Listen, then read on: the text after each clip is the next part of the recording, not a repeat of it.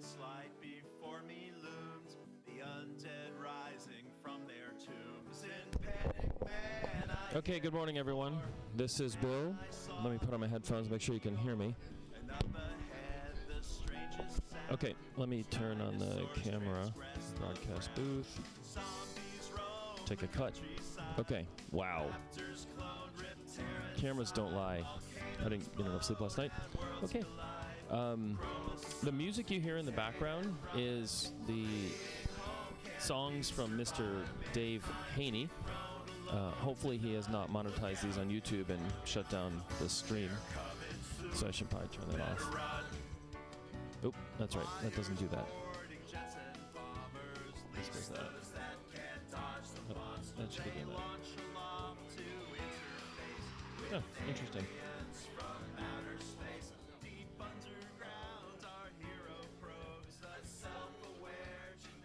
Okay. Okay, that kind of kills it. Yeah, so we are going to start here in a few minutes.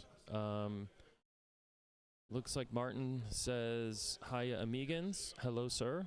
We just had 9 people jump on. You can recognize the bouncing boing ball, the OS4 screensaver. I think done by Costal, if I'm correct. Or Renee. Forget which one of you guys did it. Thank you. I'm going to make a couple announcements. I'll turn the music back on. I haven't found Dave, but I'm going to get him to say that he approves the usage of his music at the show. Maybe YouTube won't come after me and try to put me in jail. Interesting. Still working out all the kinkities here. Yeah, give us a few minutes and we'll get rocking and rolling. Chat is enabled. I'm monitoring Discord as well, the Amigans AmiWest channel. We have a AmiWest chat. You can drop questions in there. Historically, I've done IRC. If you're on the IRC channel on Amigans, you can drop a note and it links into Discord. I just haven't had time to bring it up. Another question someone asked me, is there a DevCon this year? We tried. Unfortunately, despite my best efforts, Steve Solly got a real job and so was not able to help me put it together. We want to do something. We were thinking of doing it more as an online effort, and we might end up doing that. So for those who missed the AmiWest DevCon, I'll see what I can do, if I can carve off some time from Steve and myself to actually get something that going. I'm going to do a show kickoff here in about 15 minutes. I got to run around, like I said, do a few things, enjoy the music, and I'll be back.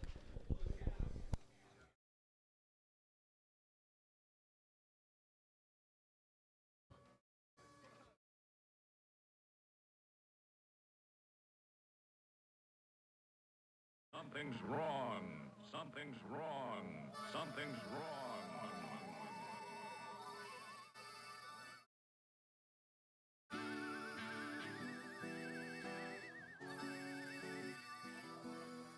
While driving down a late night road, I felt a crash, something explode.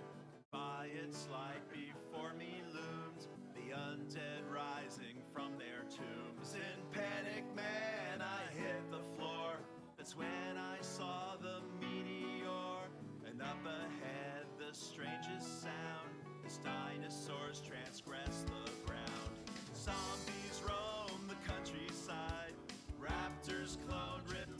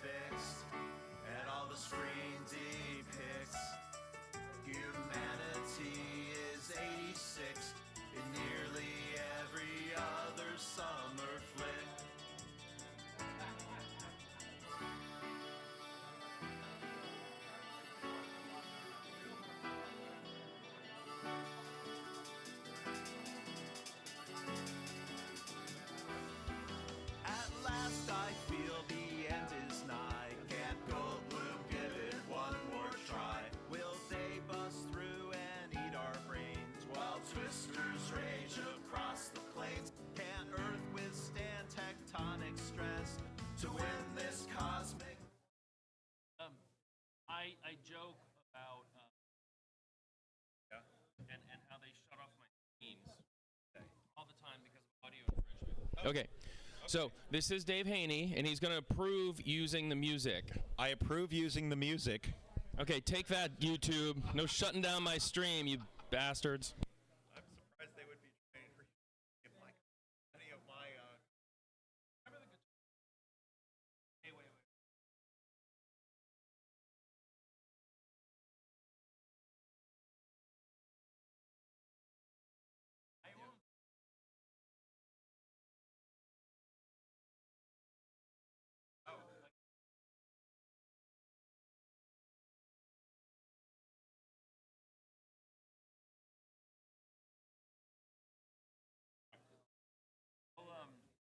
Hey, wait. I gotta get this. I was surprised to walk in here. I do that for you. That is the Okay. I just one I had on my hard drive. Make an announcement. Okay.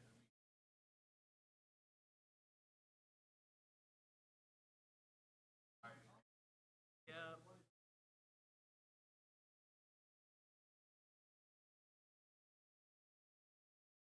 Oh, fun.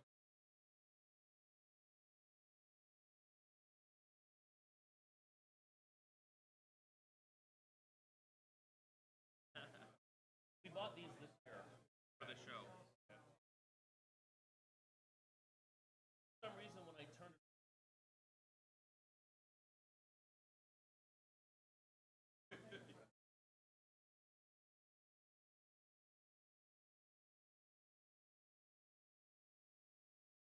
don't even lock it. Wow, that's pretty cool. That's pretty cool. Wouldn't even lock in because it detected something. Yeah, but it hadn't paired yet, so.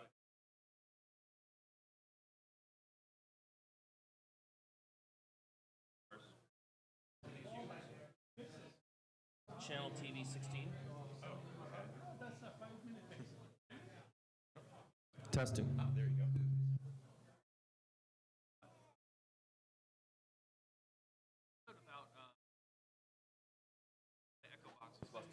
Testing 1, 2, 3. Okay. Can you guys hear me? Hello? Okay. For the exhibitors who are here and can hear me, we're going to start in like 5 minutes. You might notice that you can see everything. For those of you here last year, we had this wonderful pipe and drape. Not everyone loved it. I liked it. It was stolen from the rental car's truck like 4 weeks ago, which is why we don't have the pipe and drape. So all I'm asking is if you have audio, just be very mindful that if you're playing something at the far end of this and low, we can hear it all the way back here. And also, when we run the seminars, you'll be able to hear it. I mean, with the pipe and drape didn't do 100% noise canceling. It was like 30%, but it was something. We don't have it this year. So talk all you want. We love the din of the noise, but just be careful on like blasting some crazy person's MP3s. Because we don't want to, because the sound travels. That's all I wanted to say. Have a great show. We're going to kick this off in about 5 minutes, like I said. And, you know, let's get doing it. Thank you.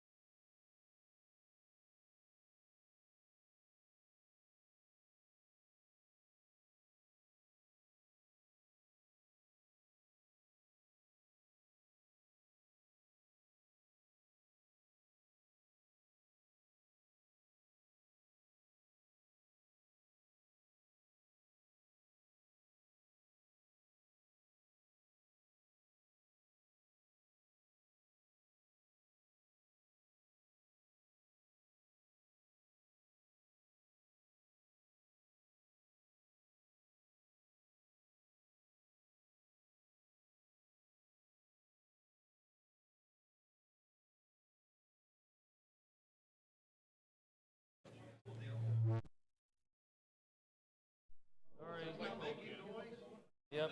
Well, clearly it works. It's just a little too hot. That's weird. Did not do that yesterday. Okay.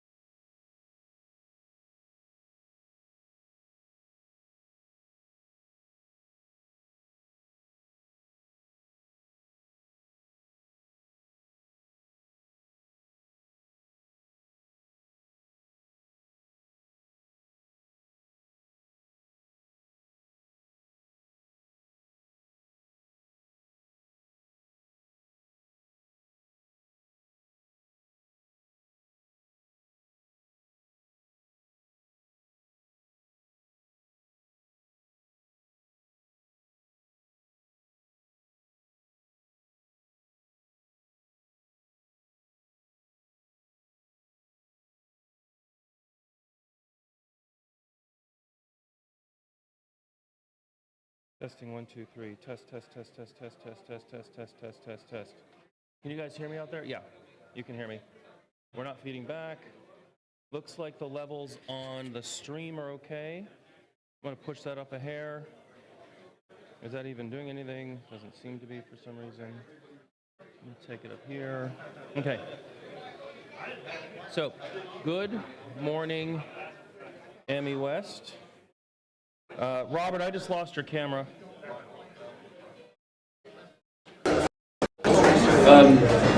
So we're getting things going.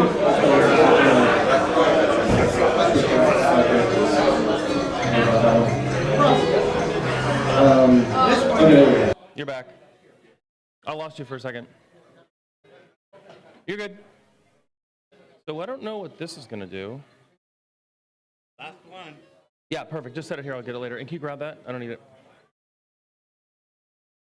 Okay, welcome to AmiWest.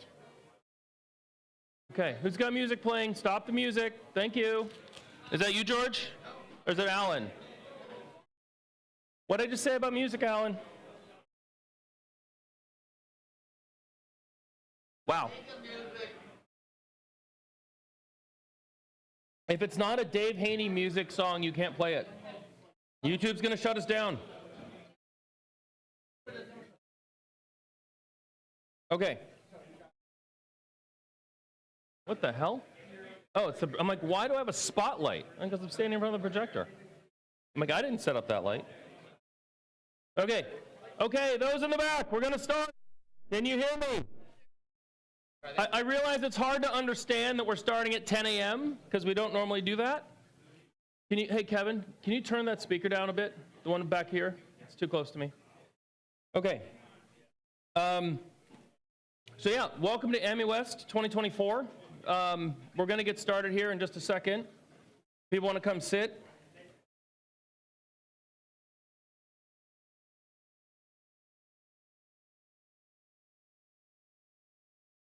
I can't tell if that's someone's music or if it's that speaker beginning to, about to hit.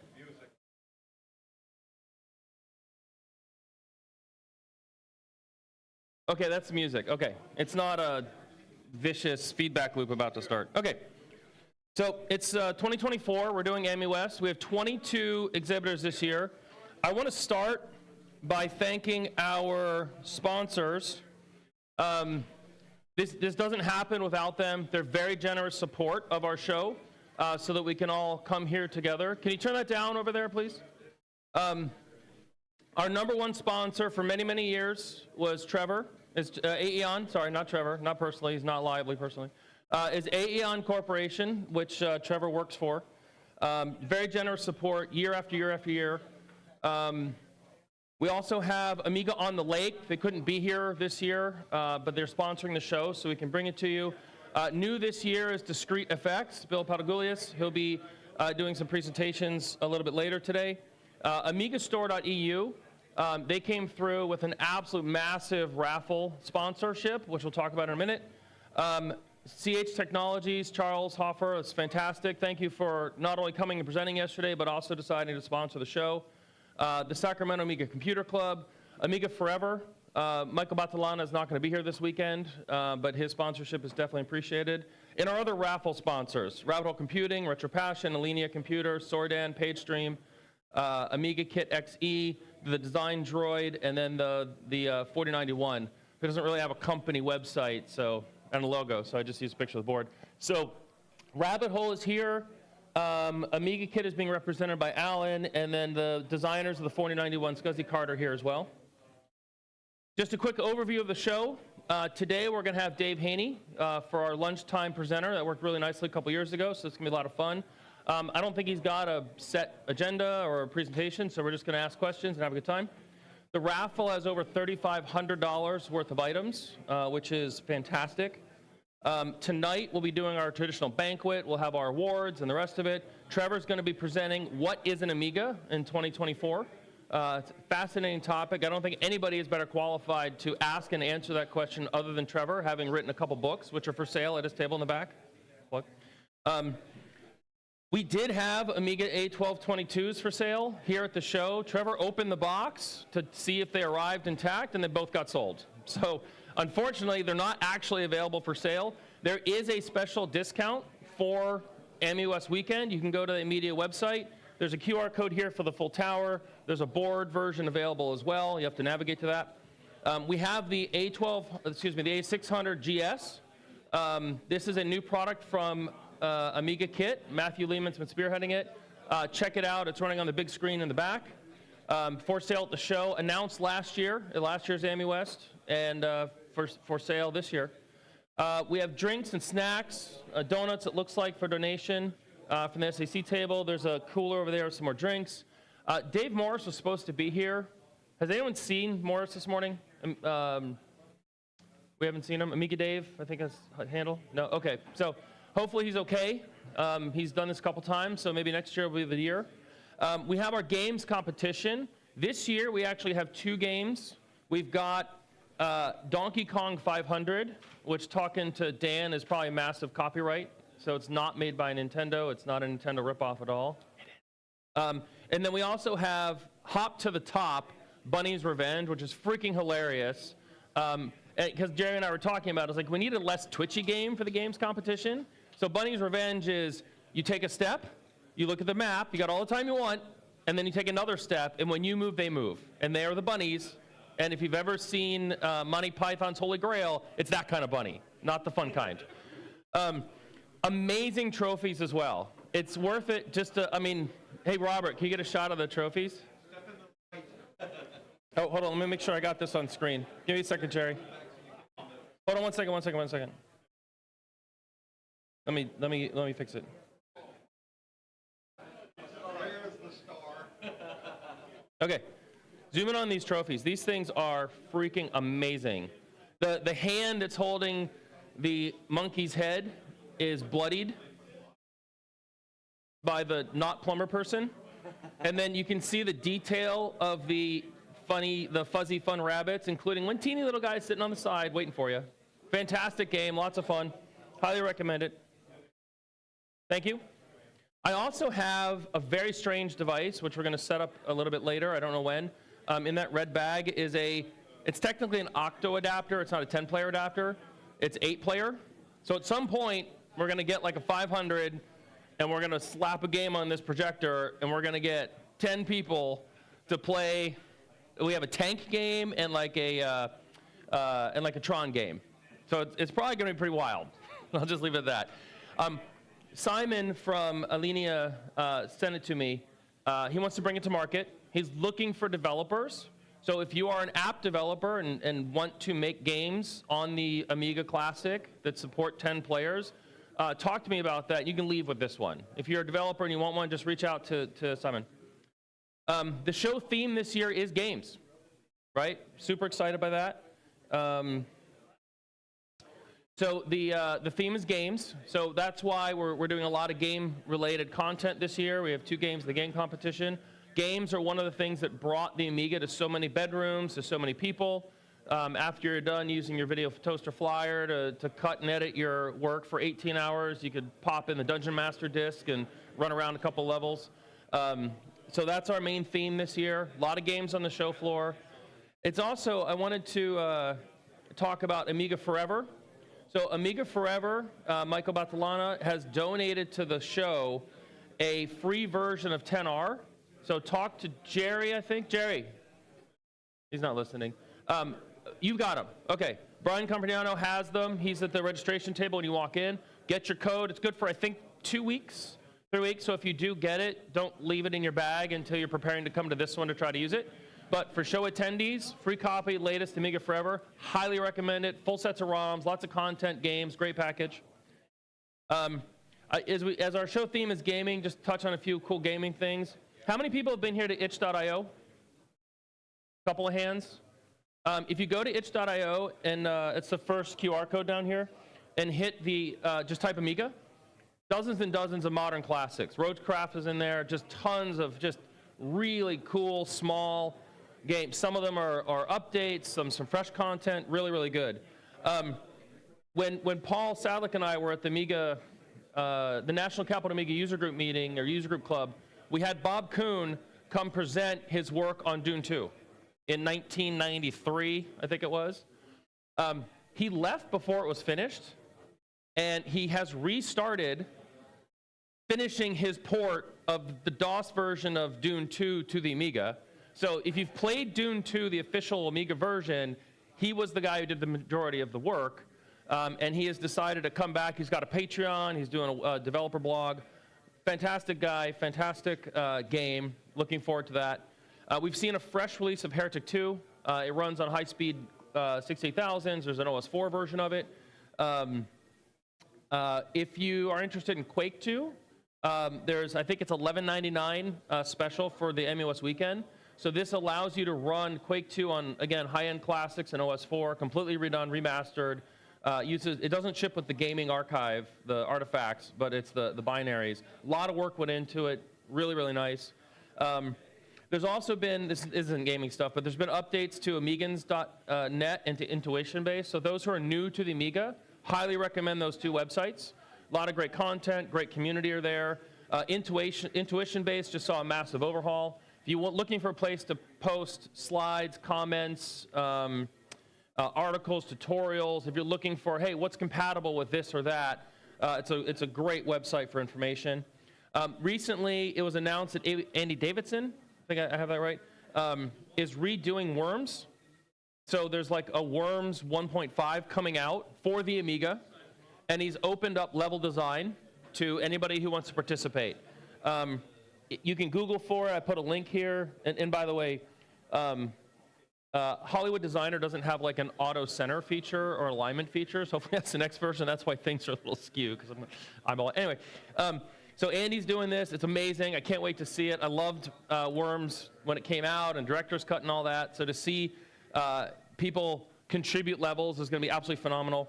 I talked to Michael Schultz about presenting the PyStorm again. Remember, he was here, I think, 3 or 4 years ago even, talking about his work, and now we've seen it in fruition. He's very busy debugging and building the PyStorm 16 for the A600 using a CM4. So that's going to be a real screaming little box when he gets that done. Big announcement for the show. Hyperion is planning on releasing Amiga OS 4.1 Update 3. It's been a long time since we've seen an update. It's an amalgamation of a bunch of different things. Amiga Input, the latest kernel from the Trevor and the exec SG teams, new icons and backgrounds, or at least new backgrounds from Martin, command line updates, tons of bug fixes in the library set, some updates to the prefs folders, including a major upgrade to the USB stack. Those who have the A1222 have a very good USB experience, good chip, and good software. That's going to bring a lot of those fixes that Steve snuck into the A1222, if you listened to yesterday's presentation, for the rest of the OS4 community. So we're very excited by this. And then, of course, there's other general improvements. There's no release date. It's being worked on diligently by the community. As we get further along and we learn more information about it, I'm sure they'll release it. But they wanted to make sure with a gathering like AmiWest that we could present it here. So I'm super excited about that. I want to give some shout outs before we move on. Michael Schultz for his work on the PyStorm. Absolutely incredible. We appreciate the support of the community here and the show. George Sakanos for his work on Amigans. He's presented here as well. He does a lot of streams. Great developer. Always happy to engage and help. I also want to talk about Oliver Roberts, who is maintaining the AmiSSL. Like, my God, to be a single person to maintain a port of an open source piece of technology like SSL, OpenSSL, is freaking amazing. He just released Top a Tree. We're right behind the major platforms on this. Oliver, please don't stop. If you stop, we're screwed. He also does eyebrows. He does not look for donations for AmiSSL, but he does sell eyebrows. So if you have not purchased version 3, please do so. Runs on all major platforms. Stefan Hauser had worked on Amiga OS 4. He's come back. He's the one who did the Heretic ports. He did the Quake port. He's working on additional games. Super exciting stuff. Zoltan Kapardi, sorry if I get that wrong. He released recently, I spotted this, the 3D object converter. Has anyone seen this thing? Anyone catch that news bit? 887 formats supported. He sent me a little presentation to step through later. I'll figure out when we can do that. It's actually on your 1222 with a couple objects in the back, so you can see it on Trevor's machine. Windows software for 2 decades. Amiga guy at heart, ported it over to the Amiga. So, very cool tool. Andreas Fuckenhand for his work on Hollywood, designer, and all those tools. We love it. Janik, and I'm sorry I can't pronounce your last name, I'm not going to try, for his work on Wayfair for the MorphWest community and his Iris email client, absolutely phenomenal. Camila Bowman for Codecraft and supporting us, and then Hughes Novell, Hano PPC for his game ports and all he does. So just a couple shout outs there. Finally, a thank you for the people that make AmiWest happen. We got Jerry Gray, Vice President of SAC, tireless work. We literally spend, if not 50, like hundreds, it's probably hundreds of hours to prepare the show. And Jerry is right there doing it. Chris Toast, Mr. Toast, for not only presenting on the show floor, but also all of his work. Brian Compagnano, who is the club treasurer, he's diligently working at our registration table, making sure our finances are in order. Nobody wants to touch that potato, so he can't give it to anybody, but we love him for it. Paul Salick for helping with the show layout and support there. Of course, Brian Deneen for his championship of AmiWest and helping out. Robert for filming, catching the things that I miss, cleaning it up. Of course, the Sacramento Amiga Computer Club for hosting and creating AmiWest. Alan was there in the beginning. And the trials and tribulations we've gone through, but here we are, which is amazing. The exhibitors, they brought all their stuff from God knows where. We have a full floor, 22 exhibitors this year. That's 5 more than we had last year. Fantastic, should be lots of stuff to check out. The speakers who get up in front of you, and of course the attendees. Everyone's here who shows up. Thank you. And you forgot a certain Bill Basari. Who's that? You guys. Thank you. Thank you.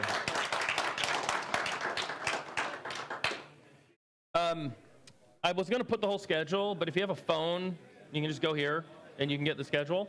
I'll try to update it if it needs to be updated. Miraculously, we don't need an update right now.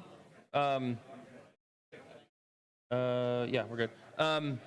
So there's the schedule. It's on the website. It's good to go for today and tomorrow. Like I said, if I need to, I'll push a new one.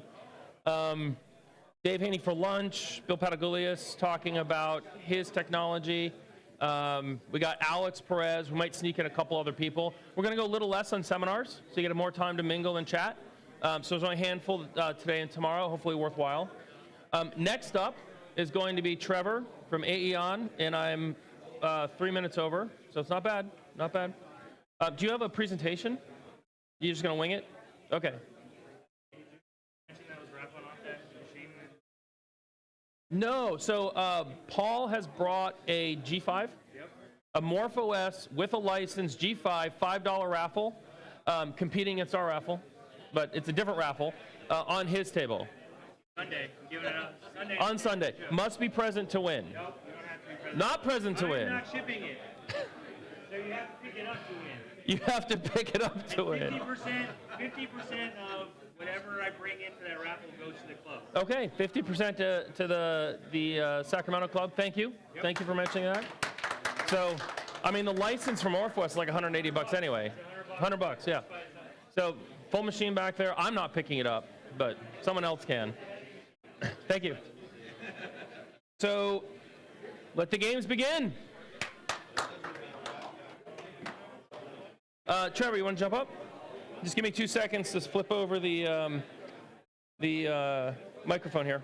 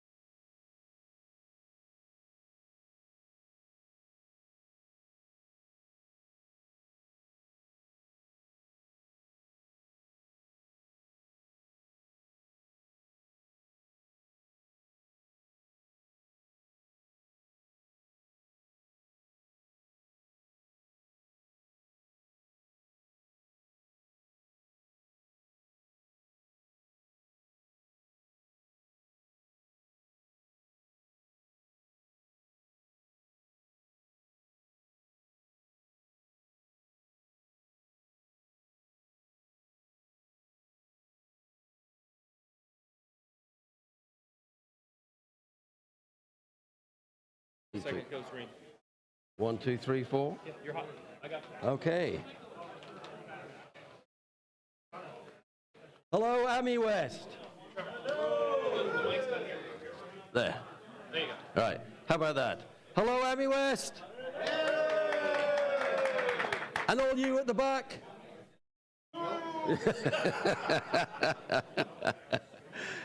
It's my real pleasure to open AmiWest 2024. This is the 15th year that I've sponsored the show on behalf of Aon Technology. This year I'm also sponsoring on behalf of AmigaKit. The reason is I now have a very small shareholding in AmigaKit. So all those people that said Aon Kit over the years on the forums, you're right. Okay, so now I can say it, Aon Kit. No, two different companies still, but I do have a small shareholding. Look, I want to say we're very lucky here today. We have one of the original Amiga developers. Where is he hiding? Where's Mike Slivkat? No, one of the original Amiga developers from Amiga Corporation. Mike, hello, Mike. Put your hand up, Mike. Mike Slivkat, one of the original Amiga High Toro Amiga Corporation developers.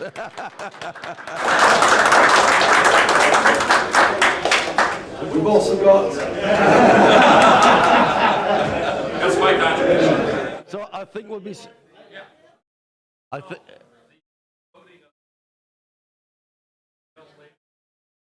Mike, why did you come up and give us just a minute?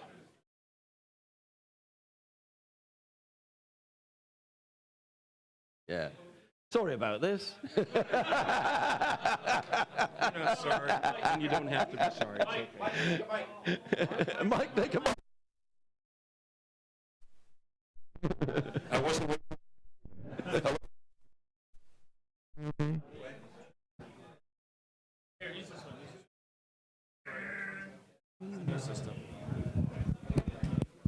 You can hear me now, right? Yep. So, thank you for the introduction. Appreciate you. And I appreciate all of you being here. It's been interesting talking to individuals, and would like to continue doing that during the rest of the course of the meeting. What am I supposed to say? Just what you did for Amiga. Oh, what I did for Amiga? No, it's more about what Amiga did for me. Okay. It gave me a job in an amazing company with some fantastic people. That was 40 years ago. So, I mean, some of it I remember, but a lot of it not. But this is better than working at the Amiga ever was. I'll be honest with you. And you're sitting in a dark room, working with some really amazing people. It's a dark room. I like hiking. I like being outside, so it was kind of difficult for me. No, it wasn't. I had a great time doing everything I did there, and it's all behind me now, and in some ways I'm grateful for that. It helped working with some interesting people, but it wasn't just the people in the room that I was working with. It was the world that I was living in at the time. Mid-'80s was pretty interesting to live in the Bay Area. The office was in Santa Clara. My home was in North San Jose, which was okay. And, we get to go to Yosemite, we get to go to the beach, and go to Homebrew Computer Club meeting where you meet some other amazing people. Lee Felsenstein comes in with his portable laptop, 27-pound suitcase. You might have seen some things like it around, but it was an original part of it. That was before the Osborne 1. So, and I actually bumped into Dan Draper one day at one of these meetings. This one was at the end of a little street where they had a PDP-8 was the club computer at that time. This is interesting, all right? So Dan says, hey, I want to show you something. So we walk down to the end of the street, like maybe a block. There's this little one-car garage. He opens up. There isn't any car in it, but there's a pole in the middle of the garage with a telephone on it. So just wait a second. I have to go around the world a little before I get to my destination. He was dialing satellites so that he could reach NORAD and say hello And they couldn't trace him. This guy was the original, you know. I'll just turn the recording off now. Yeah. This guy with the original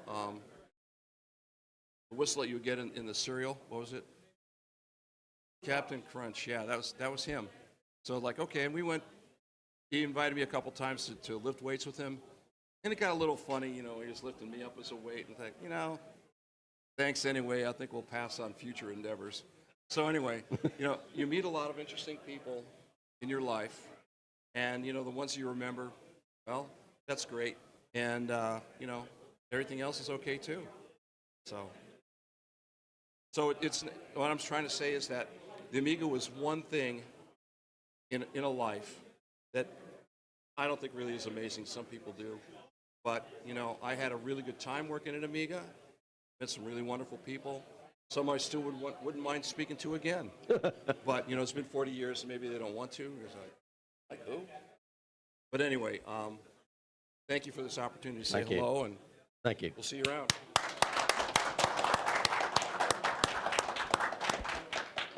Now, as Paul pointed out, we also have Bev Richards here today. Bev, are you there? Can you hear us? She's around somewhere, and she was responsible for the work on this CD32 at the end of the full motion video cartridge, and I think the Amiga 1200 CD. So Bev was an important piece of the the Commodore team. And of course, we have the incomparable Dave Haynie, who's around somewhere. Dave, are you around? He is here. I saw him this morning. So I don't think there are any other. Oh, Dave, there we are, Dave. So you're going to be seeing Dave later at lunchtime. I don't think there's any other Commodore or Amiga people around today, but I think we've done pretty well. Yeah. Right. So me. 15th year sponsoring the show. This year I decided not to do a presentation because unfortunately you've got me tonight for the banquet. And Bill said, look, Trev, you've written these books. They're very heavy. Why don't you talk about what Amiga is in 2024? So I thought, oh, that's quite easy. You know, I've written the books, no problem. So I did my first draft. I think it was about 3 hours long. So, well, if you know the book was supposed to be one book, and it turned into a trilogy, how could Bill ask me to do it? I mean, ridiculous. Anyway, so 3 hours is too long, you know. People who want to have a drink afterwards, especially me. So then I cut it down 1 hour. I thought, that's still too long. I cannot do an hour. Well, I could, but I don't think anyone else would want me to. I cut it down to about 25 minutes, right? With no interruptions, 25 minutes. Right? Right, but it's been a great year. Well, for me, it's great that the world's opened up again. It's great that we got the A1222 Plus finally launched. And anyone that's been following the story and you know and the pain and the horror of it, it's really, really. I am so relieved it's out. Without the help of people like Steve Soley, it wouldn't have been out. Steve done some fantastic work on the Steve did some great work on the emergency recovery disk, which makes it so easy to set up the system in the first place and recover it if you mess up your hard disk. So yes, that's out. And the good news is, you know, we made one batch. We've just paid for a second batch. So despite the horribly high price, which I admit is a horribly high price, we are making another run of them. And they're selling quite well, which is quite pleasing. That's good. Amiga Kit, I suppose I should say something about Amiga Kit, if I have to. They're selling the Amiga 600 GS. That is flying out like hotcakes. It really is selling well. And people are enjoying, the fact that you can play games on it, yes, but it's also a desktop computer. And it's tiny. So people quite like that idea. And for me, it's the price. Whereas the A1222 is really high, this is really low. So it lets you get into Amiga experience for a much lower cost. So yeah, I think that's really good. And for me, anything that promotes the Amiga, emulation, FPGA, Morphos, Aeros, OS4, Classic, doesn't matter. If you're supporting and promoting Amiga, that's why we're here. And I hope tonight when I do my talk on the Amiga, it'll show you the breadth of the Amiga community. We tend to get into our little silo about Empower PC. Oh no, I'm this, I'm that. Really, it doesn't matter what you are, as long as you're supporting and promoting the Amiga. We're crazy. The other thing I want to say is Bill had found this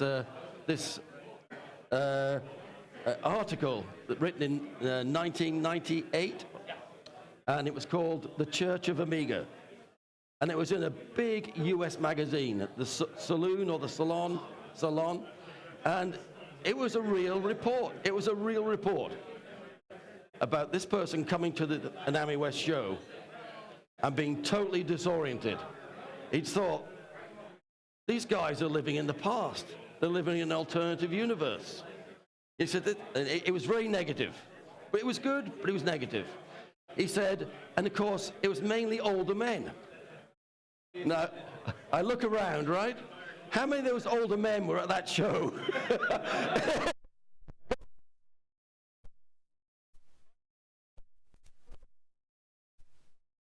Yeah, that's 26 years ago. So for 26 years, you've been supporting the crazy Amiga world. So well done. A round of applause for these crazy old men. But the only trouble is, I think I'm older than all of them, so that's not very good. Yeah. So in terms of Aeon, what are we doing? We're continuing with the enhancer software we're working on, and version 2.2 is on the it's installed automatically with the A1222 Plus. Thank you, Stephen. 2.3 has been in beta test for a while, so that's the one that's coming out. Bill mentioned that I am a tiny, I mean, it's almost like a fractional shareholder in Hyperion, so I can say that Hyperion are working on update 3.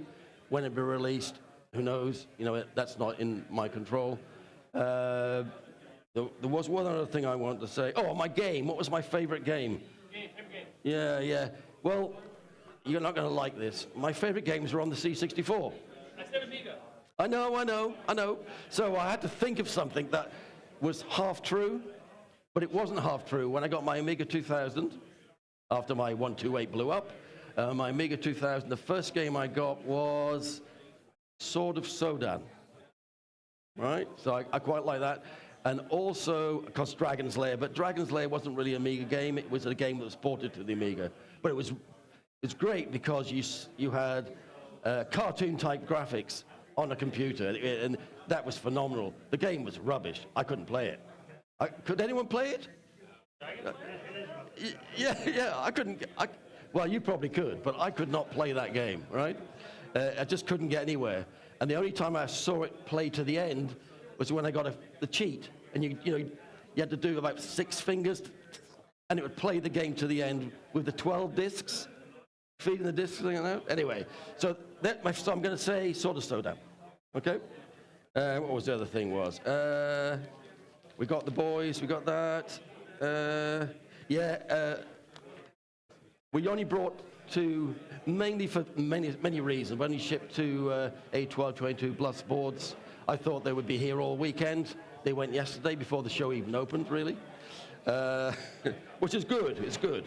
And Amiga Kit does have A600 pluses, A600 GSs for sale, and they're selling quite well here also. So yeah, if you want one, go and get one. They're not too expensive, really. So that's all from me. You'll hear a lot more tonight about our wonderful, crazy Amiga world, and I'm just pleased. Before I go, I want to take a picture of everyone, because I do this at shows. I like to get pictures, and it looks really buzzing today, which is good. Okay. And one thing for the organizers, I much prefer this layout. Yeah, it's fantastic. Yeah, that was horrible. Yeah, this is really good. Right, so, best faces, please. Look happy to be here. Try not to look male and old. Thanks very much. Do you want to take questions or not? Yeah, I can take questions. Okay. Yeah. Hold on one second. I don't want to repeat. Okay. Is that him or me? Testing 1, 2. Okay. So this should work. Okay. So I have a microphone. Does anyone have any questions for Trevor? So, first question. LibreOffice. Oh, okay. Right, Steve. LibreOffice. Yeah, come on. Come on, Steve. Stand. Come on.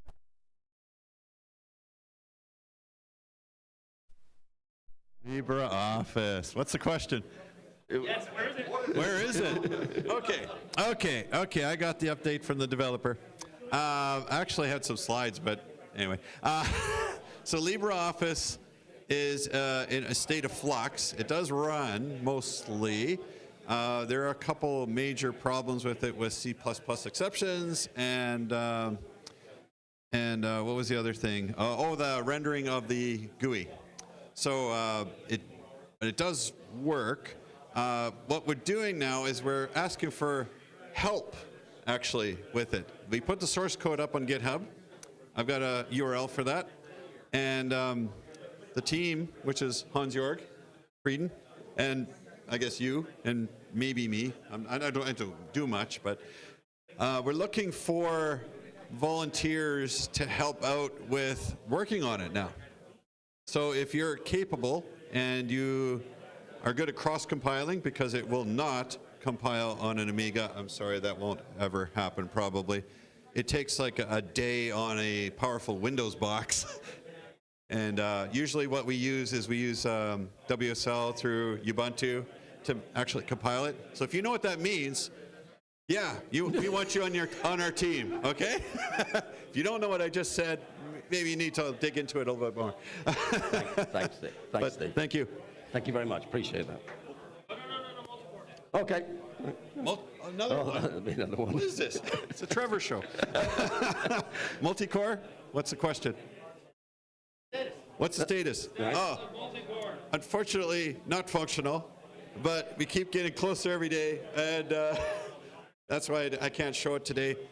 The last we checked, we're going to build a little mini debugger to try and figure out what's going on in there, because we need a kernel level debugger to actually step through some code, which is acting really weird.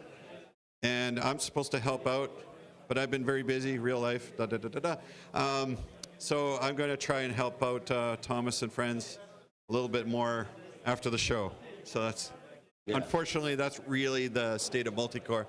But one of the good parts is when we did get by this part that isn't quite working, it actually ran. Like you could run Workbench, you could run drivers, everything ran. It's just we can't get it to stay running.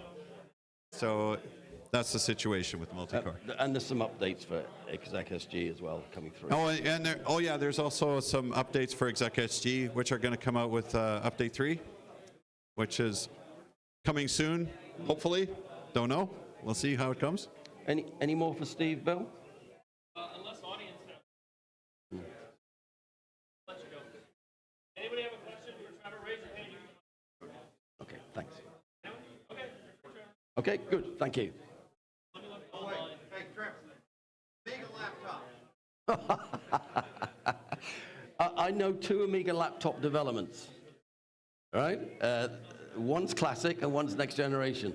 The classic one is the Akiko, and I'll talk about a little about tonight.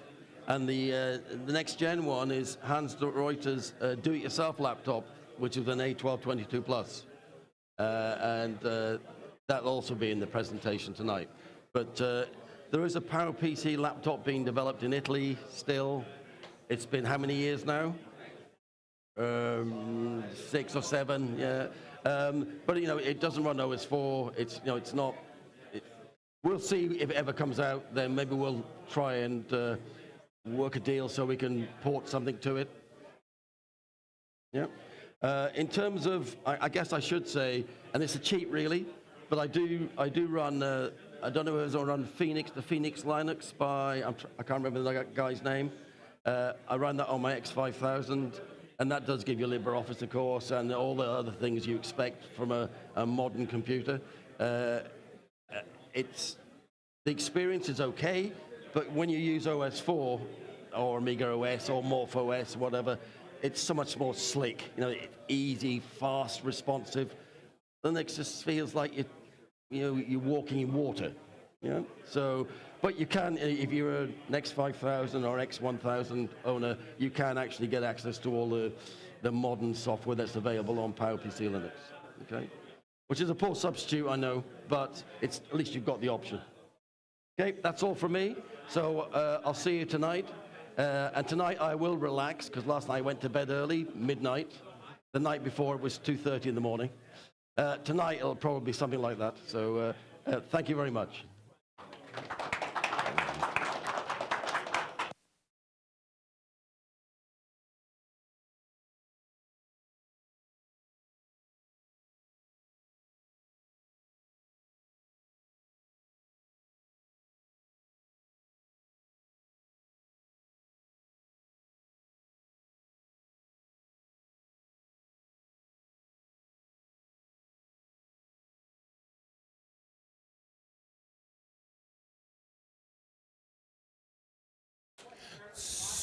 So,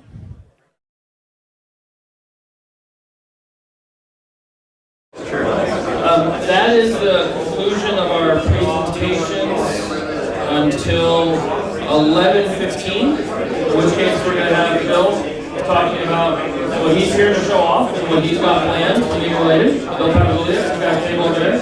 You can check it out. We also put an entire Vampire standalone into our raffle. So the way the raffle works is you buy tickets, you put them in the little bucket of the thing you want your ticket to go for. So if you take all the other tickets out and put yours in, you can win one. So don't do that. So enjoy the show and come back at 11:15. Thank you.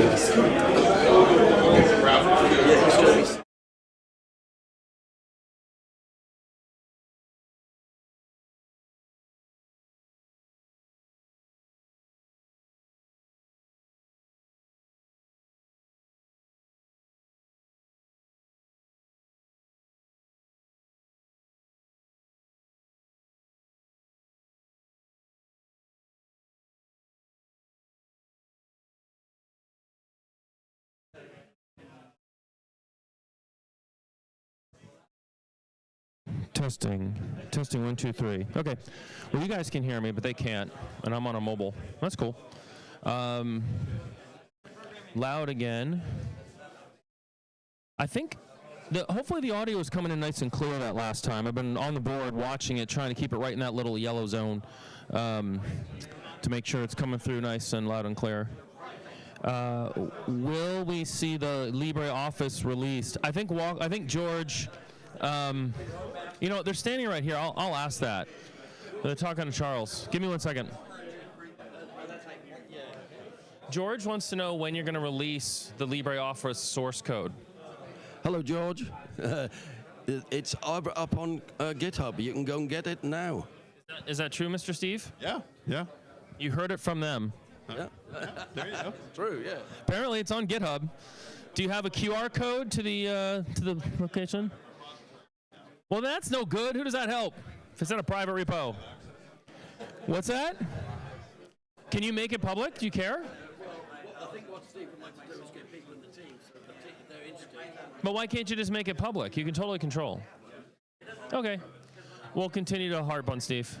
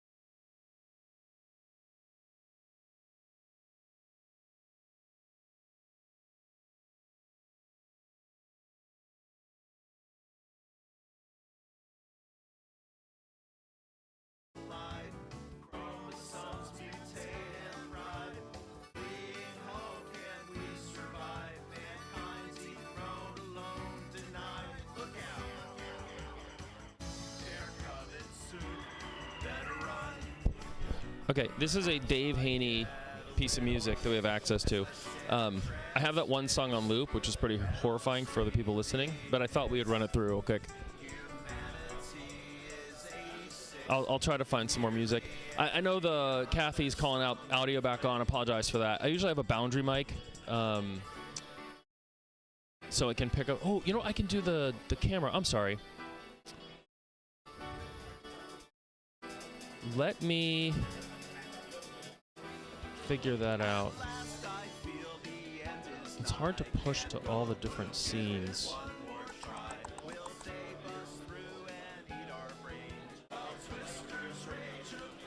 Let me put it here. And I got two places I can put it and leave it. So what I can do is bring in this capture device, which has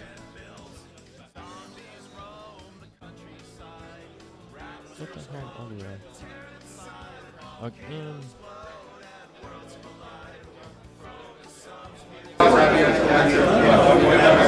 That's loud. Okay, now you get background dim. That should be better. And then I've also set up a camera that reset itself. Check this out. Watch this.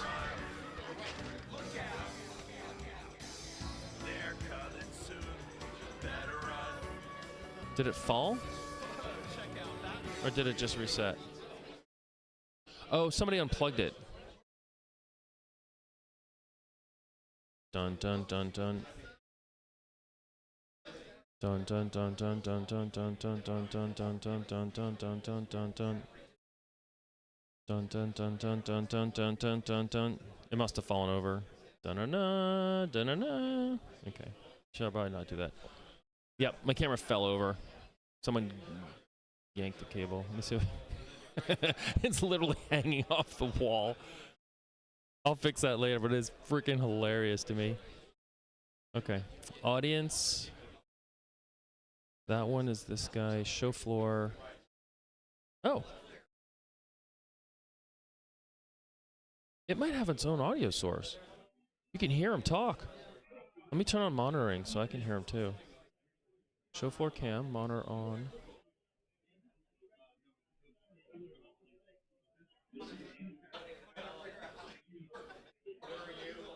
No, I can't really hear it. Anyway, good times. Let me mute that back. And let me...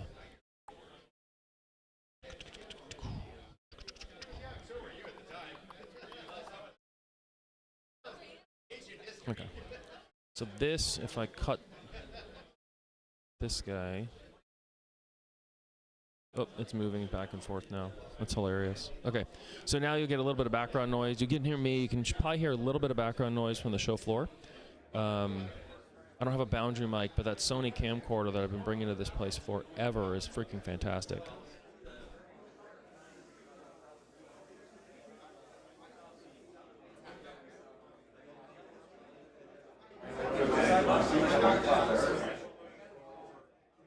Just that nice kind of general din noise, so it's not like staring at a no audio screen, so apologies for that. I know it's a pain in the ass. Okay. It is 10:57. We got 15 more minutes. My plan for today... Wow, we have so few people on the stream. This is craziness. We've got Dave Haynie coming in for our lunch presentation around noon, dependent upon the pizza, which I should go check on because we had a little problem with the pizza last year.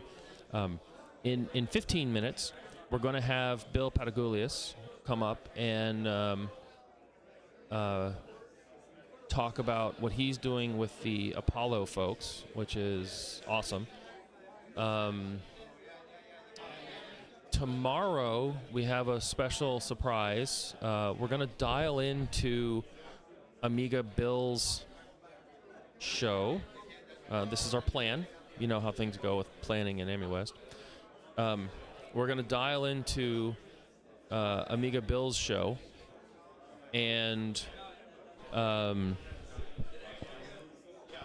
we will live stream from the show floor and do a show floor tour on Amiga Bill's show. It's going to be pretty freaking cool. Not sure exactly how technically I'm going to implement that, but that is our general plan. JDRYYZ says, I have pizza in the stream. Thank you. I love it. Let me check Discord, see if anyone's discordant. Not really. AmiWest got a tag. Anyone watching the stream, shout out to George Walkero. Thank you for all you do, truly. Keeping things going. Love of the platform. Let's see. What other news? We talked about the A1222s being sold. That was kind of shocking, but great to see. Love it. Let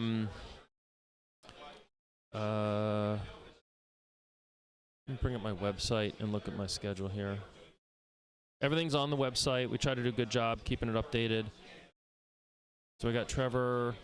Trevor didn't really do a lot of announcements. He's going to headline the banquet. He hasn't done that in a couple years, so he did most of his stuff in the morning. That's why we had a little bit lighter of a presentation. We'll get Jens Schoenfeld connected here at 1:30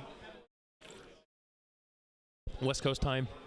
And then Alex Perez is going to be talking about his products and projects. Alex is head of Rabbit Hole Computers, so if you have a SCSI to SD device, you can thank him. There's other products based on a similar design. They share some source code. All of his work is open source. He's got his new RP 2040, freaking amazing product. One of the gentlemen here, Alan Crandall, had some SCSI drives, didn't have a way to read the data. I took out my 2040 from my 3000 tower, connected it to a drive, so it was Alex's board, a drive, Terminator, powered up the drive, flipped the switch on the 2040 with an SD card in it that was the initiator switch. It detects the hard drive, and then it slurps down all the data. So very fast, seamless, 5 retries on bad sectors. So if it hits a bad sector, it just keeps going. Really, really, really nice. Really nice. Highly recommend that product if you have any SCSI Amigas. The V5, V6 are great products too, but the 2040 is very nice for its simplicity, its ease of use, the fact that it's file-based. He's got an IDE version. I think that's public as well. So good stuff. So someone asked about the shows going well. I think so. People are starting to drift in. Some people that were there last night are finally waking up. I didn't sleep very well. Too much on my mind. I'm excited to say we've got Dave Combs this year. Dave has spent a significant amount of time, I don't know how long, but it's significant, preparing all of the Amiga 3D software that's like ever existed. With the manuals, the icons are beautiful, and he has it on his machine that you can take a look at. Does a lot of work in Lightwave. He's a big 3D guy. Freaking fantastic collection. And you can see his work here at the show. Looking over at Robert Bernardo's table, he's got his A1222 running, which is great. Trevor's got my Checkmate case. I spent a lot of time beautifying that sucker. We got Paul Revendez, a bunch of systems. I'll do a whole tour tomorrow is the plan for the tour. After I do my game thing, I'll update our schedule so it puts it in there. Probably at 11:30 after I do the OS4 gaming. Hano PPC pointed out what a disaster I had a couple years ago when nothing ran. I will definitely make sure everything works before we start the actual stream, the game thing this time. Yesterday we had a bunch of good presentations. Robert's posted them.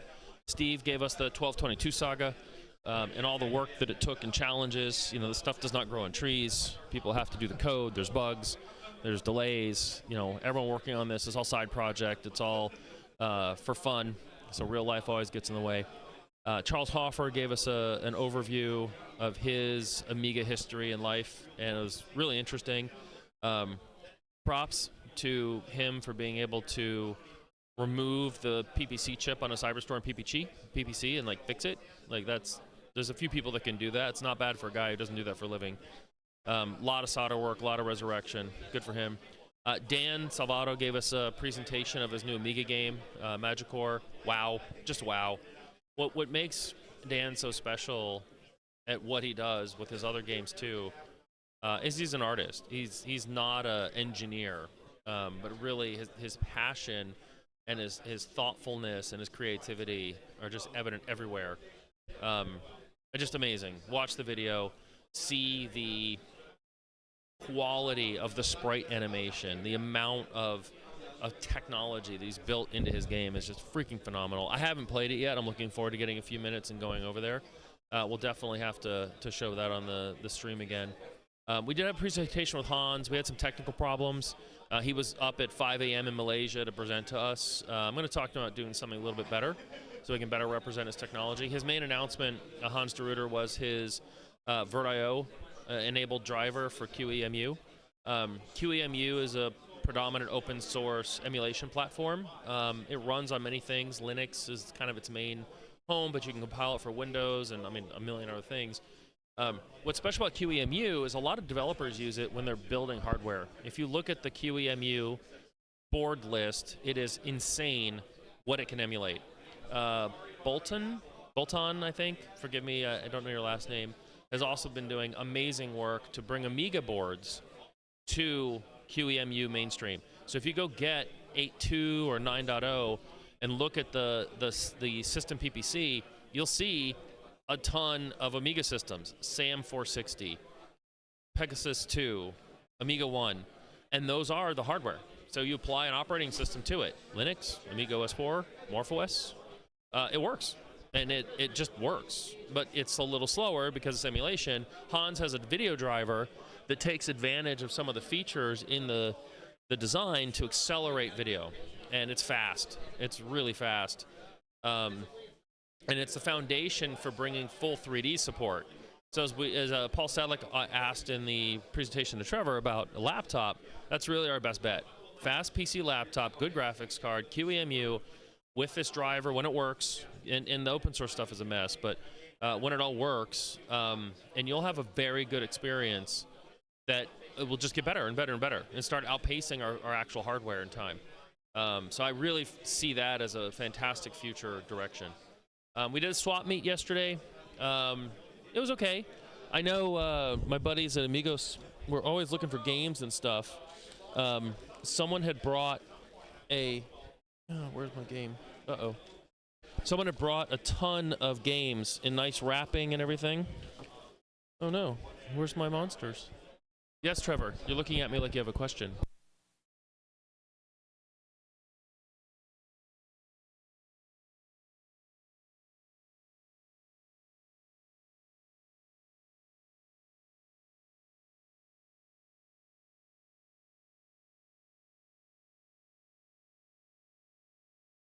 Okay, sorry, I'm back. Now I'm scared. I spent $10 on a game. Hold on one second.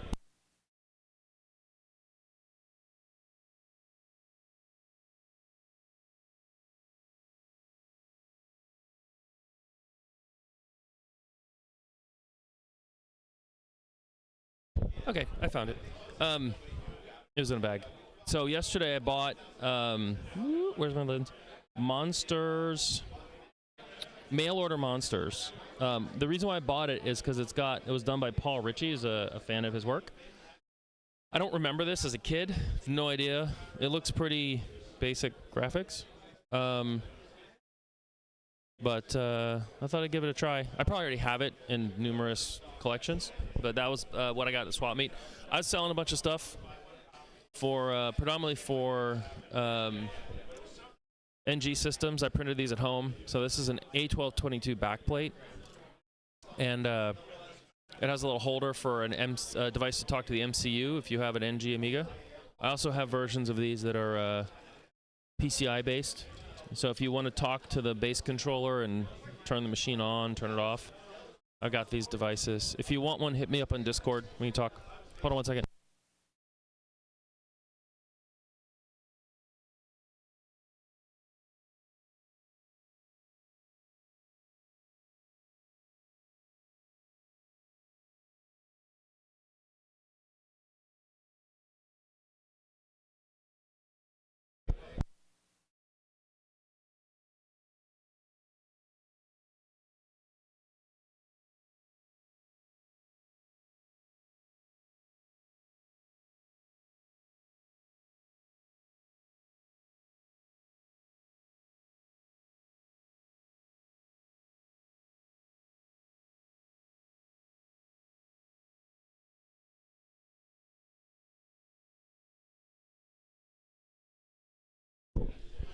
Okay, so we did our swap meet, a lot of fun, sold some stuff. Brian Deneen dropped a box of cards. There was like two 2040s, so A2000 040 accelerators. Those went instantly. A bunch of other stuff. There was an Excalibur memory expansion for the 4096. I hadn't seen one of those before. That went instantly. I was kind of looking over there, and then it got swarmed. So someone got some really cool stuff.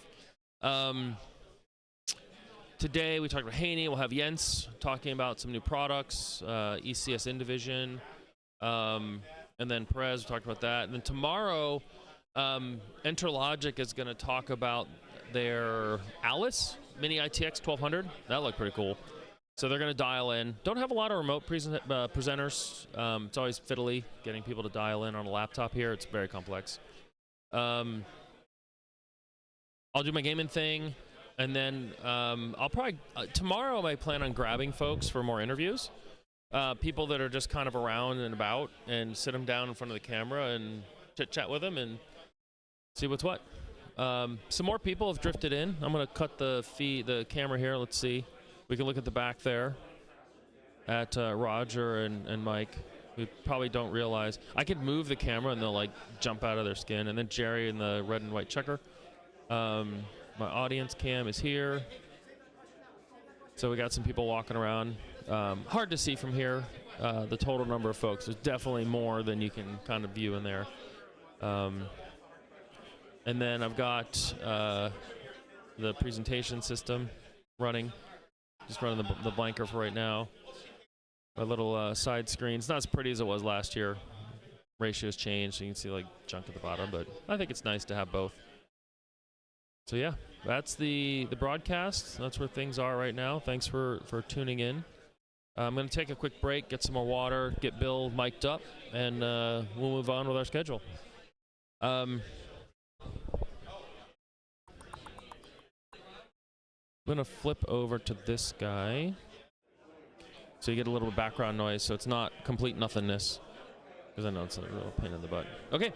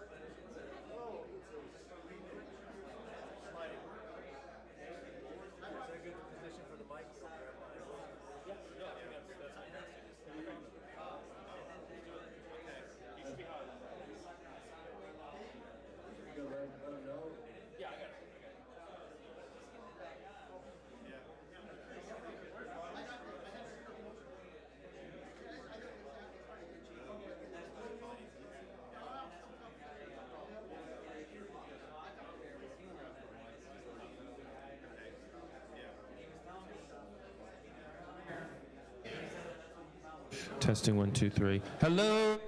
We're going to do our next presentation. If you want to step forward. You might not leave empty-handed if you come and sit in these first couple rows. Right. Robert, if you want to fire up your camera, I'll give you a second. We've got Bill Patagoulias to make an announcement at AmiWest about some of his Amiga activity. And free giveaways, yeah. Well, that's what I was saying, the free giveaway. That's being cute about it. So he's got some giveaways. He's also put a lot of stuff in a raffle, which we love. If you've lost your room key, it's at the front table with Brian. I lost my room key. It's okay. I don't want to announce your room number. 318. What's that? 318. Oh, you're online, so people heard that. Oh, okay. No, it's not you. It's not you. So if you've lost your room key, you'll find it up front. So let me know when you're good, Robert. Okay, let me do some stuff over here. Is this a good position for the camera? Okay, good. Okay, I think we're ready to go. Bill, why don't you take it away? Okay.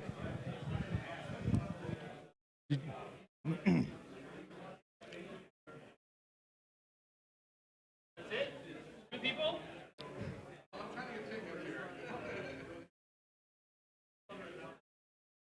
Two people, that's it. 2 people. Yeah, they seem 3. pretty busy, yeah. 3 people.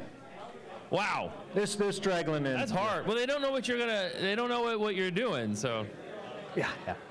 It's fair. Okay, 4 people sitting down. May not have heard either. Oh, yeah. It's pretty noisy back there. It is noisy. Hello.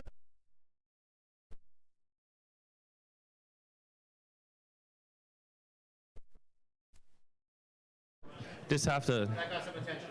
ramp up the volume. Just give them a couple minutes. Yeah. Okay, here we go. I think we have enough now, Bill. Okay. Alan's coming. Are you coming, Alan? Looks like the raffle's going well. Woo! Hello. Founder of Discrete Effects, Bill Patagoulias. Welcome to AmiWest 2024. Yeah, it's great to be here. I do have some. Who likes vampire bat pillows? Pillows? Anyone? Here you go. Here you go. You were up here first. There you go. Yeah. How's everybody doing today? So maybe you heard of Discrete Effects. I don't know. I'm the founder. Yeah, I was a nobody in the Air Force driving pilots to the aircraft, before I was an IT guy. And the Amiga actually launched my IT career. I read Amiga magazines, and it's a great system, and I'm still in IT today. And I'm here basically to give away some nice stuff. I recommend getting a raffle ticket, giving away a 75-inch Roku TV, giving away a Vampire V4 standalone. I don't know if anyone has used that. It's kind of a nice device from Germany. Yeah. So that's the main reason I'm here. And coming in March 2025, Discrete Effects will be the distributor for the Apollo Team's complete Vampire line in North America, U.S. primarily. Yeah. No, only 4. Only the 4. Yeah, that's the old stuff. It's discontinued. Yeah. I think it's available from the original developer if people still want that, yeah. And to introduce that, in March 2025, the first customer will get their Vampire V4 standalone for $99. Because normally there's $6.99. So Discrete Effects will be covering that. And that'll happen every 3 months. Every 3 months, there'll be a Vampire V4 available for $99. And then it'll be around $6.99. And it's available for the Amiga 600, 1200, 500. The standalone's brand new, it's nice to get. But if you want to put it in your classic Amiga as an accelerator, you can do that as well. Yeah. And people have been itching for that $99 Vampire V4 standalone. So I'm giving one away for the raffle, so you can get one for free if you win the raffle, or the 75-inch Roku TV. I don't know if anyone's familiar with Roku. Anthony Wood is the founder of that company. He made the perfect sound and Studio 16. Roku is actually his 6th company. It's a great company. I think Carl Sassenrath used to work there, Dale Luck and stuff. So great products. Yeah. I actually have a 40-inch Roku in my bathroom, so when I'm in the bathtub, I watch TV on the Roku, yeah. And people are really interested in the $99 Vampire standalone. So I will offer that today to the first 3 people that want it and pay $99, and it'll ship from Germany next week. So anyone who wants a Vampire V4 standalone, if you know, man, that's expensive. That's almost $700. Today, 3 people can get it for $99. And then in March, we'll start selling them officially. That's it. I just came to give Amiga gifts. We're all Amiga friends and family, right? It's like a family now, right? You got the weird Uncle McBill in the corner, talking about conspiracy theories or whatever he does, So that's my presentation. Yeah. Thank you.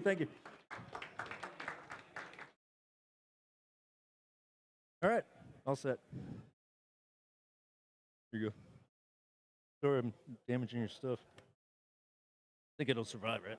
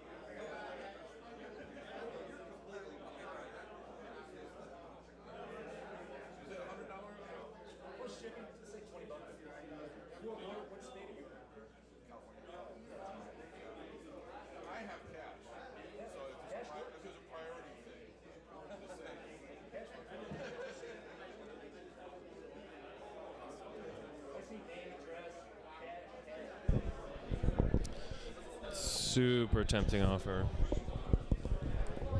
Looking at my wallet, how much money I got. He's not kidding. $99 for a Vampire standalone. 3 people. Walk away with that if you're at the show. Woo. I saw Voodoo pop in a little while ago saying the audio sounds bad again, not so clean. Not sure what that is going on about. Got the background there.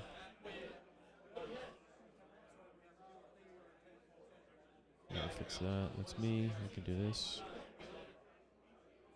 So, that was Bill with a short announcement. Pretty exciting. He's basically saying that he's going to be distributing the Apollo products in the United States so that you won't have to pay European shipping. Awesome to see that happen. I think he's got one at the show. He's got one in the raffle. I haven't spent a lot of time with the Vampires.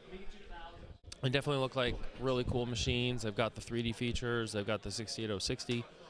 A lot of good work there that's happening in the FPGA space. Then you got the ARM space where people are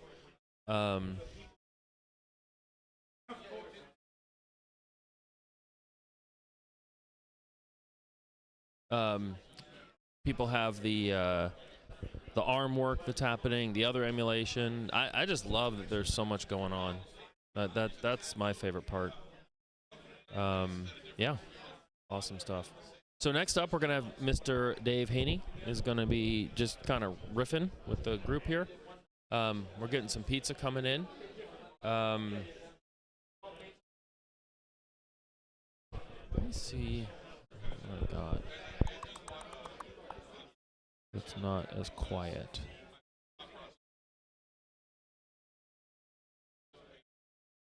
So I think last year I ran a video from the past.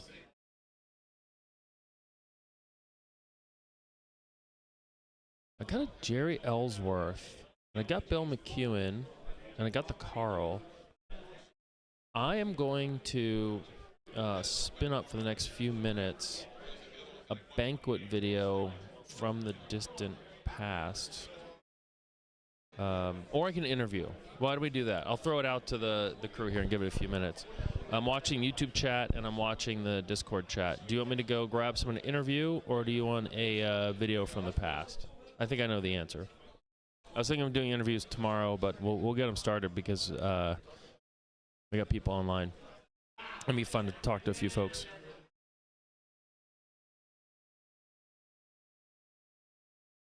I can drop that, and then these guys work. Let's see. Wow, it's pretty light. I mean, usually got a couple hundred people dialed in. I'm surprised we don't have as many people. I guess it's just the announcements, right? You know, everyone knows Trevor. We got more Amiga shows now than we have in the past, so more news has sort of filtered out. So it's definitely a lesson learned for myself to get more news going. You know, update 3, pretty cool. Doesn't suck as news for the show.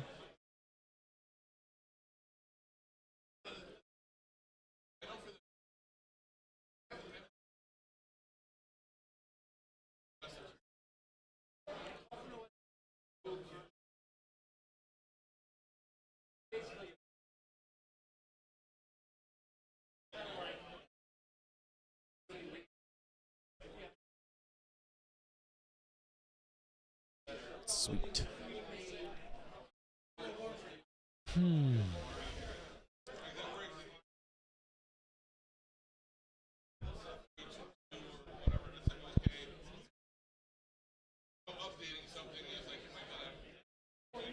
We should do AmiWest and Daryl Luck's warehouse. That'd be fun.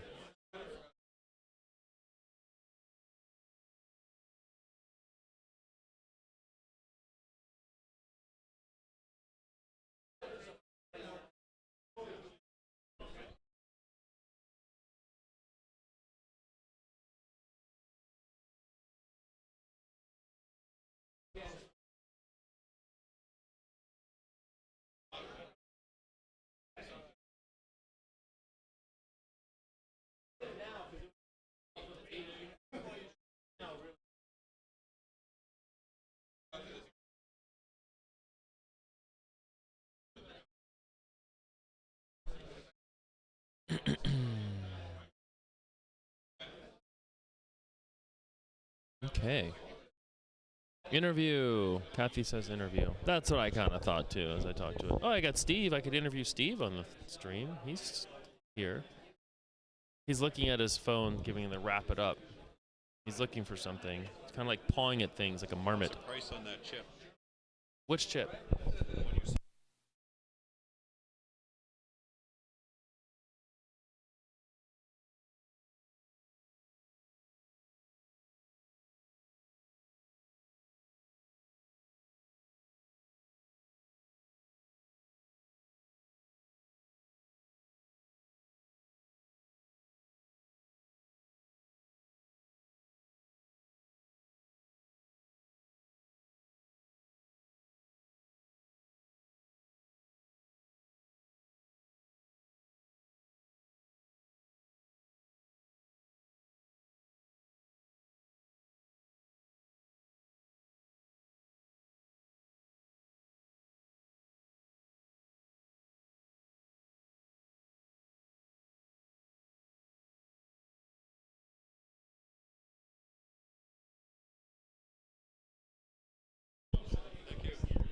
Okay, I'm gonna go try to find someone to interview in the next, for like 20 minutes. Give me a second. Let me pop over to here so you get the background. I'll be back.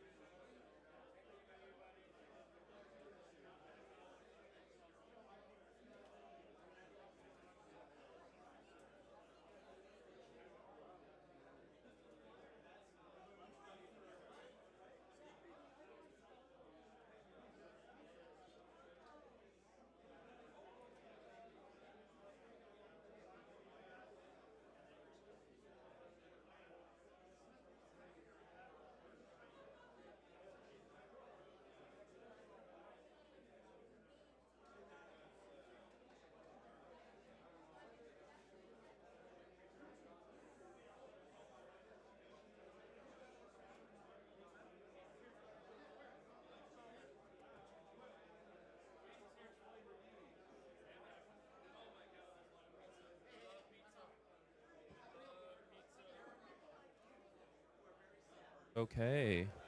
Testing, 1, 2, 3. I'm down, I'm down. I'm up, I'm up. I'm up, I'm up. Okay, we're up. We're up and we're alive. We are alive. It's alive! Okay. I was just talking to Stefan with the 4091. Amazing, amazing, amazing. Ask him about his special hidden treats. Pizza is here. There is a lot, so you don't need to push people out of your way to get some. Has anyone seen Dave Haynie? Oh, there he is. Why don't you grab a slice?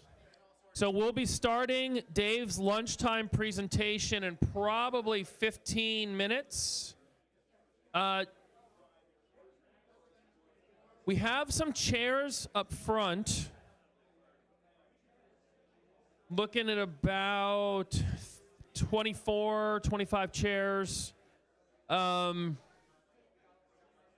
If we need more, maybe we can find them. I'll talk to Jerry about that. So go ahead and get your pizza. If you want to settle in for Dave's presentation, I think it's free form, right, Dave? Just free form. Maybe I'll fire up some Dave Haynie music while we're waiting to serenade us. It's like my one piece of non-copyright material that I can actually like play during the show.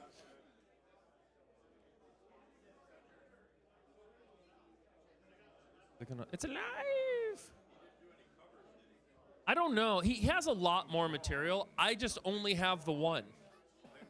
I haven't had a chance to search my email to see if the other ones are still there. I have them somewhere. I'm a digital pack rat. I don't get rid of stuff. Folks online working on the interview stuff. I'll turn this one off and switch. So we're going to do 15 minutes or so. We'll get Dave up and running and let him eat, or maybe even like 10 minutes. He's already chomping away. I was just talking to Stefan, who did the 4091. I'm going to get him over here later, maybe this afternoon, definitely tomorrow. He's got a mini version of his tech. He's got his DMAC. Oh my God, amazing stuff. We are so lucky to have him. People are filtering in. You can see the lunch line behind me. The pizza is actually really good. It's like is it the same guys as last time? It's a local pizza shop. They do a good job. It's a good pie, Dave? Thumbs up? You like it? Yep. It gets the Dave Haynie seal of approval for pizza. Love these guys. Thanks to Brian and Sue for going out and getting it done for us. Give us a few minutes and we'll get Dave on the stream. Thanks, y'all.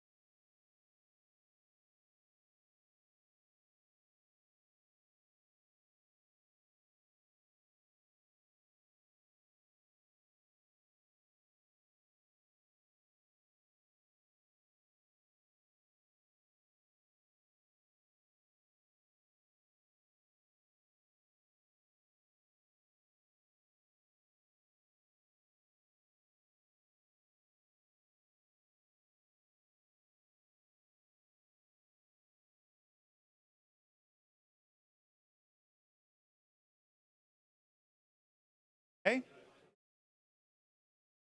Yep. They find a place to clip it. Testing 1, 2. Oh, wow, I'm loud. Okay, great.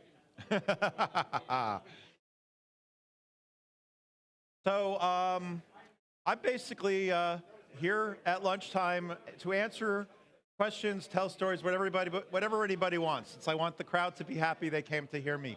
You know, I have 11 and something years at Commodore to discuss, but I kind of want to go out and answer what people want to hear, since I probably told every story at least a dozen times.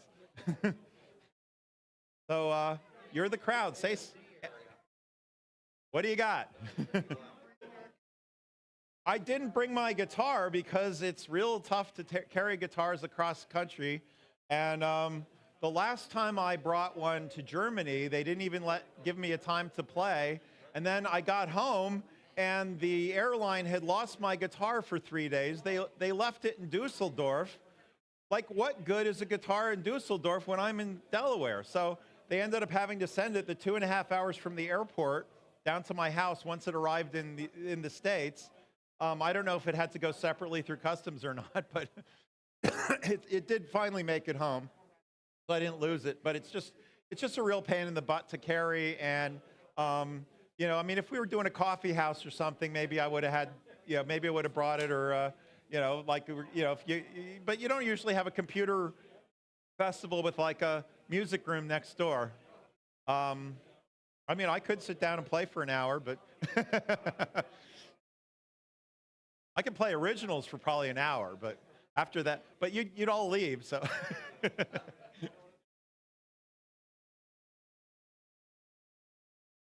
I almost gave up everything but computers when I was at Commodore. I did practically no music, practically no photography, very little exercise, though. There was actually a time when Greg Berlin and I were going out at lunchtime and working out in the gym. I also started Aikido when I was at Commodore, so it wasn't completely without the exercise, but it was all consuming, as it should have been. Because you know, it was one of those things where I think a lot of us felt we were glad we didn't leave anything on the table. We worked as hard as we possibly could to deliver good hardware, and it just turned out it wasn't a technical problem.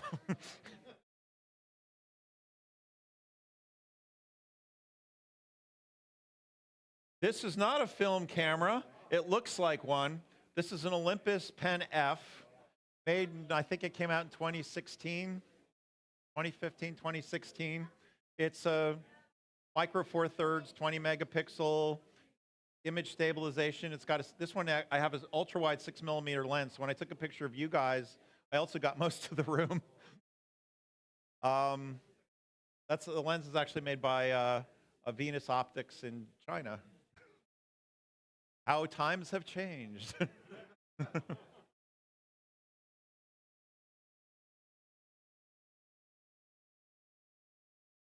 Okay. My favorite overall project was probably the Amiga 3000, largely because I wasn't working on it all by myself. We had myself, Greg Berlin, Hedley Davis, Jeff Boyer, and Scott Hood. 5 hardware guys on one project. That was amazing. As well as Terry Fisher doing the circuit boards. So, I mean, that was really the best project, and we got more done in one shot than we would have on anything else. I mean, I liked the fact that I got the 2000. When we started, when the 8-bit stuff was kind of going away, they were going to put me on the 500 because I was the low-end guy, and George Robbins, who started the 500, had been the high-end guy because he had done the Commodore 900. Any of you who know Commodore history well enough might know about the Commodore 900. It was also called the Z8000 machine, but George had birthed the A500 and did not want to give it up. And he was actually working on lower end stuff and he really, really liked working on the low end stuff. So they gave me the 2000. And I didn't work on it completely alone because George was there helping me. It was basically, my goal with the 2000 was to take what the Germans had done and turn it into a modern one using all the FAT architecture. And then I came up with the idea of making the extra slot, which we didn't need for an extra memory board anymore because we were having megabyte on the board. That should be the coprocessor slot. And so then I integrated the Buster chip and just basically the rest of it was A2000 flavored A500. George and I came up with the video slot idea. The original 2000 had a slot that was essentially the 23-pin connector, only internal, for gen locks. The idea was you're going to have an internal gen lock. Well, the original connector had 4 bits of digital video on it for digital monitors, because not everybody had analog monitors then. And we had 12 bits of digital video. So I said, we ought to have all 12 bits of digital video available. That would be a whole lot more useful than just 4. And then George decided, like, hey, why don't we put the parallel port there too, one of the parallel ports, so we can control whatever goes there. And that was just something we came up with. I think we told Jeff Porter we were going to add one more connector to it. And there you go. With the 3000, we had all kinds of things because we were working out the architecture. I had already designed the Zorro 3 bus, which was way, way, way more difficult than I ever thought. But I had written that up. I had a hard time getting anybody interested in the expansion capabilities, but I thought that was really important. Little did I know we were going to be expanding things for 30 years with the same machine. But same with the CPU slot. I was one of the proponents of the CPU slot. I think Jeff Porter actually came up with what we called the Kel from Hell connector, the 2-piece connector. But the idea was we wanted to be able to build an expandable machine because I knew especially from 2000 experience that Commodore wasn't never the company that was going to come out with a new model every year. So we had to build a platform that you could hang stuff on, and you could keep advancing your Amiga. So, the fact that there's still people out there with 2000, 3000, they put all kinds of stuff in there now. They're putting in PowerPCs and ARMs, and they put in 060s a while back, and now Vampires. I mean, that was a little bit baked in. It lasted longer than I thought. It was a little bit baked in. My worst project, I don't know, my saddest project was actually the AAA system, because we just never, we got the chips in, little bits and pieces of it were working, but there were some major problems with the chips.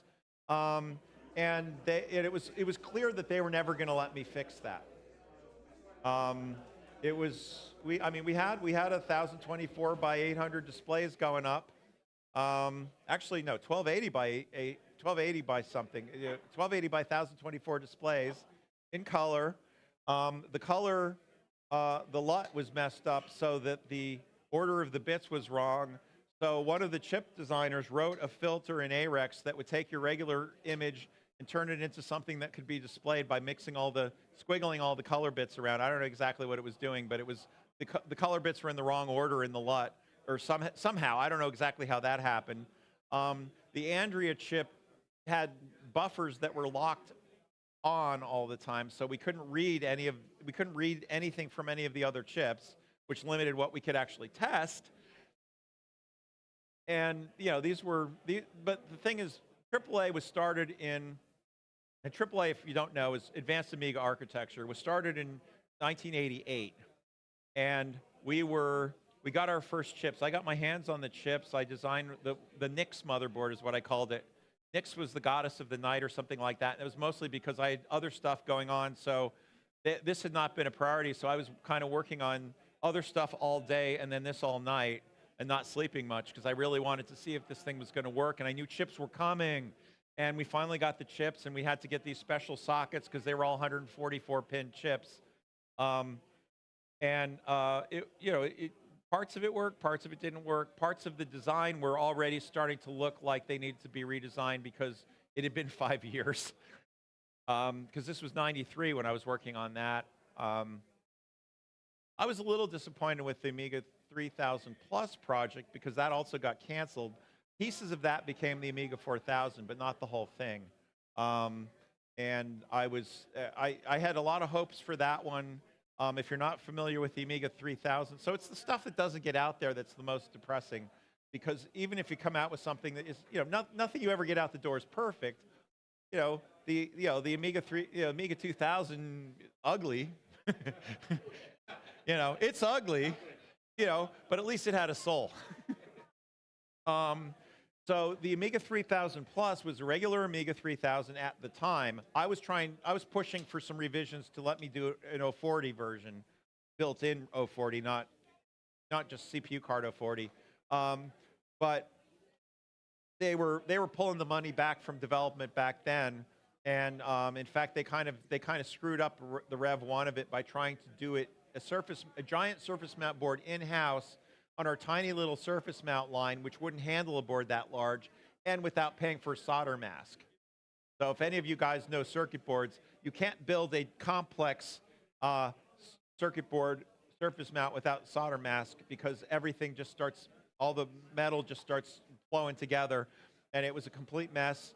And but that had the AT&T DSP 3210 on it.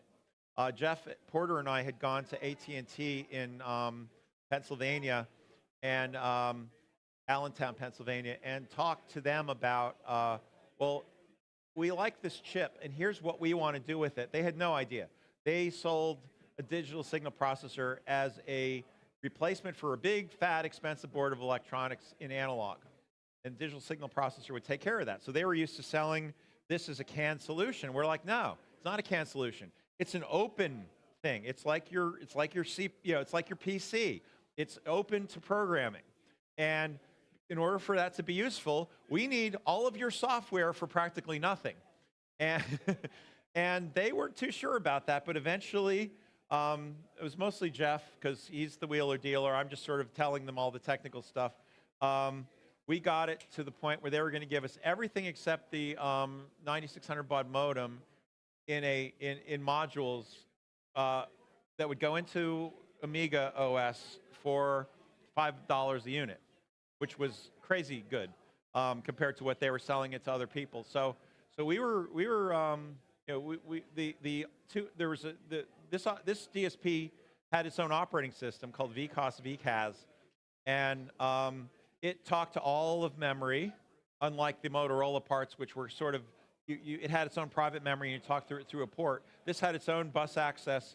It ran floating point. In fact, it ran floating point about 10 times faster than a 68040, which might have been of some interest to the video people. I can't imagine why, even though it was only 32-bit. It wasn't 64-bit, but it was. We had an audio processor in there, or an audio codec for 16-bit in and out, and we had a phase correcting mono 15-bit codec for modem stuff. You needed the phase correcting to do some of the higher end modem protocols. And it was all coming together, and then Mehdi Ali and Bill Sidney's took over the engineering department, and all that stuff got sidelined because they didn't want any of the current projects to be successful. Because that would have said that the people working on them weren't in need of replacement. So I was real depressed about that. And there's one I didn't work on that we called the Amiga 1000 Plus, which was a low-end, kind of between the 3000 and the 1200 or the 500 or whatever, that was going to be a under $1,000 32-bit system with fast RAM, with CPU module, with keyboard, but maybe 2 slots. And that one seemed to have a lot of promise, because I think those would have sold really well if we could kept the price down, similar to the way the prices had been kept down on the 500. So I mean, there's a lot. There were a lot. I didn't work on that one. Joe Augenbraun did. I was basically his advisor on that project. Yeah.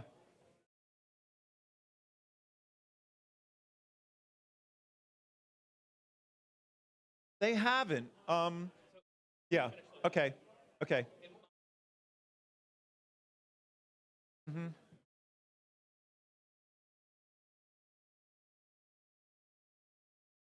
Yeah. Right. Oh, no. No. Okay. Yeah.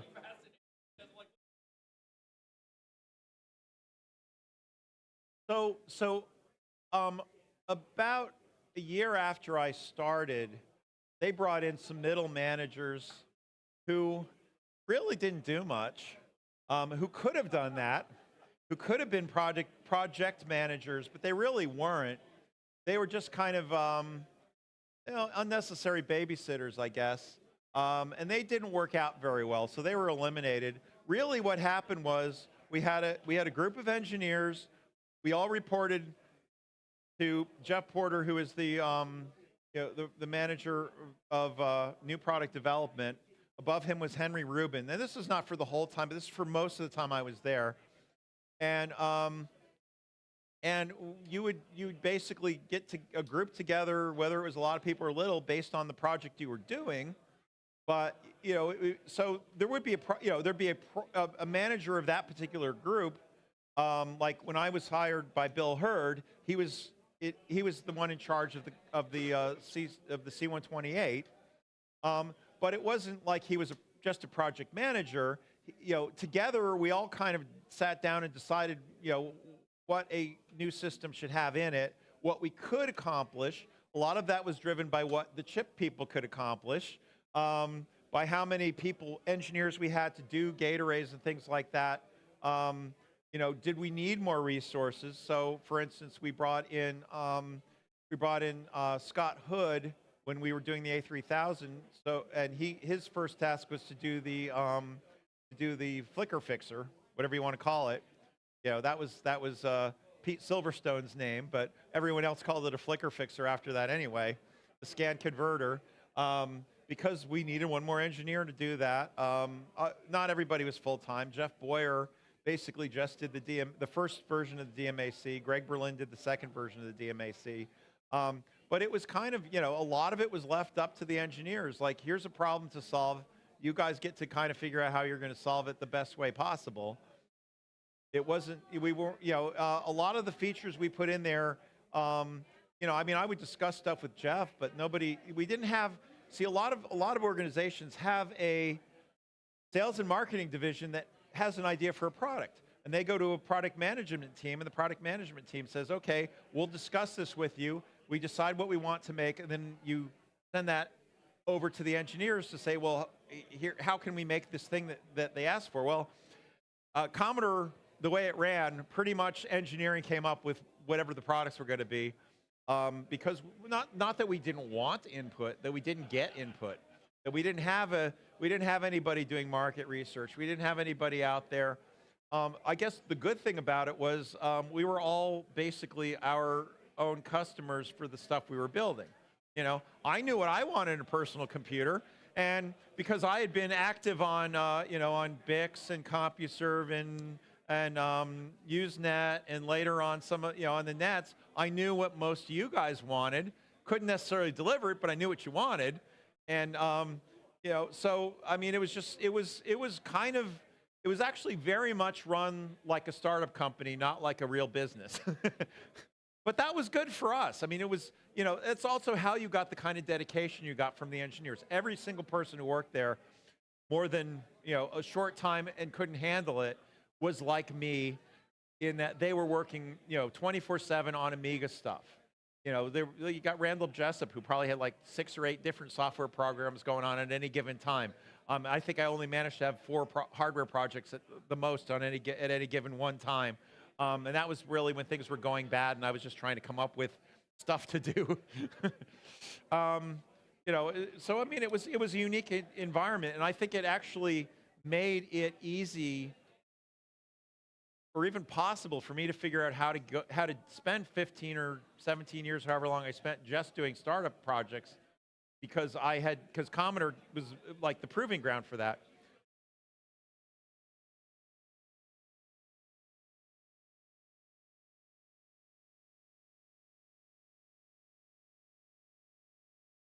Yeah.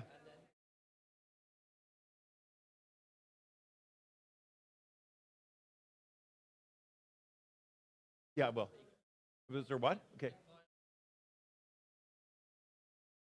Okay, so the question was about Pius Computer and the set-top boxes, which is one of the things I worked on. After Commodore, I worked on software basically at Scala for 3 years. And while that was happening, Amiga Technologies came knocking at the door and said, hey, Dave, why don't you fly out to Germany and discuss the next generation of Amigas with us, and Andy Finkel. And I said, fine, Andy's a good friend of mine. Well, we will go and discuss this. So they flew me out to Amiga Technologies. We started getting some good ideas together on how to build basically a PowerPC-based A500 kind of machine. We were talking to, it's really lasted like less than 6 months, but we were talking to Motorola about they had a graphics processor that could do wonderful things. We were talking to IBM about some PowerPC chips. I wanted something small enough that we could put in in this kind of a system. We were making a little progress on this, as well as the fact that they were putting together they were getting some of the old machines back into production at Amiga Technologies, and they were cleaning up the operating system a little bit so it was easier to build. There's a lot of modules that were done in Green Hills C, and they were trying to make everything just like one system. They were also making plans for doing things like hardware abstraction layer. So we started there, and then ESCOM fell apart, and a couple managers, Stefan Domeyer and Geert Ebling, said, hey, let's keep going, and maybe we can make an Amiga outside of Commodore. And so we started working on PowerPC systems. I was building a PowerPC system in my garage in Jersey in the winter. I had a nice bar about like this long that heated the office, sort of. I had a logic analyzer set up there where I could go inside over X windows, probe it, warm up a little bit, then go back outside. We were working on, I had a whole modular system we were calling the Pios 1. Pios was the name of the company. Only Stefan knows what that meant. They had a nice logo. It was cute. It was fine. We eventually got sued over the name because there was a software product somebody owned called PIOS. But anyway, we started working on that. We were trying to get rights to use Amiga operating system. And every time basically nobody owned it. Nobody could give us the rights to use it. We wanted the source code so we could port it to PowerPC and also make it a little bit more CPU independent because there's so much 68K code in there. The idea was not to replace that with more 68 with PowerPC code, but to replace it with C code. And Andy had gotten together a pretty good team of software engineers. We were managing to get some hardware people in, and then basically we were getting nowhere with that. We talked to the B people a little bit. We talked to Apple. Apple at the time was very, very interested in getting us into, let's get you into the Mac OS business. Now, ultimately, it would not matter what operating system ran because we could run anything that, once we had computers, we could run anything we wanted to, but we weren't making no progress with Amiga OS. We didn't have enough startup money to go and buy the whole thing. So we started concentrating on what we could do rather than what we always wanted to do. So in order to help fund the development of this new system, which was all based on it started out not being based. It started out being based on the early prep stuff that Motorola had come up with. Once we talked to Apple, we had to switch that and get some more of it was either called Chirp, PPCP, or Chirp, depending on whether Apple kept changing their mind, which was not a good sign because they had originally agreed to do everything using the prep architecture. Then they decided, no, we were just kidding about that. So we ended up scrapping one whole system once we started talking to Apple. That was, we actually met with Apple in 1997. That's right, yeah, early 1997. Steve Jobs came back in like August of 1997 and started canceling everything. he didn't really cancel. What he did was even more subtle than that. And it tells me that Apple had very good lawyers, and IBM and Motorola didn't. What happened was that basically the way the contracts were written, anytime Apple wanted to, they could declare a whole new operating system. So rather than 3.7s, whatever the 7.7 whatever in Mac OS, you went to OS 8, which was now a completely different operating system, even though it had already been out running on open architecture machines. In fact, at Apple, they had Star Maxes from Motorola that were, they said, the fastest Macintosh compatibles they had ever tested. Clearly a thing when Steve Jobs came back to work there he wouldn't like. Of course, nobody knew in January of 1997 that Steve Jobs was coming back, but eventually he did. He canceled all that stuff. Didn't like the idea that other people were making better Macintoshes than he was, which I don't know why Apple wasn't making better Macintoshes, but they weren't, and ours were actually pretty good. In fact, we were the first company in Germany because we were making Apple clones as a way of getting into that business, establishing ourselves. So we bought in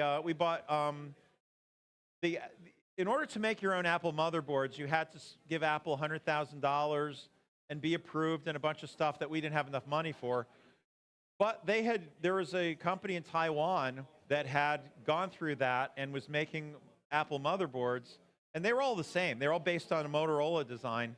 So it didn't actually matter who you bought them from, and it didn't have CPUs on them. They had a CPU slot, and so we got a guy who had been making Macintosh accelerators to start making us PowerPC boards instead, and we were building. We had the first 300 megahertz Macintosh system out in the world, and we had a little business there, and we were going to be all ready for when our native new machine that wasn't really just a Mac clone. It was a standard open architecture PowerPC, which is what everyone was pushing for, came out, and we hadn't really given up on running Amiga OS. Linux was not as interesting then as it had become, but we wanted to make sure everything worked under Linux. We had talked to BOS people a little bit. They were a little bit skeptical about doing any work to get stuff to run. So we were going to kind of wait to see what happened if they started supporting, if the open architecture PPC caught on, they'd probably start supporting it. We liked BOS. And then, Jobs when he came up with OS 8, he changed the licensing fees. So you had to pay not the $50 we were paying per copy of Mac OS. You had to pay based on how fast your processor were and how many you had. So basically, you couldn't afford to make a high-performance system that was sellable because Apple was always going to be able to undercut you, so everyone stopped making them, except us. But we weren't buying from Apple anymore. We were buying off-the-shelf copies of Mac OS in Germany from distributors. Eventually, we were buying so many copies, we became a distributor. Guess what we paid per copy as a distributor? $50. Same price we were paying from Apple. So we kept going and making Macintosh clones as long as we were allowed to, which basically meant as long as the guys in Taiwan could keep sending us main boards, because we could make all the CPU modules we wanted, but we couldn't make the motherboards. So we transitioned into building a set-top box. The idea, as you might think of it, we weren't trying to make a DVD player. We were trying to make a home computer that sat in your living room and put you on the internet, and eventually would start giving you video and stuff. So we start off with some low-end ones.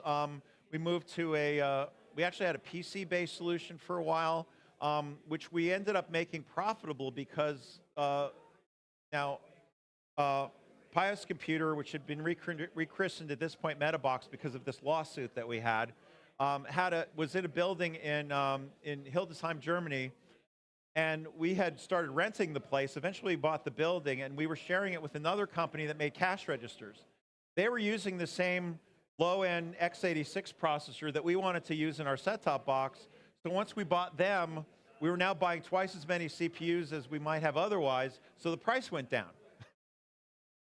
So we put that out. That one was basically running. It was running Netflix as kind of the main. It was running Netscape as basically the UI, but it was only capable of like really low quality video. It could do MPEG-1 stuff. We wanted to do better than that, so we started talking, and the software team was very interested in me making an x80, a 68K-like system. We settled on using the ColdFire processors. We originally the software team bought an operating system called Nucleus. You could license it, and it sucked, but it had a lot of stuff in it. And while they were trying to get stuff going with Nucleus, we had this guy Karsten, who was one of the top software guys, started writing finished. Anyway, he built his own Amiga-like operating system. It wasn't identical to Amiga OS, but it was very, very similar. It had all the same ideas. The only real difference was you could compile the whole thing together in one massive blob for fitting in a ROM or something. It was a little easier to deal with for an embedded system than Amiga had been, because it just was. And then Andy Finkel was there too, and he came and basically gave it the blessing, and this ended up being called Karsten and Andy's operating system, or Chaos, which of course had been a name they used back at old Commodore. We were able to get, so the hardware was ColdFire.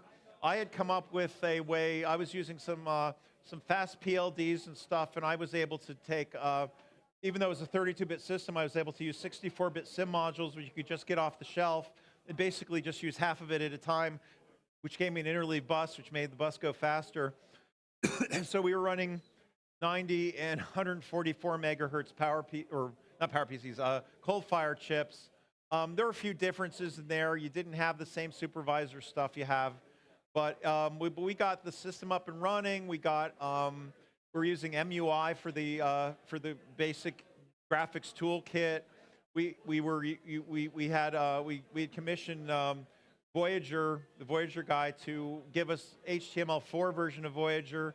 We paid for Voyager, but we only wanted the license for the set-top box. He could send the rest of it back to Commodore, back to Amigas, so he could release a Rev4 browser, HTML4 browser on Amiga. We got some other stuff from Amigas. I found a graphics chip for our system that was meant for embedded processors. You had like 20 different embedded processor modes built into the main bus, so it was great. I could make it. It was actually it didn't know about ColdFire, but it knew about 68040, which was close enough. I made it work on that bus. That one actually had two different. That one could take two composite digital video streams and display them in hardware picture-in-picture, which made it perfect for the living room. So we could have analog television in one hardware controllable window, and the thing from the video slot, we'll get to the video slot, in the other. The video slot was for DVD, DVB, whatever you want, whatever other kind of digital video, MPEG-4. You could build a processor module in there that would do the high-speed video that are fairly weak, faster than an Amiga at the time, but it's no vampire, but faster than an Amiga at the time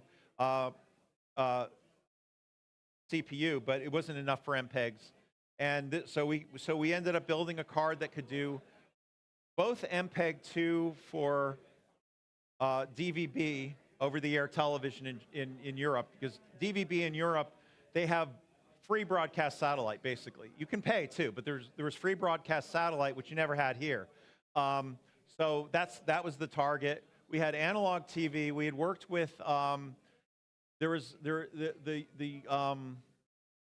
German Telecom had a project called BOT, Broadcast Online Television or something like that, based in the University of Dresden, They built a data casting modem that could hide data in just about anywhere in a television signal.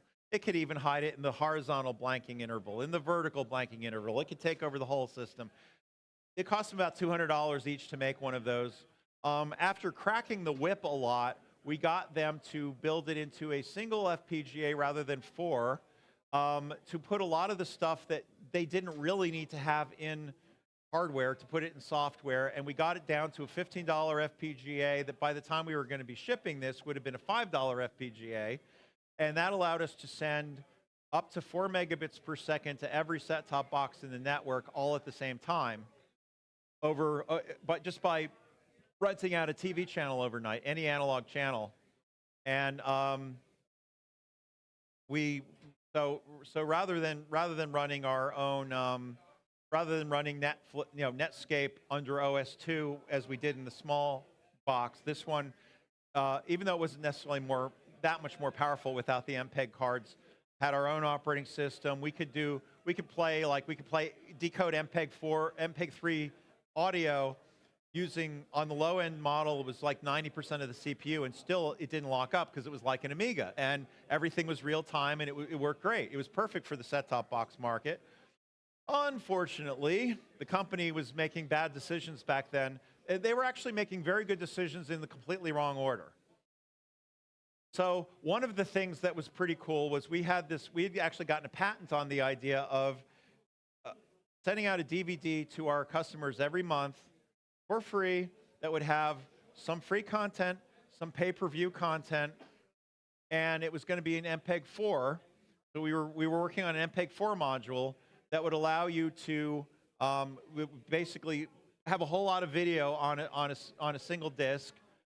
We also had we had a whole back end system developed. We had our own ISP running out of the building. We actually had, back then it was, today it's not that much, but back then it was 2 OC3 lines, which if you know what late 90s telecom was, that's pretty fast. Yeah, I could download like 10 Napster streams at the same time while I was over there in the middle of the night when no one was using it.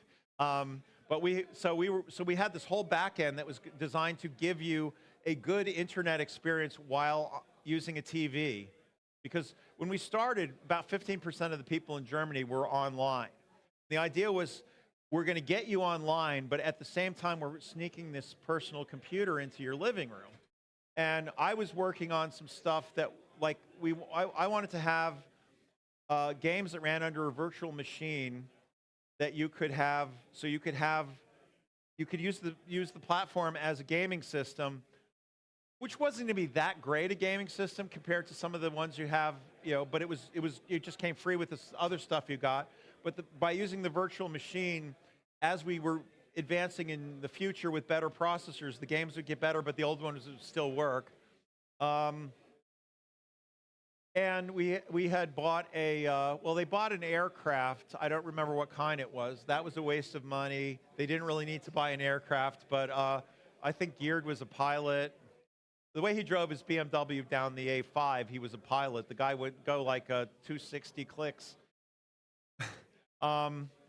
Let's see. We also bought a movie studio so we can make our own content, which would have been a great idea after everything was launched and running for a couple of years, which is exactly what Netflix did. But at the time, it was a stupid move. So, the company got overextended and ran into the problem that, unlike companies in the US where they can kind of get away with not paying you for a while, you can't do that in Germany. So they got dragged down because they were running out of cash and not paying our 260 or so employees. And they owed me money at the end.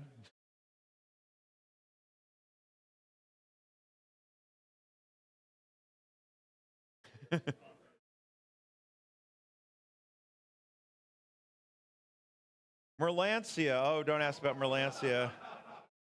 You really want to hear about Merlancia? It was basically just a scam. That's all it ever was. I had just gotten out of the fall of Amiga technology, fall of MetaBox, so I wasn't thinking too clearly. And there was this guy that we knew for years He ran around in a lab coat and had the what? He had his DeLorean. Everything he wanted, everything he made was out of stainless steel because it matched his DeLorean. He had this weird Amish-looking beard, designed to cover the fact that he was like 20 years old or something. And he had money, but it wasn't as much as he let on. And he said he was trying to start a computer company. So I actually tried to help him start a computer company, but he was not interested in actually starting a computer company. He just wanted to have a better fraud. So every time I tried getting something done, oh, we can't afford that, or we aren't going to pay for it, or we're not going to pay you, or we're not going to pay that guy that I suggested we get working with us who might be able to help us. So it never even went together before it was falling apart. It was really stupid. I got really pissed off one night and started doing internet research and basically found out the whole idea that he was a love child of his mother and some rich guy on the East Coast. And he got a check every month from daddy or something like that, or his mom got a check every month from daddy that was fairly substantial, but not substantial enough to start a computer company. And that was all the money the kid ever had. And it was fine for running around and pretending to be a rich guy and pretending to have a computer company, but it wasn't enough to actually run and do hardware development or any of that kind of stuff. So I gave him a big old kiss off after a while and went and found a real job. Actually, I sort of found a real job. I started working with Andy and Andy Finkel and another guy at a company we called Fortel. We were building a whole home networking system that was basically, the idea was that you're going to have a single source of media in your house, and you could watch it on any device within the same house over networks. And as well, if you had any other devices like a DVD player or a set-top box for TV, you could put that on the network and also get that anywhere in the house. And if two people in the house wanted to watch the same channel on your cable and it was via a set-top box, it would only use one set-top box and it would duplicate them. Oh, and it had a voice interface. The idea was, now Andy's girl was Carolyn Shepner, who is as fine a programmer as we've ever had. But my wife and Bob, another guy worked with us, Bob's wife, were technophobic to an extent, and we wanted to make something that got easier. So part of what we were doing with was the voice interfaces, but we were also building a system that would learn from you, and it could track you. You'd have your own little tiny remote, which had a voice interface and Bluetooth, and as you walked around the house, it would know where you were. So if you're watching, like I'm watching football on TV or something, I go in the kitchen to make popcorn. I could have it set so the kitchen TV would come on, because the kitchen TV is basically just a display for the network. And you'd walk into that room and it would just automatically come on what I was watching. My kids start using the system. They could use any system they wanted to, but they might have different rules. They might not be able to watch the stuff we get to watch. Which was probably like Beavis and Butthead or something, you know. It's not like we had porn channels or anything, though you could, you know. So it was. I thought it was a real good system. We had, after Andy and I had both been burnt with the whole the whole Metabox and Pios experience. A friend of Andy's was doing online gaming and getting a little bored with it and wanted to do something else. So he was funding us for a while, and then he basically just forgot about it or lost interest or whatever. So all of a sudden we're like, wait, we're out of money. My check didn't clear. Oh, I better look into that, says Andy. And that was kind of the end of that. We never, now I bounced back because I had been discussing a project with another company basically since about a week after we had founded the company I'd founded a company with Andy, but it's like, I'm not going to leave two of my oldest friends to go work for a stranger. But she kept calling me all summer, and occasionally I'd drop like, oh, we have this thing that doesn't work. Our engineer can't get it working. Like, okay, let me think about it. And I'd usually drop something off in Philadelphia on the way into Fortel. It's a ways out of the way, but I'd drop off, I'd figure out how to build what they wanted from spare parts and Radio Shack stuff, and drop it off to them so they could keep their project going. And eventually, like, okay, so Fortel's out of the way, so I called up, the woman was this little Indian lady, Bonna Grover. I called her up and said, you want to hire me? I'm now available. Offer's not going to last. Okay, so I start off on another startup company. What? FPGA Buster has kind of been in limbo, basically just, well, it was in limbo for a long time because we couldn't get the parts we wanted to use. Then it's been in limbo because I've been dealing with hurricanes and other things, and it's not dead, it's just kind of in limbo. I do plan to work on it at some point in the future and get it out. Yeah, I mean, yeah, I know Jens wants to build it. He's also cracking the whip on making it cheap, which I like, but I'm not sure how possible that is. But we did find a reliable source of FPGAs from China. They can't quite do everything that the Intel parts we wanted to use could do. It basically just needs another couple months of real work, which I will hopefully have time for, and hopefully we won't have any more hurricanes. I have spent like the last not quite 6 weeks dealing with 2 family members who had their houses ruined in a hurricane. A giant tree that fell on my own property that I had to deal with. It actually blocked access to my new garage. It was only about a 40-inch wide tree. I had a tree farm in Jersey for 18 years, so I'm pretty good with a chainsaw, but I need a little help with that one. Yeah.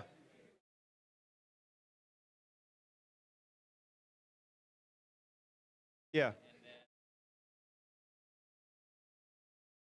Yeah. Yeah.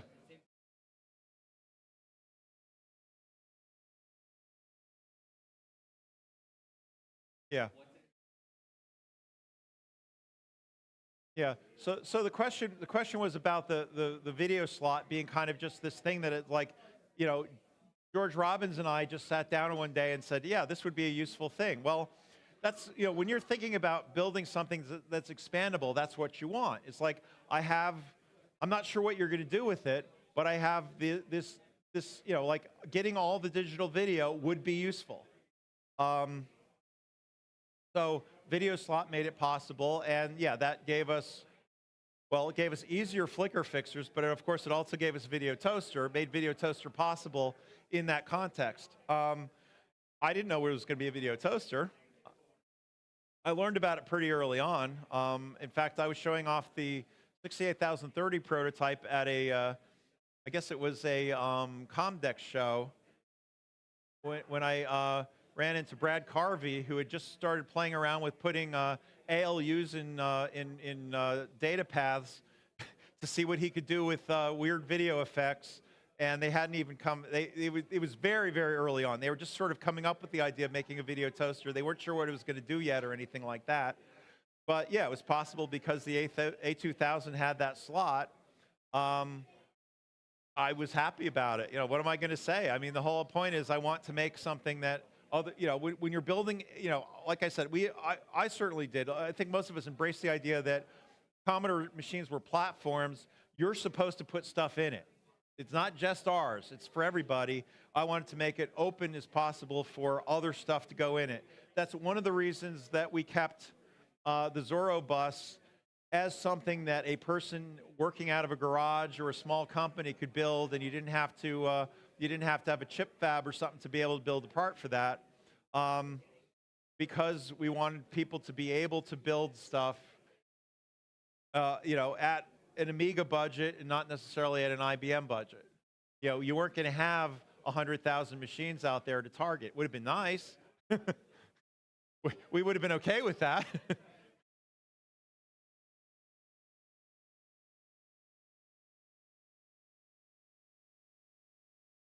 Yeah.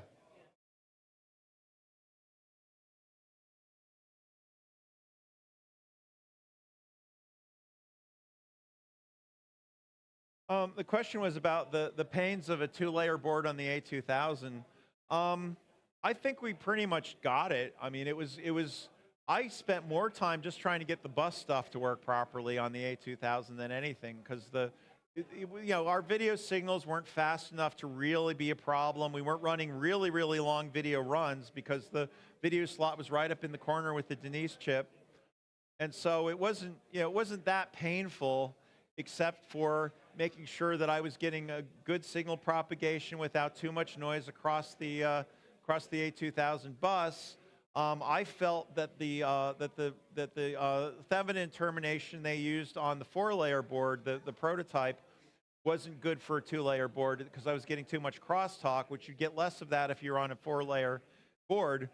So I went to this AC termination that I came up with, and I had studied a lot. I was looking at other expansion buses and how they solved the problem. And I mean, it was what it was. We put this out and said, here's the expansion bus, and there was a document for it. But the real definition of the expansion bus was what you got in the 2000, because that was the only machine we came out with that had a built-in Zorro bus. So that was the definition. When the A3000 came out, I kind of found out that that wasn't exactly true, because there were some mistakes you could make in the A2000 that didn't work in the A3000 because of how I did Zorro 3, but they were mistakes. And in fact, like I guess it was the A-Live board. We got the A-Live board in, and it was the A2000 version of the A-Live board that didn't work in the A3000. I looked at what they were doing. We got some. They sent us some PAL equations, and I actually fixed it in the same PAL. They had to reprogram it, but they were just not qualifying something, and so they saw a Zorro. They saw a 32-bit address go by that they weren't supposed to ever see. But it pretty well worked. There are times when when you've got a bus that is not guaranteed to not contain noise, and you're not supposed to look at it. And then there are times when it's guaranteed to give you the signal you're supposed to be looking at. So if you're looking at the wrong time, you might find a surprise. But that could have happened on any board. It just only really happened on the A3000 once I did Zorro 3. But I mean, it's a little bit like software. We try to be very, very friendly to people who did crazy stuff in software. So in AmiWest 2.0 for a minute, there's this thing called Jumpy the Magic Timer, where if you take over the wrong timer and the system still is trying to run by finding the right time, finding a different timer it can use instead, rather than just giving up and saying, "Oh, you screwed me up. I'm just going to crash," or whatever, the rest of the operating system. So there are a few things like that. There was also Kickity Split, in that the Kickstart, when we went to the 512K Kickstart, they actually made it look like 256K Kickstarts, because some people were jumping at absolute addresses or whatever. I forget the exact answer, but basically, if you jump to the end of the 256K ROM, it still looked like the end of the 256K ROM, even though it wasn't. So that software compatibility was maintained. I think we went to way more extremes. Looking over the years and years, like if you look at what Apple does, they kind of, every once in a while, okay, everything's going to break. And if you can't update your Mac, you're going to have to go buy a new one. If we decided to kick yours off the coast or your iPhone or whatever, which I think if you get big enough, you can do that.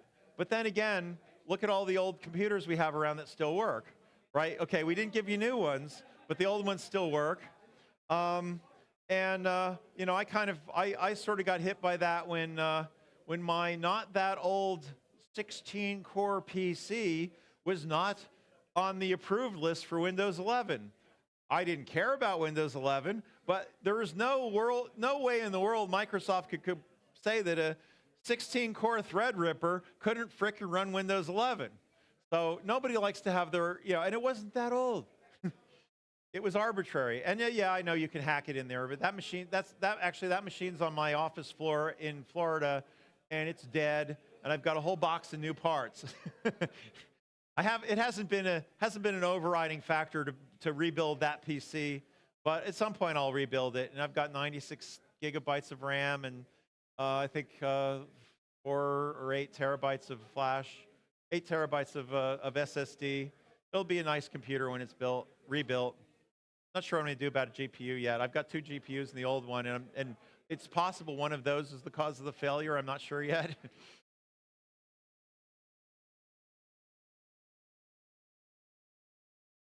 What's that? What is it? The the auto config. Well, that was actually the auto config. The auto config registers were defined by the Los Gatos group.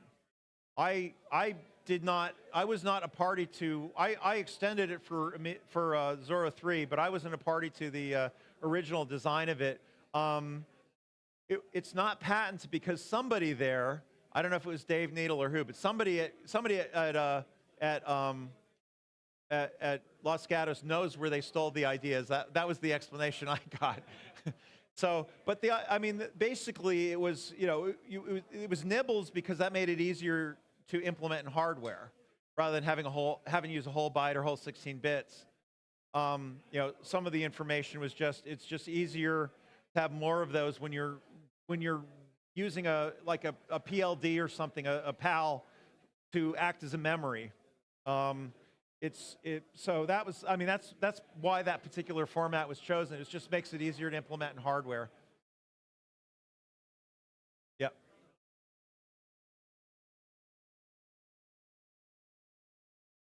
Yeah.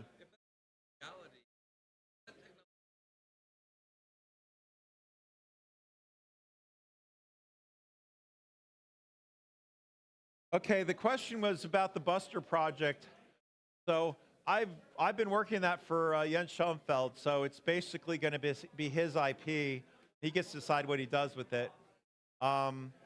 Just because he was, he's the one essentially came to me, and I'm like, yeah, I've always wanted to improve that. So we discussed it, and I started working on it, and then COVID hit, and 6,000 other things happened. And it just got pushed off. And then after COVID, we were like, you couldn't get the FPGA we wanted to use, and it just really it never really gelled, unfortunately. But if nothing else, doing it once will show you that it can be done again. The Zora 2 stuff would actually be pretty easy to do because that's been done before. Oh, back there, yeah.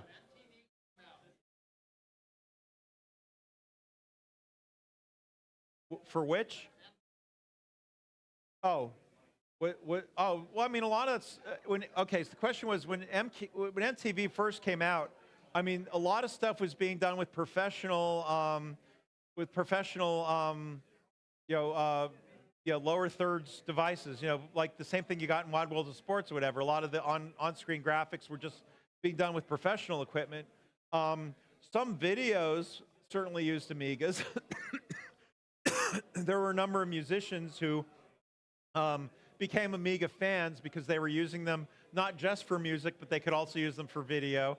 But it was a mix. There wasn't, what the TV studios got was a finished product. They weren't dealing with any of the technology that was involved.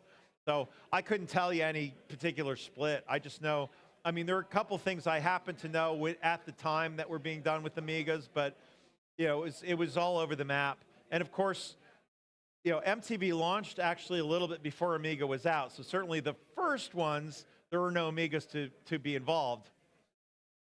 And the first song on MTV, Video Killed the Radio Star by the Buggles. Yeah. Trevor.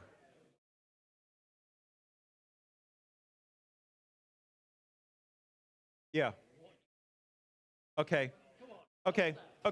So Trevor's asking about, I'm collaborating on a book with David Pleasance. It's basically, he's got a title for it, but it's essentially the alternative future history of the Amiga. What happened if,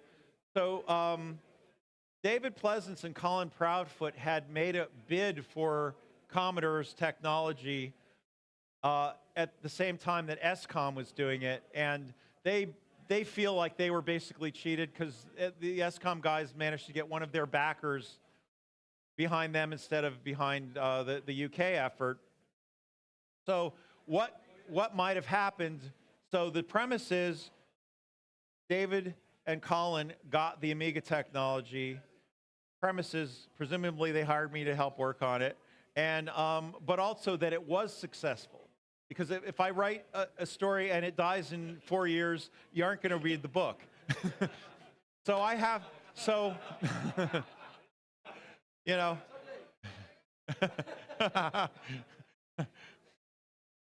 We're trying to legalize that in Florida. I voted yes. Okay. I know where it is. It's on a hard drive that might or might not be readable anymore, but I do not have it in my personal possession right now. Well, it's in a hard drive in an attic in Delaware, and maybe someday I'll try to get it off that disk. I know at one point the open source people were asking me for it, and I'm like, probably should have just sent them the drive. But I don't know what else is on there, though at this point, any bank accounts or anything probably wouldn't matter. Let's see. Yeah, so, and just the whole, to preface this whole project with David Pleasance, I think he's a little bit surprised what I told him about it, but I have to actually sit down and figure out for real what we might have been able to do with the right backing, which means that we can't just magically have a processor that's 10 generations ahead of everybody else because we're using the same chips that everybody else has.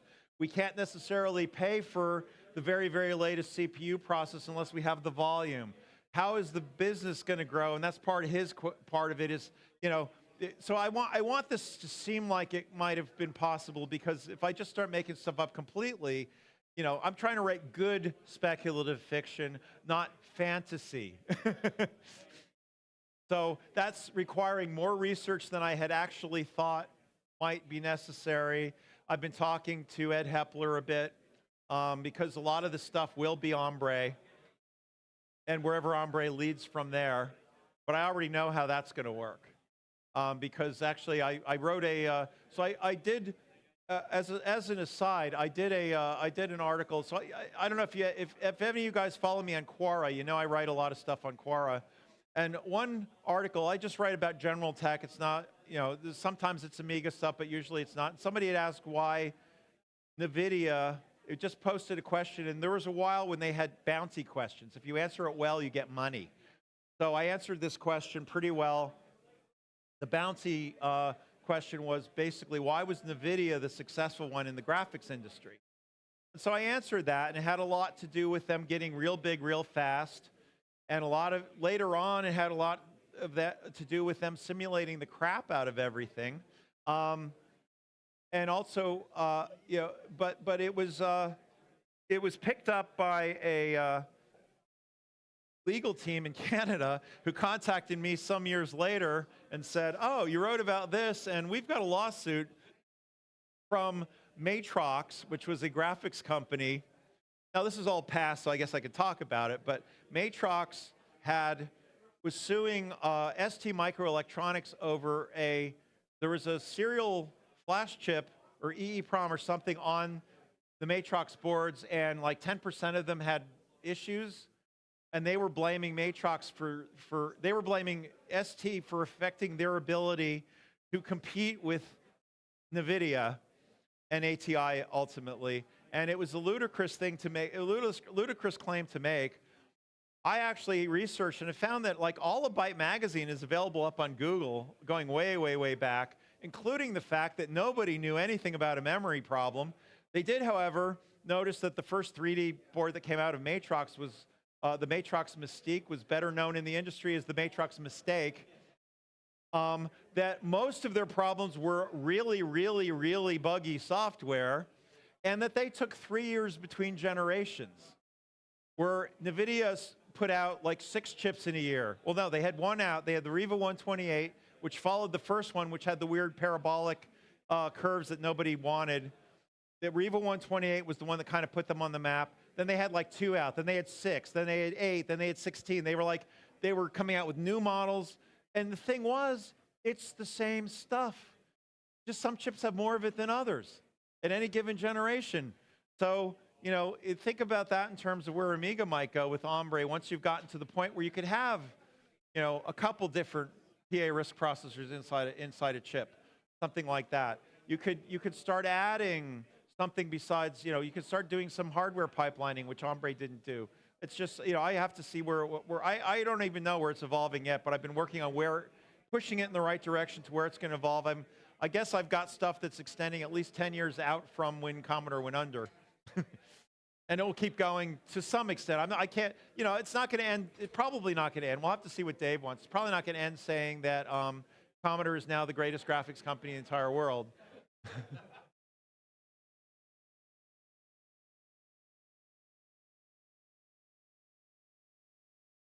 Yeah. Yes. Yeah.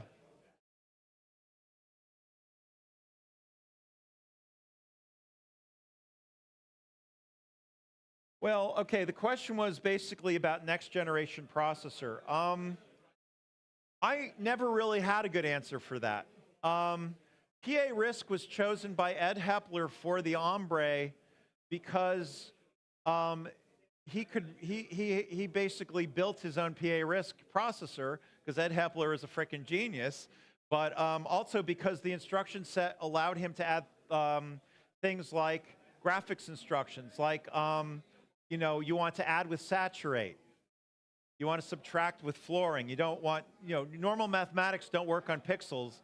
And so if I can have one instruction that takes care of 2 or 3 instructions, it's faster at just doing regular graphics. Then there's 3D instructions. And all of this stuff was easy to add. Well, easy if you're at Hepler anyway. It was straightforward to add within the PA RISC. It was also very risky, so it was small, so it could go inside a chip that we could build, at least with outside fabs. We weren't going to build it at Commodore. And so there were some companies making PA RISCs that were smaller, so you could conceivably have those in a game machine or a A500 class machine. The question is, Commodore had never really committed to a next generation architecture. In Germany, it was Phase 5 was pushing the PowerPC, and you know, until Apple killed the market, PowerPC looked like that was going to be the next generation personal computing platform other than x86. My opinion, I mean, we also had proponents of using Alpha. There were actually a lot of people, especially the graphics people, who wanted Alpha just because it had a kick-ass, floating point engine that was faster than everybody else's, and they wanted faster rendering graphics. So, you know, my goal was none of those things. I just wanted to, I wanted to come up with a solution where we weren't going to have changed processors every year. I was building open architecture machines. In fact, if you're an architecture person and you look what I did at for the Pios 1 at Metabox, or Pios at the time, that's the way I was headed. That was my platform was completely processor neutral. All the processor specific stuff happened on a CPU card. Now, maybe that would happen in a corner of the main board, but the whole main board would not be processor specific if I could get away with not having it processor specific. Because it's the same thing with if you had to pick one back then and like today, well, today you might pick x86 and you might pick ARM, but who would have thought ARM was going to be where it is today? You know, competing with x86 on performance and blowing it away on power consumption, except Intel says they've got a new one that's not going to do that, but I don't always believe Intel. But who cares? I mean, they're fighting each other and everyone gets the benefits, except those who lose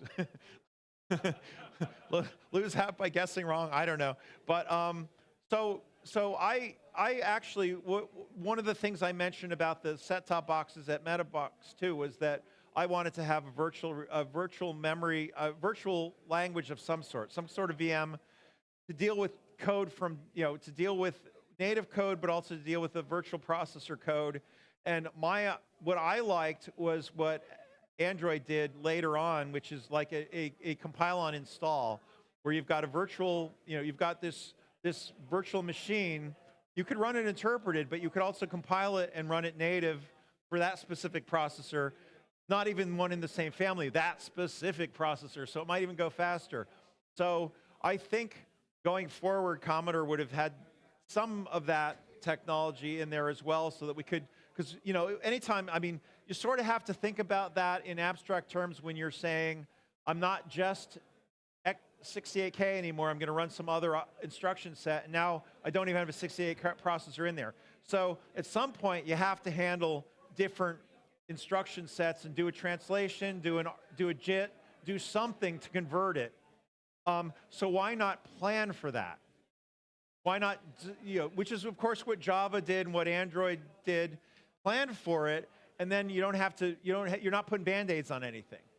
So I think some of that belonged in there. We just weren't there yet. We were also, I mean, we had plans near the end. I was talking to guys like Chris Green, who did our graphics.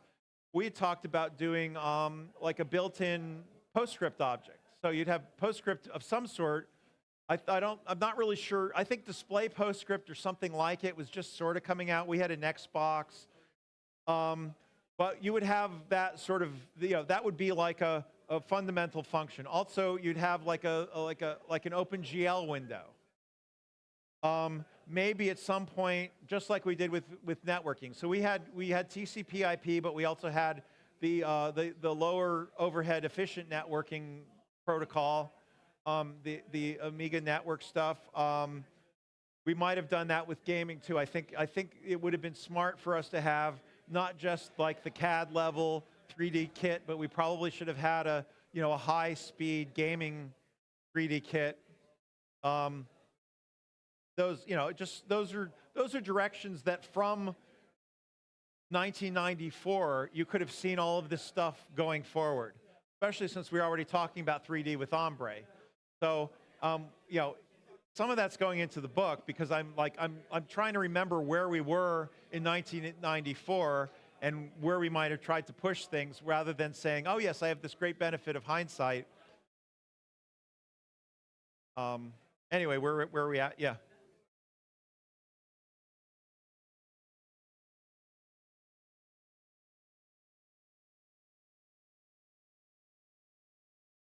Yeah. Right.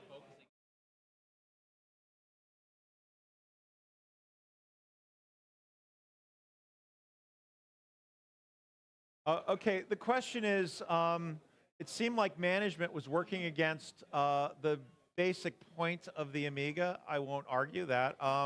We understood that computers and television made a lot of sense.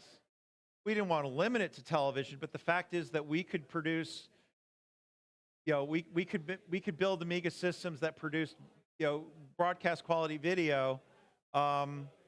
Was a selling point because computers and television go together in many other ways too. If you look at what Scala did, they wanted to, they had all of their the difference between a Scala presentation and a PowerPoint presentation is Scala looks like television.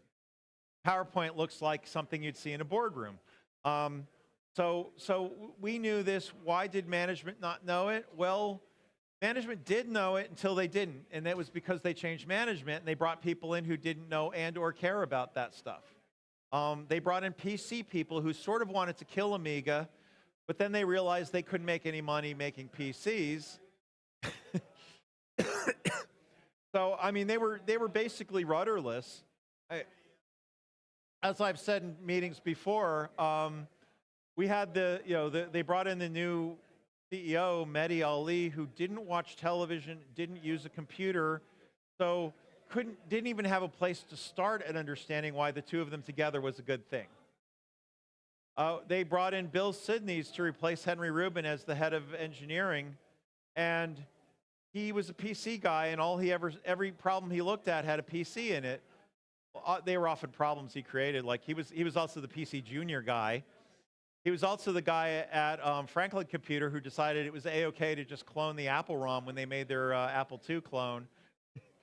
Not the sharpest tack in the box, I guess you'd have to say, but But they were brought in by Irving Gould, who did not really, Mehdi Ali was brought in because he became good buddies with, he had been a financial guy at Prudential, and Prudential brought in Hatchet people. They're an insurance company, so they have, vast football fields full of money to invest in things. And what would happen is if they invested in something like Commodore and the company wasn't doing that well, they'd send a Hatchet guy like Mehdi Ali over there to cut, try to get the company up and running well enough that Prudential could pull their money out without losing any money.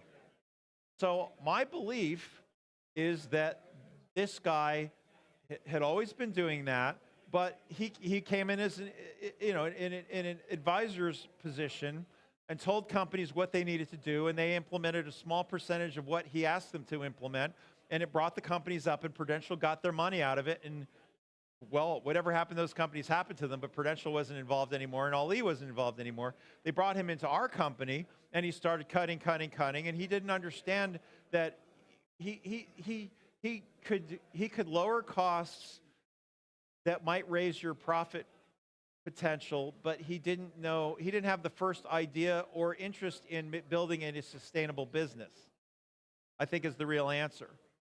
Those are things you actually have to learn in business. I'm as an engineer, it's not me. I'm not the one making those decisions.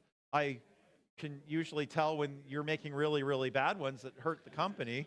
Like, there's 1,000 examples of Commodore, but you'd sort of hope that the reason you're paying that guy the big bucks is that they know those things, and it turned out that they didn't. And to get the favor of Irving Gould, all you basically had to do was become his buddy, and he'd hire you. Didn't matter your qualifications, I guess.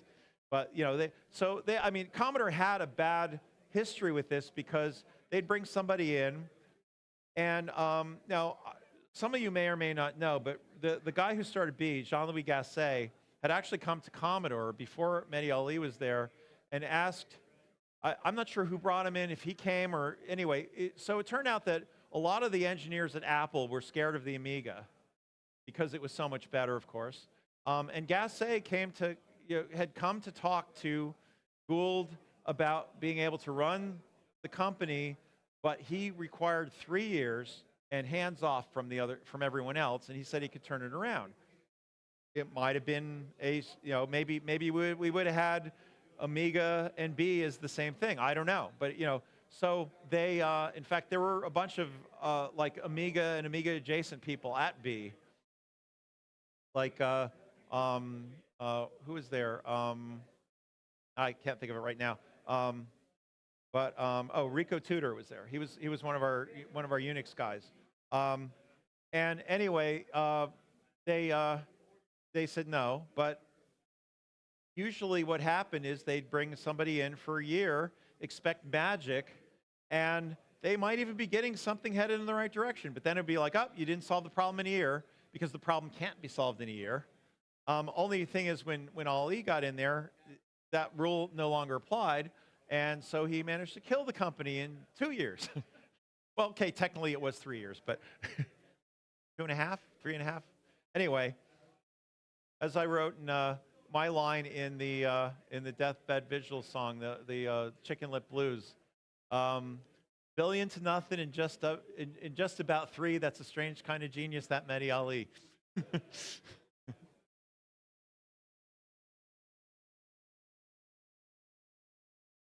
Okay. Yeah. Yeah.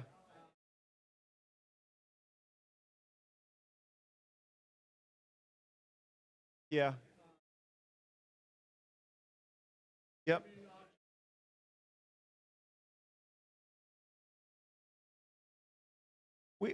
Okay. So the question is about the next computer. Well, and so as usual, when a new computer came out, we bought one. So we had a Next sitting in basically in our hallway near the coffee machine, around the corner from the coffee machine, somewhere around there anyway. And everybody got to play with it. And it had a strong influence on the look of Amiga OS 2.0, especially if you were looking at it on a Headley high-res or a monitor, because that was 3 grayscales: black, gray, light gray, dark gray, two-bit black and white display, which is what the Next had. So yeah, it had a lot to do with that. I think they had already been thinking about object-oriented stuff. So we ended up getting things like Boopsy and the data types libraries and all of that. It was a thing everybody understood at the time.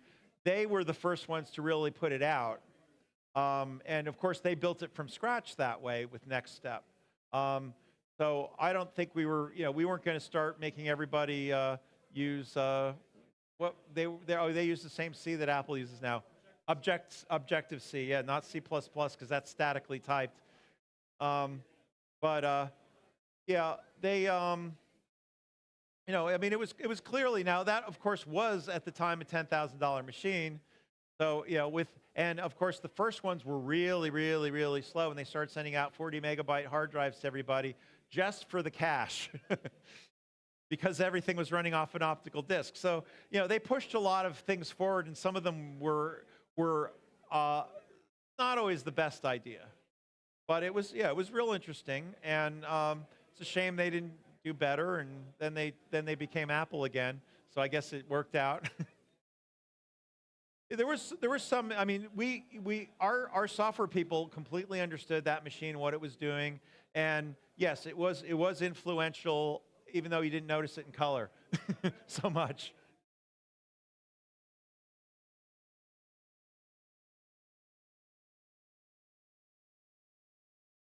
They had their original video card, their original 8-bit or 2-bit black and white video is not all that sophisticated, but they came out with a color card that had a separate processor on it.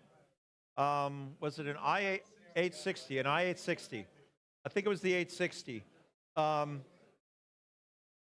Yeah, and then of course, because it was display PostScript, all of the PostScript could run on the processor, which is exactly what I wanted us to start doing, because Ombre was a real GPU if you just used the Ombre with another system, rather than have it be your whole computer. You've got that whole processor available for your graphics.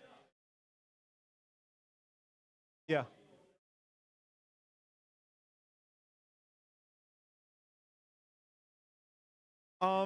At the time, so there's a question about Ombre being used as a GPU, because that could have come out before GPUs really existed, at least in the mainstream. Texas Instruments also made some GPUs, and in fact, the 2410 graphics card has the 16-bit TI graphics processor, which is technically a GPU. But that was sort of a workstation class thing. It wasn't a mainstream PC thing. We were in discussions with Hewlett-Packard and possibly others about the idea that they would be using Ombre chips when they were done as workstation cards. It was very, very likely, because Ombre was using PCI bus, it was very, very, very likely, let me tell you, this would have happened, that there would have been PCI cards with Ombre chips on them, because it made a lot of sense. That also meant that we could sell them, if we made them, we could sell them to other companies. If we came out with say an A5000 with a PCI bus, you could have 2 graphics chips in your system, maybe 3, I mean, eventually PCI was not fast enough for that, but if they're sitting there crunching away doing their own thing, you're good. And the idea of silicon and graphics is to sell as many as you possibly can, so that you get to make your next generation sooner, and you can afford to do a little bit more on it, and you can afford the better processes, and you have to basically everything that NVIDIA ended up doing. But we kind of saw that, yeah, you had to get big with this in order to be able to keep getting big with it, which was a big problem. I mean, it was a recognized problem with Amiga. The problem was Amiga was so integrated with all of the chips that you couldn't really split it out. Ombre you could split out. It could be a standalone system. We were going to use a version of that for the game system too. There were different packaging options. So you could have the full-fledged one for computer graphics, a shrunk down, lower cost version for game machine. And the game machine would all be running on the PA RISC. It wouldn't have a second processor, but any workstation was going to have a second processor most likely, whether it was a Power PC or a PA RISC or something else. So yeah, that was going to be a thing, and because it's on a PCI bus, why wouldn't you do that? Now the thing is, like many of those, it makes sense in a workstation context. In a PC context, it's not a VGA chip. It wouldn't boot. So there's some issues there where it wouldn't be your only PC card, but it might be something you add in to a PC because you wanted faster graphics. Yeah, eventually maybe we could have made it standalone. In fact, you have to read the book. I had some ideas on that I think might have been something we considered as we were getting like architecture neutral. Yeah.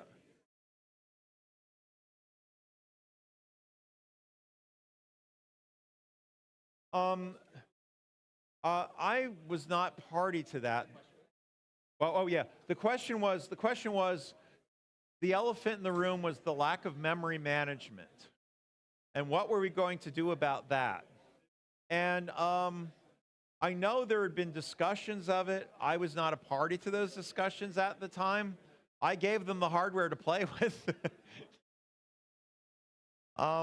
I even gave examples of the code. I think some of the other guys had written MMU code even before I put it into set CPU. But yeah, so there are different approaches. One of the approaches you could have taken, I'm not sure this is what they were thinking, is rather than having every process have its own separate complete memory world, is you all have the same memory world, but you have different access. So you have to actually be given read-only access, or you get read-only access to all of memory. You have to have acquired write access to things. So it doesn't completely change the Amiga model.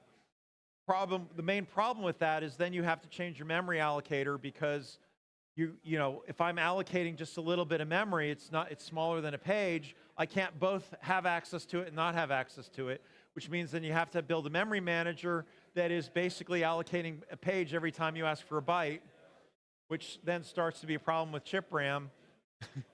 Like things might start running. So there are a lot of little tricks to worry about that. There's also the case that do you have a function that does that allocation for you every time you start trying to use memory that came from somewhere else? It starts getting a little tricky. The other option might be that you have a non-protected environment, and then you have new code that runs in protected environments, and just like allocating for a different processor or something, your old code, especially if your old code was, say, running in a virtual machine of some sort where it can't actually violate, it just thinks it can violate other memory spaces. It can't. Like maybe going from 68K to some other processor, there would be an easier path towards putting protection in for that new processor, because all your code has to be recompiled and rewritten in some respects anyway. So I don't know exactly what the thinking was. It was being thought about, it was being discussed, but I was not directly involved in that. Can't do everything. Back there.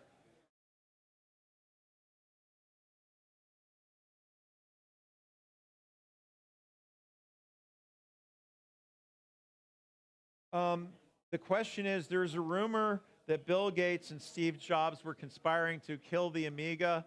As much as I like to say that it was Apple or Microsoft or the combination of the two, or IBM. Commodore was clearly a suicide because it was the people at the top basically, with no imagination about it, let it die, helped it die, didn't support, basically they cut the oxygen, which is money for any engineering project. We had software guys who were superhuman and could work 24 hours a day. I could work 24 hours a day, but if I don't get a new board, I'm not much good. And a chip designer, they could work 24 hours a day. If they don't get new chips, they're not much good. Nothing gets done. Software guys can make a little bit of progress. Eventually, they're going to need a new computer to work on. So, yeah, I would love to have been the victim of some nefarious attack, but no, it was an inside job, guys. I'm sorry. If I could have pointed at SJ or Gates or somebody like that and said they did it, honestly, yeah, that would have. Hey, we tried our best, but the forces were just too powerful. But no, it was inside. What's that?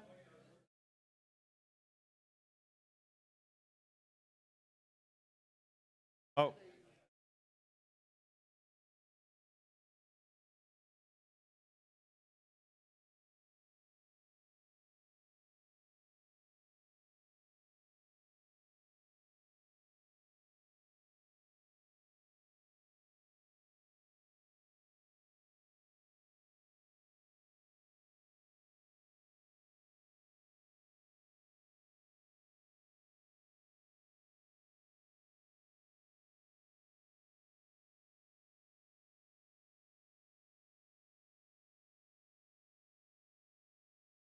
Yeah. Oh, yeah. My favorite company all time. Okay. Well, yeah. Okay, the question was, what were my favorite third-party hardware and favorite third parties to deal with? I guess though I had issues with GVP, I knew the guys. I knew Jeff Boyer went there, and also they anytime I called them up and wanted to borrow hardware, they'd give it to me. So I had a good working relationship with them. I did chastise Jeff Boyer on getting some of his 68030 code wrong. He was doing some, I forget what it was, some of the sizing or something, bus sizing was done wrong. I sent him the correct PAL equations. It wasn't like, so I mean, I was doing accelerators for Amigas because we needed them done. I didn't care who made them. I wanted you guys to have faster processors. And Commodore was actually probably not the best guys to be making our own accelerators. It's just that nobody else was doing it that way when we were doing it. And it all started with the 2620, which had to have the MMU for the Unix guys. So nobody else made one with an MMU. So that was the first thing that any developer had out there with an MMU, and that lets you run Kickstart from 32-bit RAM and stuff like that. But so I got along with those guys. I mean, I never really met a third party I didn't get along with. I met them, I'd see them at hardware shows. I mean, I knew Perry Kovalowitz from ADSG. I mean, they didn't do a whole lot of hardware, but I mean, I knew a lot of these guys. We met them at, I'd see them at shows. I spent every year I wrote papers so that I could get to go to a developer conference.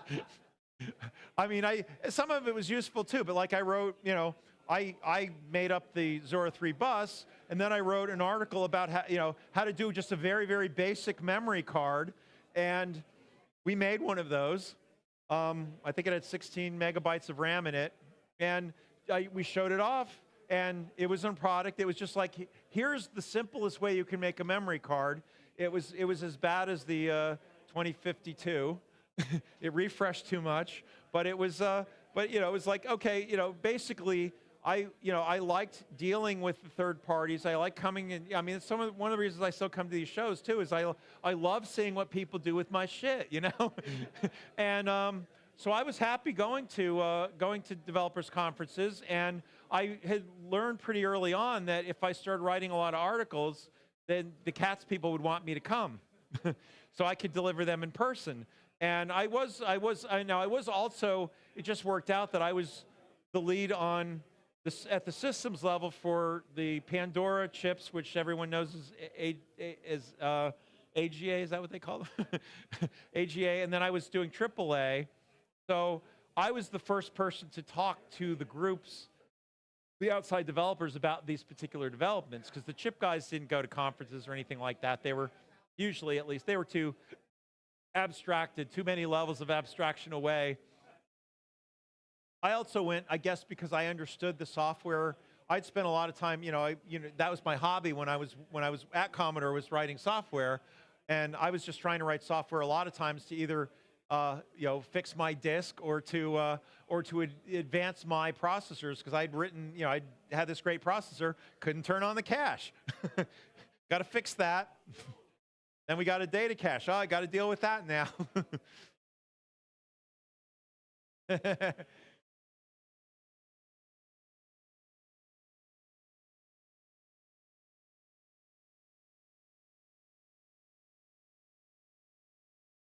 Yeah.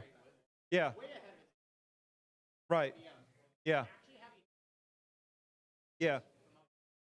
Yeah. Oh, I mean, okay. So the question is about CATS, and I thought they were brilliant, because CATS was essentially the technical layer between developers and us, and we trusted them that if they ever directed a question into engineering, it's because they didn't know the answer, so I would teach them the answer. They could spread that around to a zillion developers.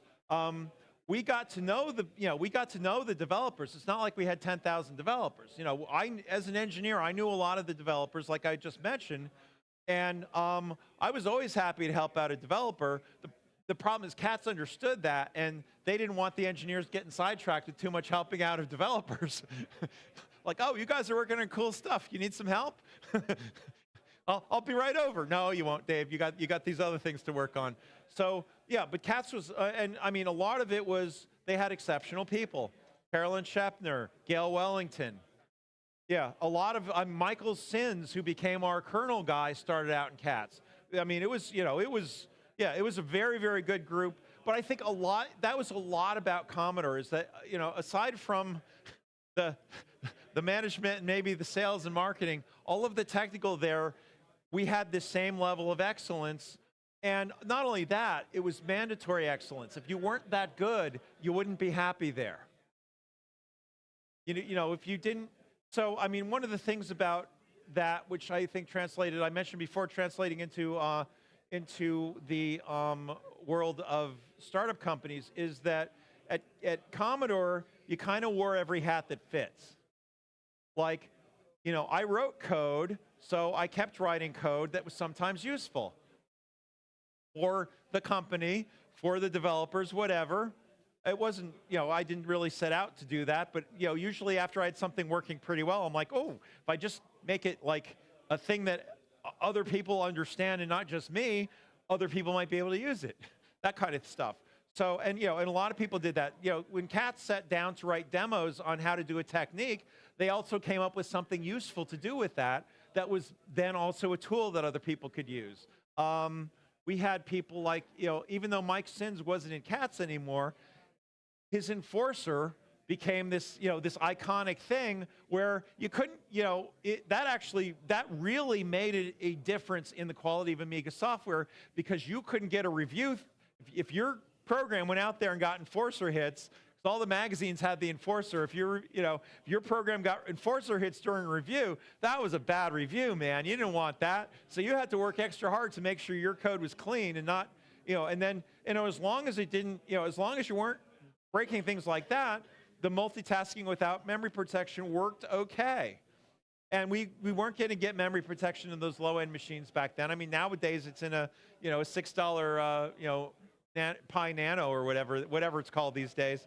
But, but back then you weren't.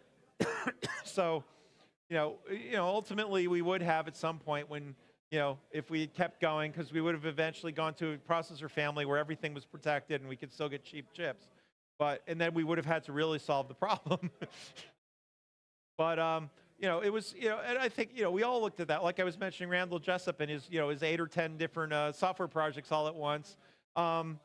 We all tried to just, advance the Amiga. That was it. It was not a, it was a life's work.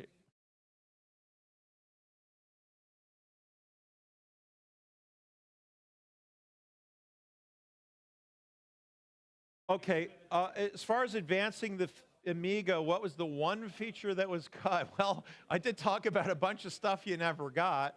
I'm not sure we cut anything, but there were a couple things that we had in mind that I thought we could have maybe gotten in earlier. For instance, in the AAA prototype, I had a bunch of things I was experimenting with.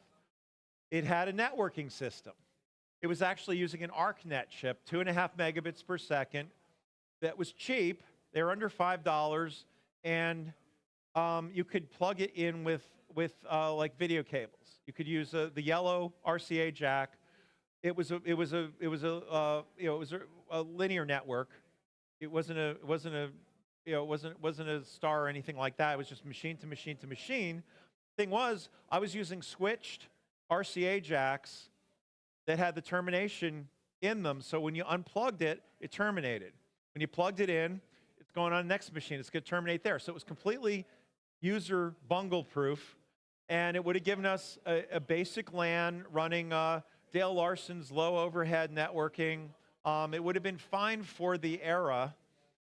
Plus, everybody who, at least in the US, everyone who dealt with Amigas had plenty of yellow video cables lying around. You needed the 50 ohm cable. You didn't want to use audio cable for that. It probably wouldn't work too well.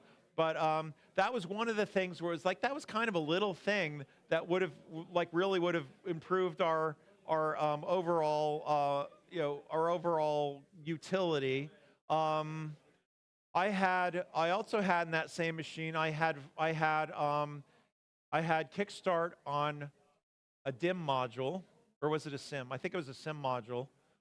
So rather than having to replace ROM sockets, you could put a, you could just basically replace the whole SIM. So it was very easy and very user-friendly. But it wasn't just that. I also had the electrical connections there to put flash. Flash was brand new. Hadn't been around for a while. You needed 12 volts. I made a small mistake. Well, there were two mistakes that lined up and made it a small mistake. I was not really, really good about pinning out expansion modules just then. So I put a plus 12 volt pin right next to a data line, D5. And when the board was made, Terry Fisher made the board just a little bit too small for the first DIMM module. It was just the DIMM. There's no flash on it. But what happened is, if you put it in wrong, it was going to short out some pins. Now, it was fine when I put it in there, because I realized this very early on, and instead of like maybe getting out a soldering iron, melting the connector so you couldn't put it in wrong, which is what I should have done, I just put it in. Well, it turned out that one night, one of the chip guys was there later than me, which almost never happened, decided he wanted to turn on one of my prototypes. Okay, they were his too, because his chips were in it. And did not know about putting the ROM module back in properly, and ended up connecting 5 volts to D5 on that board, and basically fried every chip in the system. Oops. So I learned a lot more about where you might want to put your power pins. And also, if you see the problem, fix it right now. Put some glue in there, or some hot glue or something, just to make sure that it didn't stay loose. But it was one of those where it's like, oh, this is a bother. I know how to fix it. I'm not going to blow anything up. But that's just me. What other little things? I mean, there were, obviously, it would have been nice to have the AAA chip set done in 1992. It would have been a 64-bit graphics system in 1992. Would have been pretty amazing. Would have been nice to have AA out in 1991. They booted in February. Chips were not revised that many times, but the software would have been ready for the fall. But then we had the new management, and they were unaggressing. They were basically, let's sit around and twiddle our thumbs for 6 months. So so that nobody thinks that the stuff you were working on was actually working. Which makes no sense because everyone knew what was going on, including the bosses. I don't know. I mean, there were a lot of, there were a lot of things I wish RTG had happened faster. I wish we, because just being able to write a device driver for your graphics card would have been real nice.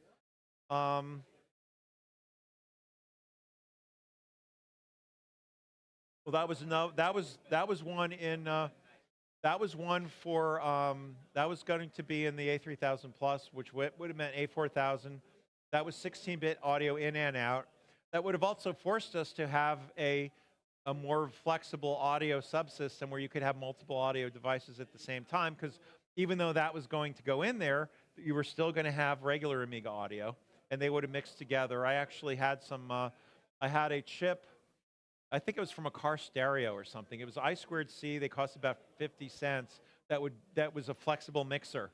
So I could have only one set of audio outputs, but it could be either the 16-bit or the 32-bit. I mean, 16-bit or the the built-in 8-bit. So I think some people if they were actually using that for hardcore music, might want to have been able to bypass that, which I hadn't had right then, but it might have come up, might not have come up. I'm not sure how noisy those chips were, but they were just they were consumer quality, so I don't know if that was a problem. But I was trying to solve everything all at once. I was also using an I2C clock for that, rather than one of the ones that had to have special I/O pins controlling it, and a few other things that were changing slowly the landscape of the system. I mean, there were a lot of little things, and I mean, the one thing in the AAA machine is I had chip RAM on a module. Now it had to be on a module for AAA because AAA boards, at least a big board like an A3000, A2000 size board, you could have fast page mode RAM or you could have VRAM. VRAM was really expensive, but because of the way you hooked them up, there's both a Agnes bus, 32-bit bus, and then there was a graphics bus, which was graphics bus could be 32-bit or 64-bit. Using fast page mode, you had to be able to bridge the chip. It's not basically what used to be the chip RAM bus, where all the normal chip data would go, to the graphics bus, but only when you needed to, and then otherwise you had to get off that bus. And VRAM, of course, is dual ported and would just bridge the two. So those modules had to. So I was actually using a little. I was basically using a PCI card connector to do those modules, but eventually it would have had to be some kind of a SIM or DIM. I think we were kind of just at the end of the SIM era, and SIMs weren't big enough for that, but DIMs would have been. So I think we would have ended up having DRAM or VRAM on DIM for those, had those gone forward. And I think that for chip memory that's really expandable, like you could have at least, I'm not sure if the limit was 16 megabytes, but I know you could have at least 16 megabytes of chip RAM on AAA. And as well as your chunky pixels, your 10-bit planes if you wanted it, ham 10, chunky ham 8.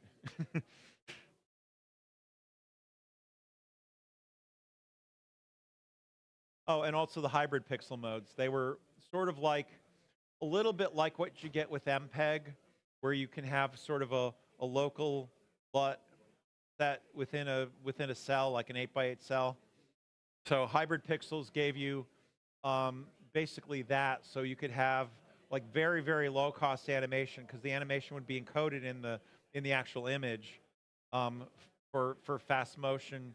You'd have to like run it through a filter or something, just like some people would take regular stuff and turn it into ham. Same idea, but until you had MPEG, that was going to let you have like really low bandwidth, animation that looked better than it did if you're using full chunky, full 8-bit chunky pixels. Now we didn't go to 16-bit until Ombre was going to give you 16 and 24-bit graphics, including up to 4 16-bit playfields.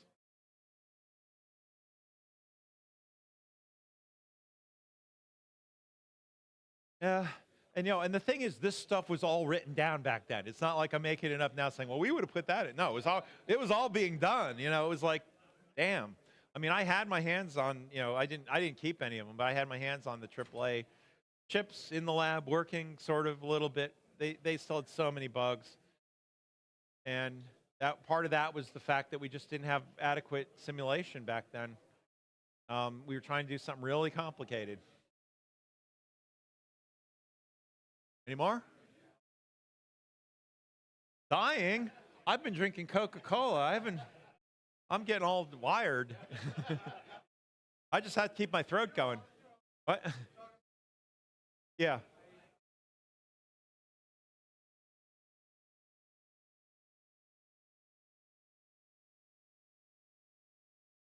Well, okay, so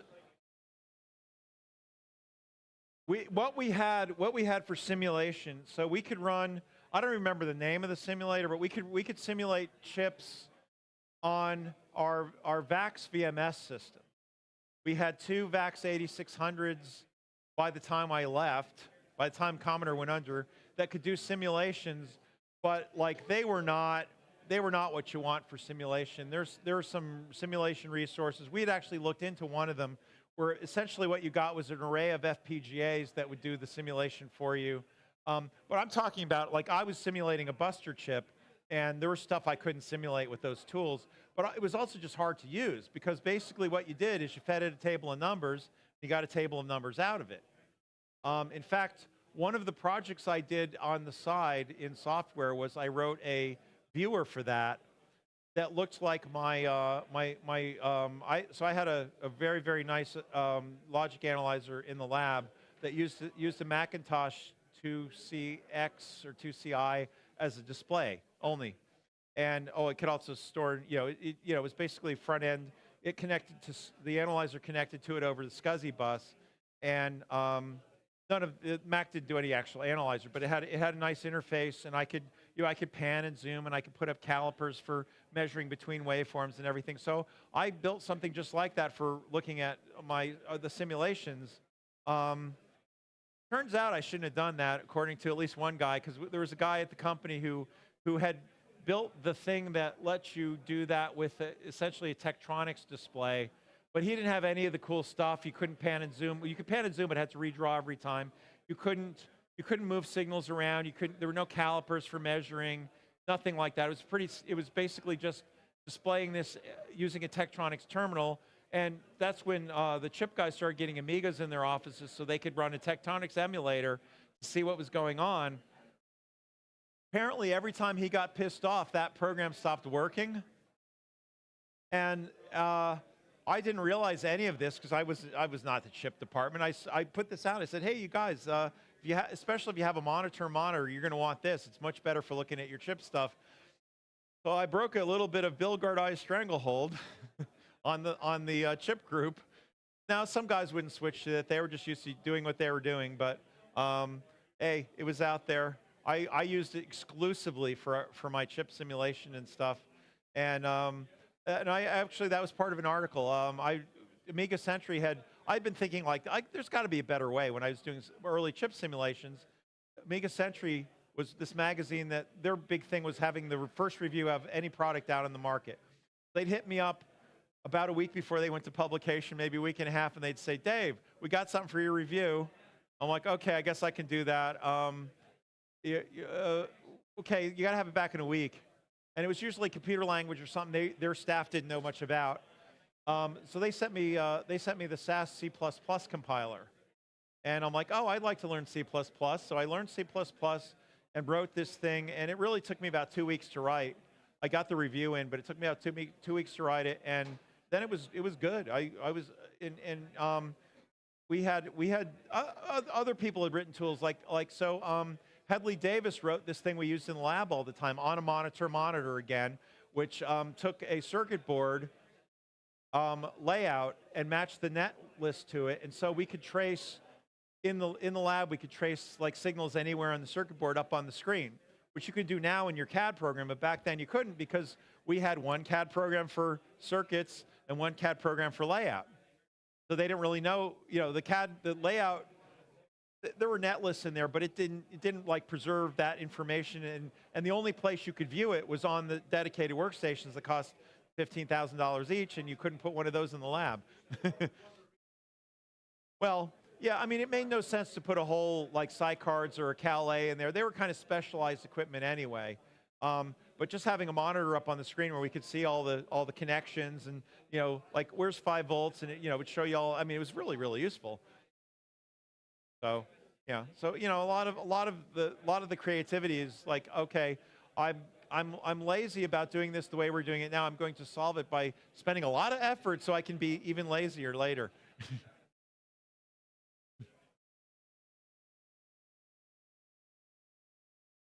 Huh? All right. Okay. Oh, here it is.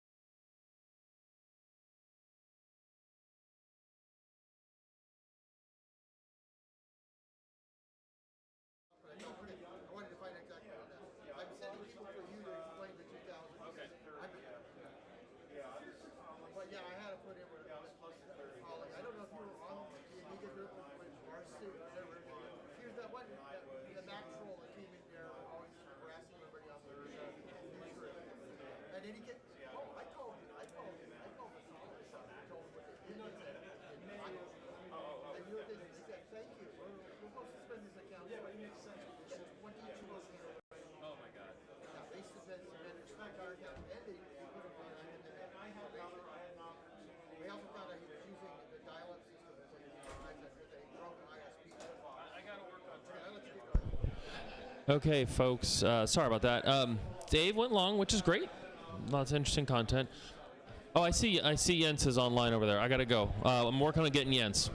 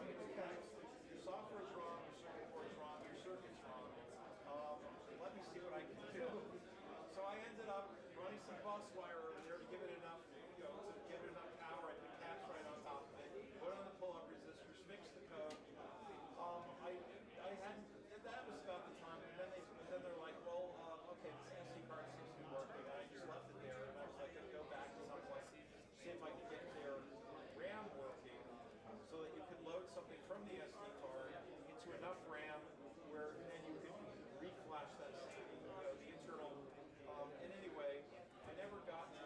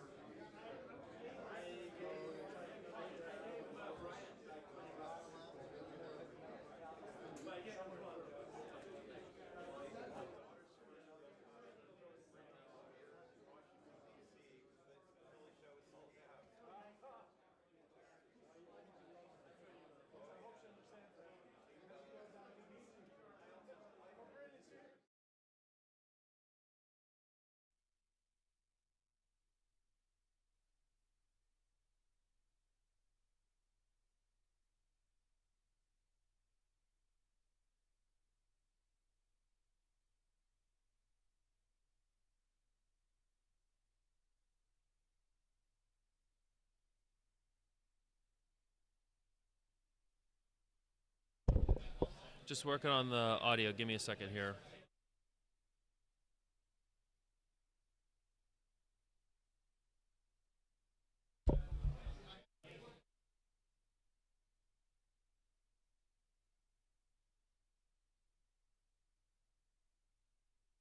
I'm waiting for a VU here on the HDMI switcher. This right here. Let me know if I start getting. You bet. Yeah, sure. I was just eating anyway.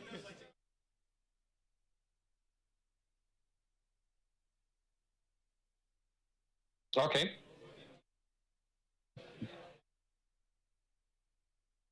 Should be in terms of. Okay.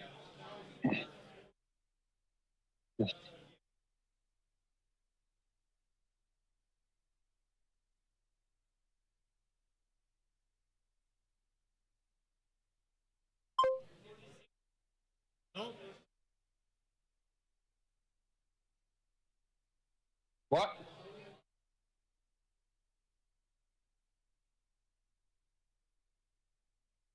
Blah, blah, blah. Do you need me to speak?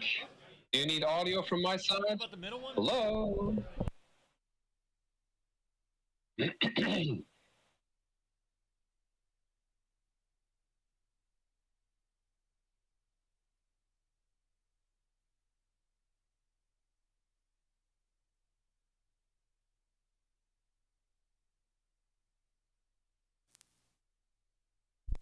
Mm-hmm. Okay.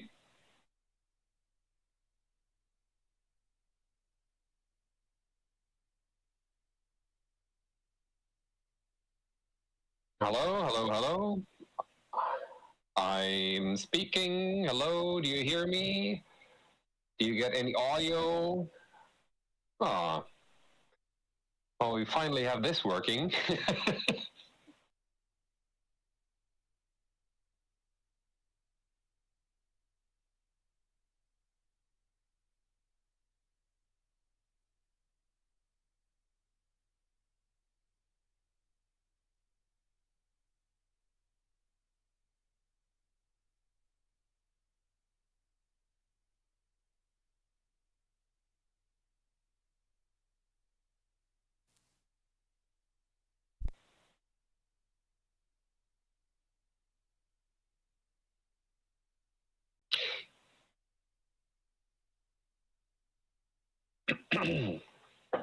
What?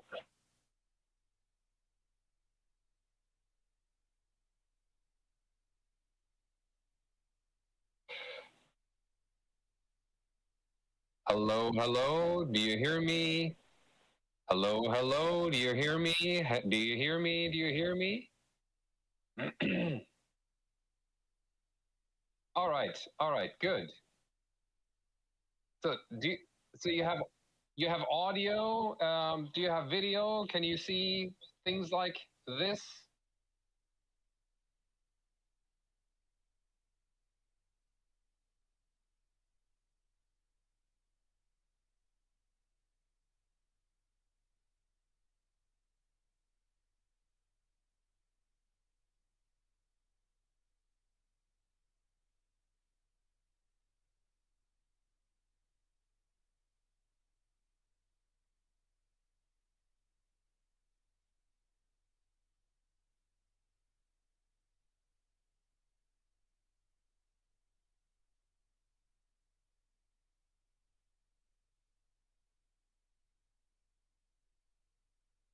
Not visible, unknown user. I can still hear you. Test, test, test. No, I can't hear you. So I can't I'm alone. hear you, Jens. Hey. Just, yeah, 1 second. Okay, I should be able to hear you now, Jens. Let's see. Okay, the audience I can hear me you're here. Back. Yeah, we got you.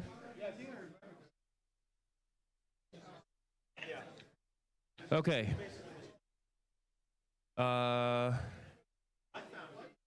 Give me another mic check, Jens. I don't think I need to. Yeah, I want to pop it around.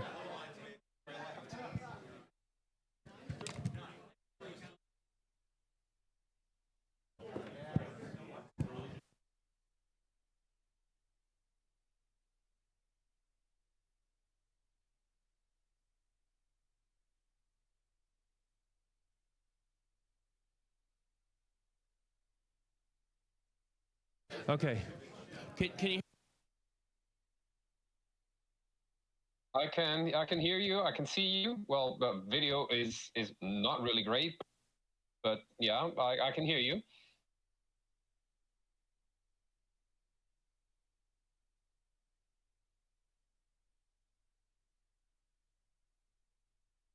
Okay.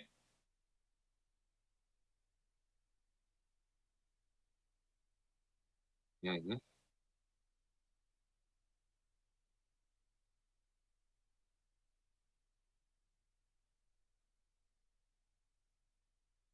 Yeah, unfortunately, I don't have any setting here in terms of loudness. I mean, I see the microphone lighting up in green when I talk.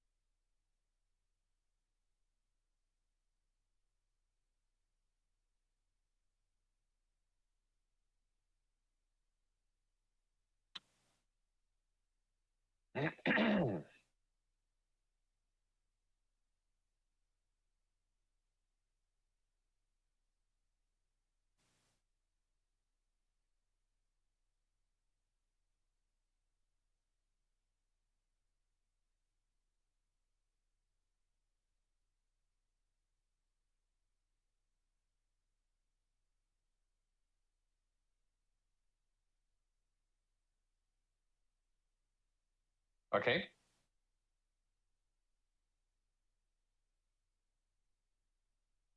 Okay. I mean, is there anyone near the? I mean, should I just keep talking and you just watch the audio levels? Yeah, I think we're good. I think it's fine. I'm on Discord here, so if we have audio problems, I'll have to get up and run over there and fix it.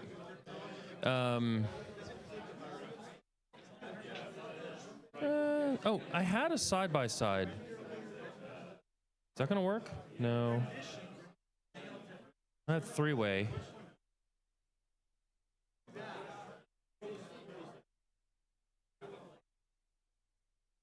Let me, so we're still waiting for folks. Give it another minute here. I'll be right back. I'm gonna do one last trick. Okay, our next presentation is about to start. Audio, so you Mr. Jens Schoenfeld. I think I have that right. Let's hope my battery won't die, because I'm already at 30% now. Hello, hello. Hello, Jens. How loud do you want me to be? We're good. Hello, hello. Hold on one second, hold on.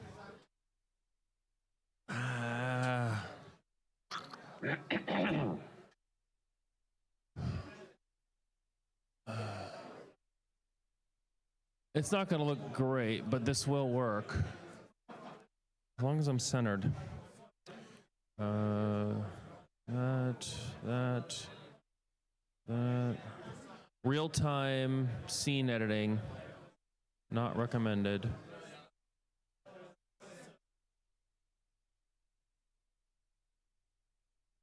A little bit of light in the back. I'm gonna turn that off. Hello, hello. Yeah, you're good, Jens. Audio level.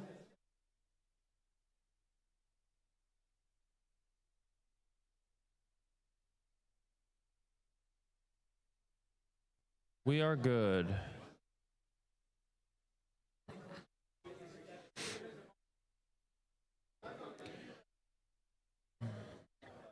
Bill, we should hurry up because my phone. You got to go to bed battery's dying. soon.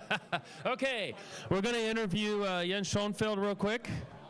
I was just having fun with the stream, so I can do this, and that's what I was been working on here. So people online can see me on one side and you on the other side. In the room here, we've got Jens on the projector and the laptop. Jens is listening to us from the laptop, so if you shout your questions, he can probably pick it up. And then he's piped out to the show audio. Super easy to do this. You can do it at home all the time. It's great.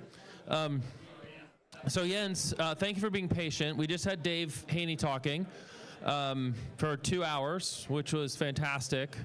I learned a few new things, which is pretty amazing considering Dave talks a lot. There's more stuff to talk about.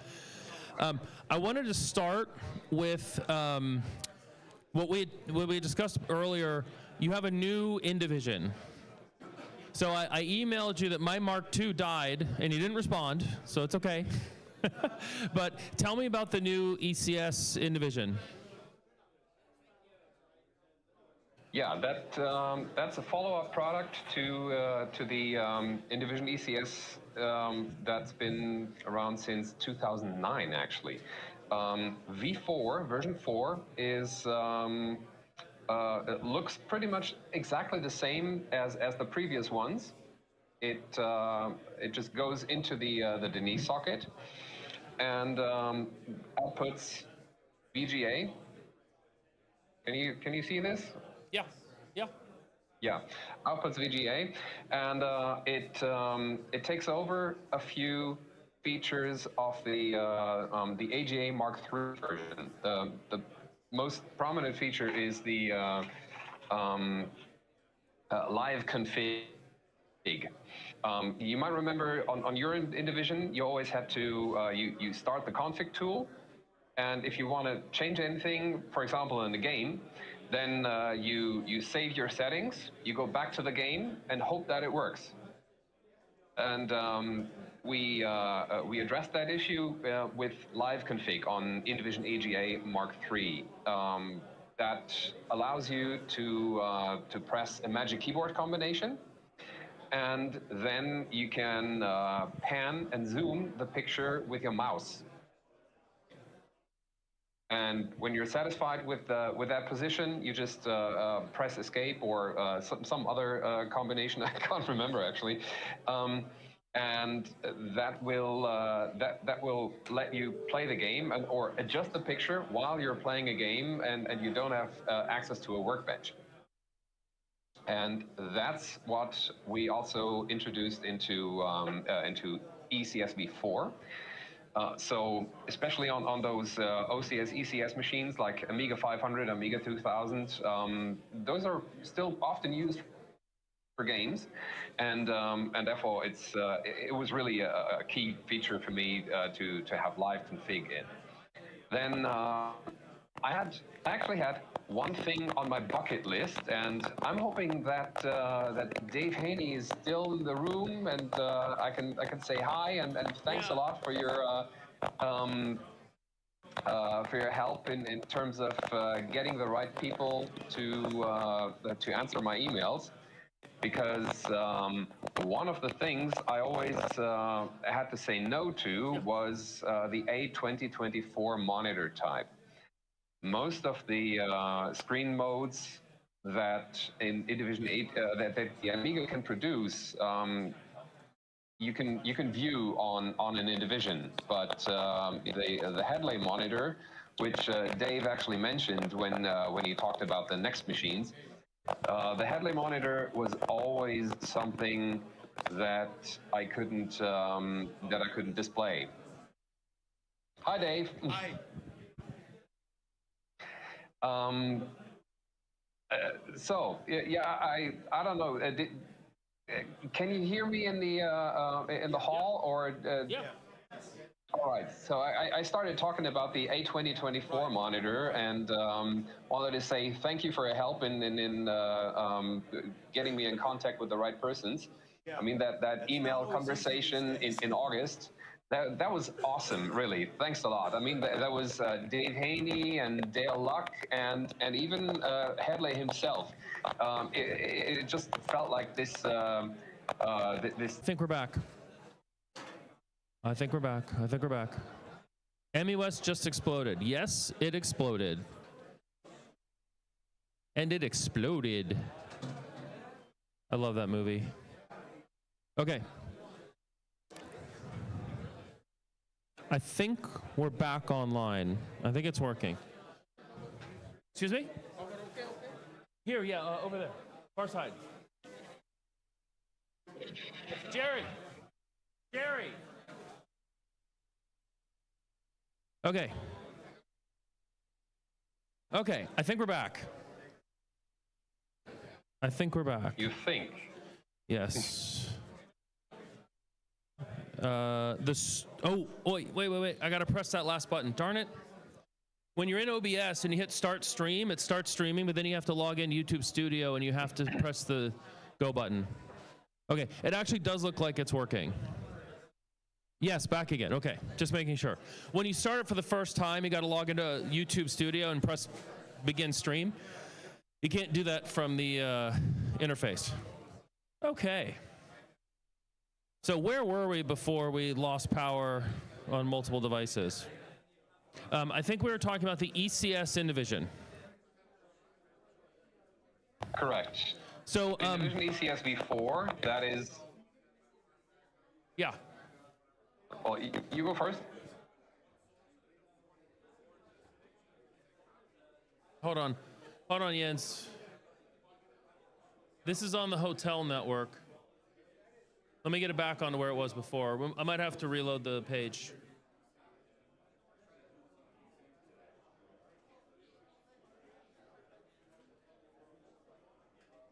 Okay. We're gonna have to wait for Jens to reconnect. Sorry.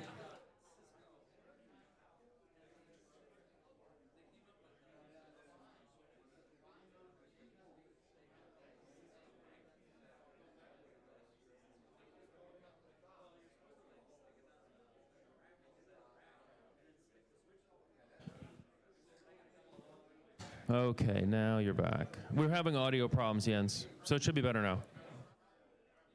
Okay. Much better. So you're on the, are you back on the other network?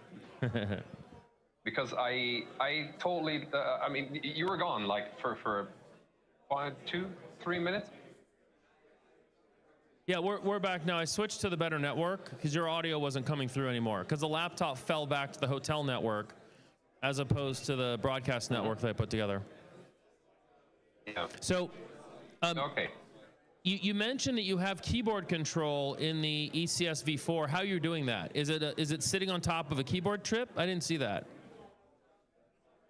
In addition to the flicker fixer being seated in the Denise socket, there is an additional adapter that goes either on top of the SIA chip in an Amiga 600, or you remove the SIA chip of the 500, plug an adapter in, and then put the SIA chip back on the adapter.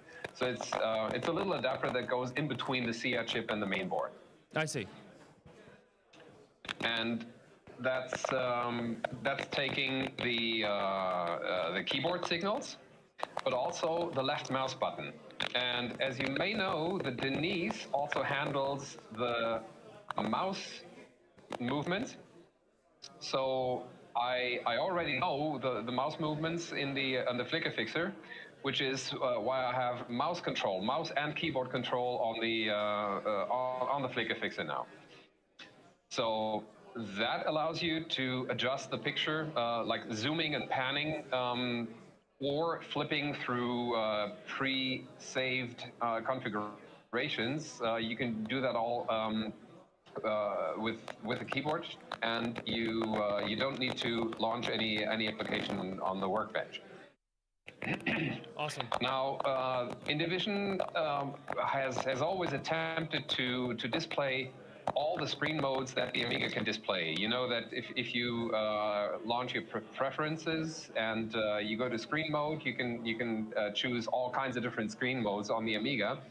And we've always had requests like, yeah, why doesn't this work, or why doesn't that work? Especially on the A2024, the Hadley monitor.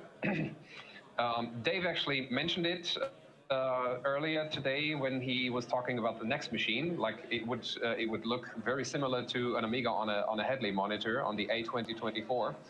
And that was always something that I had to tell my customers, yeah, A2024, that's not supported because the monitor has its own frame buffer and it has a weird data format that the Amiga produces the picture. And but I personally owned the A2024 monitor. I used it for many, many years, and the Amiga really looks very professional with it. High resolution and yeah, black and white, and that's not very Amiga-ish, but I mainly used it as my main email machine for many, many years. I can't tell you. It must have been like something between 8 or 10 years, and therefore I was fond of the monitor, and it doesn't really feel good if customers keep asking like, why doesn't this work? And you always have to tell them like, okay, yeah, it's got a frame buffer, and yeah, well, we have a frame buffer in the flicker fixer, and therefore, yeah, I just wanted to do that, and I felt like, yeah, the year 2024 should be the year that I finally tackle the A2024 monitor mode, and we finally did that. It's already out, so if you have an Indivision EC4, and yeah, you just need to download the latest config tool, run the FPGA update, and then you can use A2024 modes. That was the one thing that we wanted to, or that I personally wanted to have in the product. Like I mentioned earlier, A2024 was kind of on my bucket list. I wanted to cross that off. And another thing that people often ask is like, yeah, can we display more colors? And the general answer has been, yeah, this is a flicker fixer. We only pass the Amiga graphics to the monitor at a different scan rate. But now that we are really deep in feature creep territory, I don't know if you know the term, but once you give engineers some freedom, you call that feature creep. And like, yeah, can we do one more thing? And this one more thing is actually a frame buffer mode. We are working on using Indivision not just as a flicker fixer, but as a, let's call it, yeah, you can actually call it a graphics card, because we can have up to 2 screens, which can be dragged. We have a hardware sprite, we have a small blitter, and we are working, well, two persons are working at the same time. One guy is working on the FPGA cores, so we can implement all the functions that are required for such a graphics card. And a second person is working on a Picasso 96 driver. So that means our final goal is to have a Picasso 96 mode, meaning an Amiga 500 or even an Amiga 1000 can use a 256 color screen mode in high resolution, 1280 by 1024. That's our goal, on the workbench. And that just crosses off another thing off the list, because, like I said, many people have asked, yeah, can you do more colors? Because you know, monitors and desktops these days are just more colorful than the Amiga was back in the day. And we have all the technology, and I decided, yeah, well, let's just go for it and try that. It is not going to be fast. We do have about 3.5 megabytes per second to the frame buffer. but that means it's only about the performance that you get on a Zorro 2 computer. That is on Amiga 2000, still it's going to be a bottleneck. So it's not going to be as fast as a graphics card in an Amiga 2000, but I believe it's still going to be very usable, and especially with the with both the driver and the graphics card itself approaching each other. That means we can probably support the Amiga nicely in the FPGA and make that really essentially a second product in this flicker fixer. So in the end, it's going to be a flicker fixer and a graphics card. Wow, that's pretty cool. So is it available for purchase today? Yes, it is. You can buy it from our website and, of course, from dealers. I've started working with more dealers now and really reduced all the hurdles that I had, and it turned out now that all the resellers don't have these hurdles anymore, like minimum order quantities or minimum order values. They started carrying my products, and actually were exceeding all the requirements that I had before. So this is probably a psychological thing. Last time I talked, I believe I was talking about the Buddha. Is that correct? The Buddha plus one. You broke up a little bit. Which one? Yet. You broke up. Say that again. I'm sorry, I didn't hear you. I was saying you're breaking up. Last time we talked in 2023, I believe I told you about the Buddha plus one. Yes, Buddha. Yes, the Buddha controller. Yeah. That wasn't out yet, but it is out now, and well, technical specs and all that. I mean, we had that last year, so I'm not going to repeat that now. But I remember we also talked about this little baby here, yes. The 1240, 1260. And it's still not out, but the big news is it's going to be out before the end of the year. Great. And of course, people might ask, well, what took you so long? And yeah, it's basically hardware testing. Those who have followed this development, they might know this is a 68040, 68060 accelerator with 256 megabytes of memory, and a very optimized interface. Chip mem performance to the Amiga 1200 is really high, and we achieved that with actually with a little FIFO buffer. So whenever the CPU is writing towards the Amiga 1200 chip RAM, this is ending up in a buffer, and the CPU gets the information. Okay, this write is done, although it's not really done. It is in a buffer, but that means the CPU doesn't have to wait. The CPU sees 0 wait states and can continue to work, and it will only be stalled if a second access to chip RAM is happening. But in this case, in most of the cases, this really brings it up, brings chip RAM performance up to the maximum that the AGA chipset can do, and that is 7 megabytes a second. And yeah, like I told you before, when we tried to sort out all the technical problems here, I'm now ready to reveal this one feature, or well, let's do 2 features that haven't been revealed. People have been asking, like, yeah, what else can it do? Because I made the decision to use an FPGA on this card instead of CPLDs.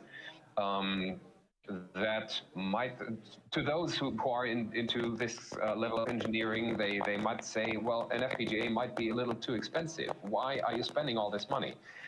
The answer is, this FPGA is not just the interface between the Amiga 1200 and the CPU, and the memory controller, but it can do a little more. Of course, it also handles the communication with the daughter board. There is an additional connector on the backside. This one here. Can you see it? This one? Yeah, that is for a fast graphics card, and communication with this graphics card is also handled with the FPGA. But the FPGA can actually do a lot more, and that is it can halt the CPU, take over the bus, and be the CPU on its own. That means this is not just an 040 or 060 accelerator, but it is also an FPGA accelerator. Now, for a really fast CPU, the FPGA is going to be too small, but for a really compatible CPU, it is going to be ideal. That is, for example, if you want to run an Amiga 500 title on an Amiga 1200, that mostly doesn't work. But I want to make this work on this computer, and we have finally done all the required testing and verification on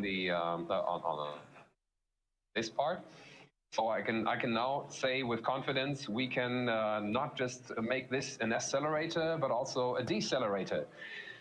So you can make the Amiga 1200 run with 68,000 at 7 megahertz, and run Amiga 500 games without any patching. Okay, hold on, Jens, hold on. So if I have this correct, I can put a 68060, right, in my 1200 and have it run as a 68,000 7 megahertz.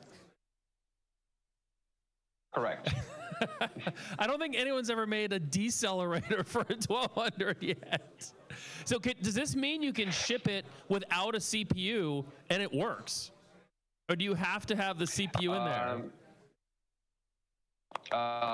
Technically, you don't have to have a CPU in there. I could really ship it with the 68,000 function only, but to be honest, it would be too expensive for that. So, I mean, I have so many 68040 25 megahertz CPUs in stock. That's going to be the lowest cost option.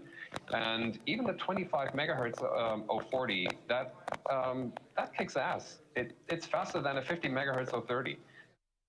Especially with this kind of chip RAM interface. So that's good. Now we will launch this without mass storage. As you may know, yeah, we saw that. We have a little micro SD card slot on the back. This is working on a very basic level, but we don't have compatibility with a lot of different vendors yet. This has turned out to be extremely difficult, especially if you want to operate the SD cards in bit mode. We're working on that. We might discount the boards because the mass storage isn't working yet, and then when it's working, we can just sell it for the full price. Okay. But details about that I'm going to publish on the website in the next few days. So probably not tomorrow because it's still the weekend. Yeah. But yeah, this is the one thing, especially this FPGA can take over the bus. That was something I have kept secret for a very long time.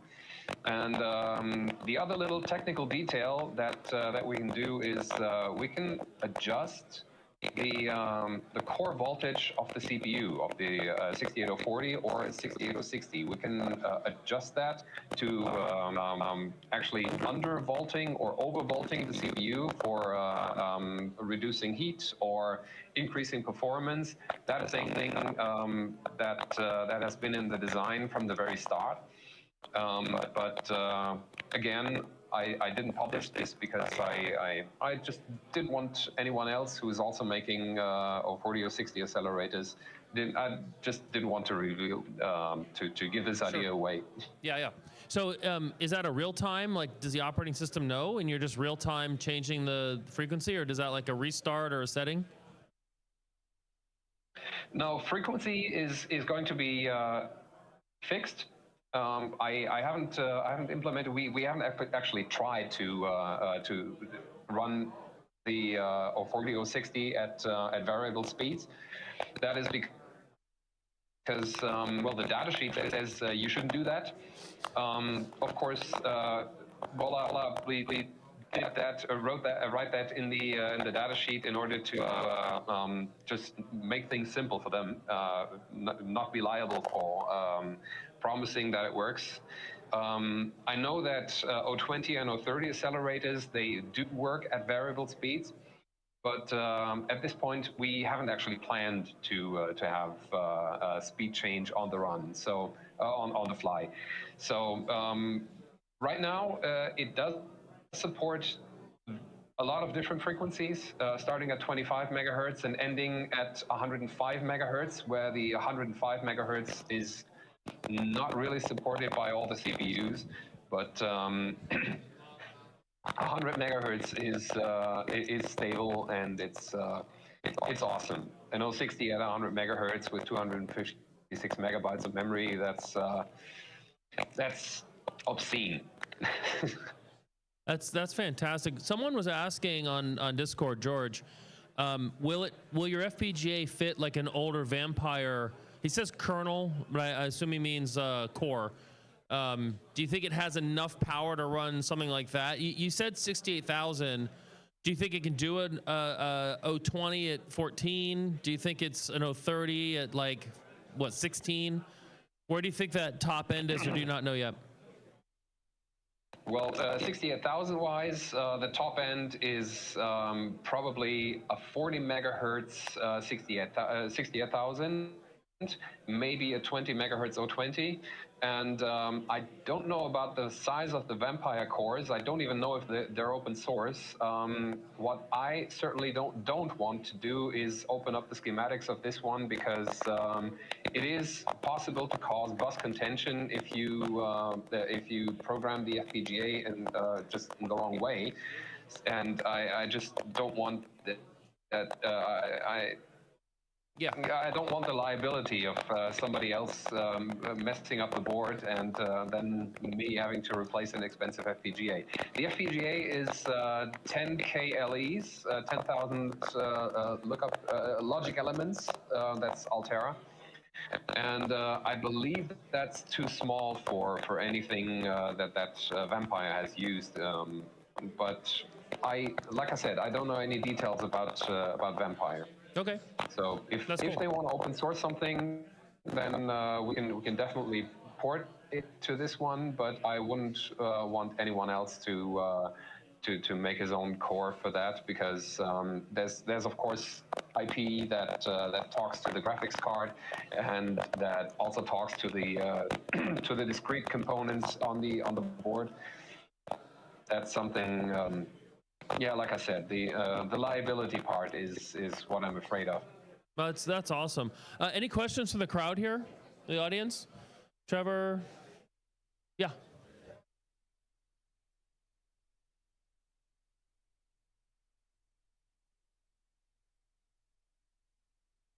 Buster?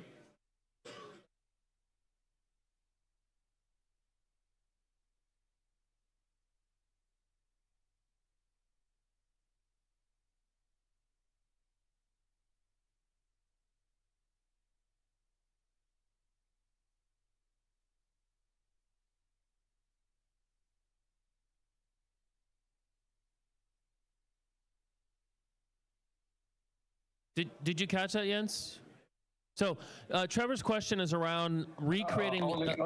Yeah, his question is around recreating custom chips in FPGA. We talked about the Buster 12, but Trevor's mentioning you had other projects in the past. Status of that or future thoughts is where you're going. Yeah, do you have any updates you can share with us, or just a smile? Like, what are your thoughts on being able to produce more custom chips in FPGA to replace them? Buster 12 is something that I wanted to make with Dave Haynie, and this project has been stalled for a long time because you know, when COVID has hit and all the supply chains were disrupted, we had serious trouble getting FPGAs at all. And I was in a lucky position to have enough FPGAs for my flicker fixers and accelerators, but I couldn't get the right FPGAs for the Buster 12, so that project was stalled for a long time. We will move that to a new family of FPGAs, and of course, finally catch up with work on Buster 12. But that's, yeah, it's been altered, installed, and then postponed for so long. I really can't promise any date. But yeah, the good news is I have made a decision on the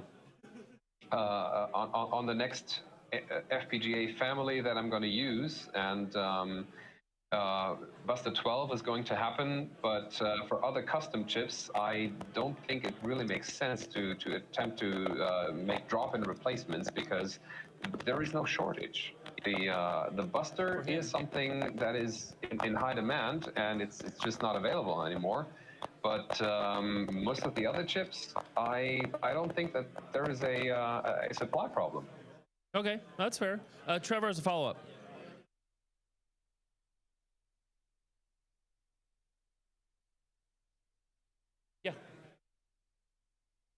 I got you. I got it. I don't hear you. No, I'll repeat the question for you. His question was, there's a number of open source projects to do that work. Do you have any thoughts on that? Well, we certainly don't need them because we practically have the source codes to the chipsets from the Clone A project back in, I don't remember, was it 2005, 2006? Yeah. Something like that. So we have the source code, and of course Indivision ECSB4, which we talked about earlier. That is actually replacing Denise. So you take out the Denise chip and leave it out and replace it with the flicker fixer, and that is making that's not only doing the Denise work, but also of course the flicker fixer and graphics card thing. And yeah, by the way, if somebody is listening who has an Amiga 1000 at home that has one of those very early Denise chips that does not support extra half-bright mode, I would like to get my hands on that. We really want to reverse engineer all the chip revisions and see if, for example, you can soft detect if these chips are in there. This is, of course, also going into emulation, but yeah, my main interest is in the hardware itself. So back in the days when the Amiga 1000 was released, the German magazines were actually writing about Denise chips that wouldn't support extra half-bright mode, and Commodore would be sending out chips for free in order to replace them.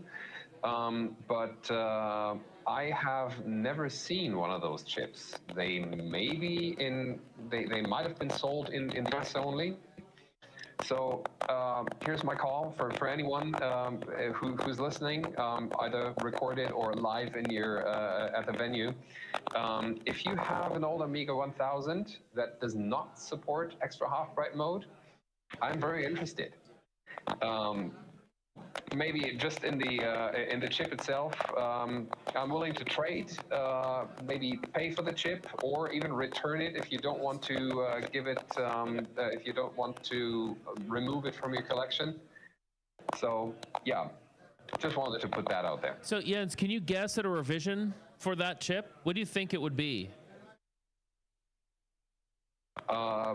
Probably, I believe the revision, the lowest revision that I have is revision 5. The standard revision is revision 6 in an Amiga 500. So I believe it's prior to revision 5, so 4 or 3 possibly. Okay. Well, the internet's starting to break up a little. So one last question for Jens. Okay, so I think we're good on the show floor. Let me check on the Discord channel here. I'm not looking at YouTube. Apologies for that.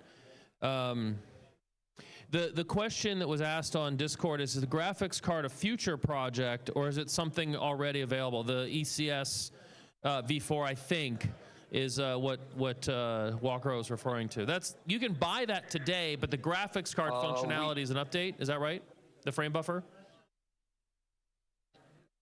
Yeah, the frame buffer mode of Indivision ECS V4, that is that's a future thing. That's going to be an FPGA update only, so you can just download it, and that's going to be for free for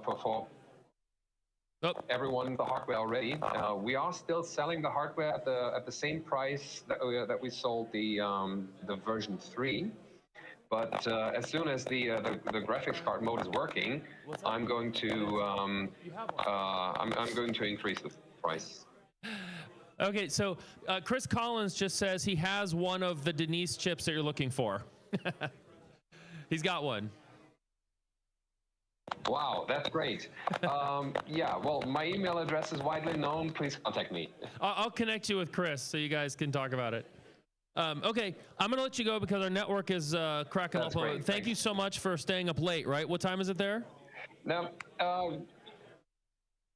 it's 1:15 midnight. Oh, boy. And what's your favorite Amiga game? I forgot to ask folks today. Favorite Amiga game? My favorite Amiga game? It's...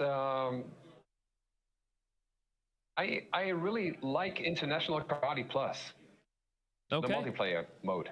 Okay, that's a great answer. Thanks, Jens. Take care, and hopefully we'll see you before this time next year. All right, thank you. Bye-bye. Okay, Alex is not feeling great, so we're going to punt his presentation to tomorrow. And thank you again, Jens. Let me cut over to the broadcast booth. That's offline. Mobile's offline. Show floors offline. Sponsors offline. Wow. All my cameras have gone offline. So that concludes our presentations for today. We're going to be resetting this later, but I'll do that in the closing remarks for the show. Thank you for participating in that. Okay, so for the online audience, we are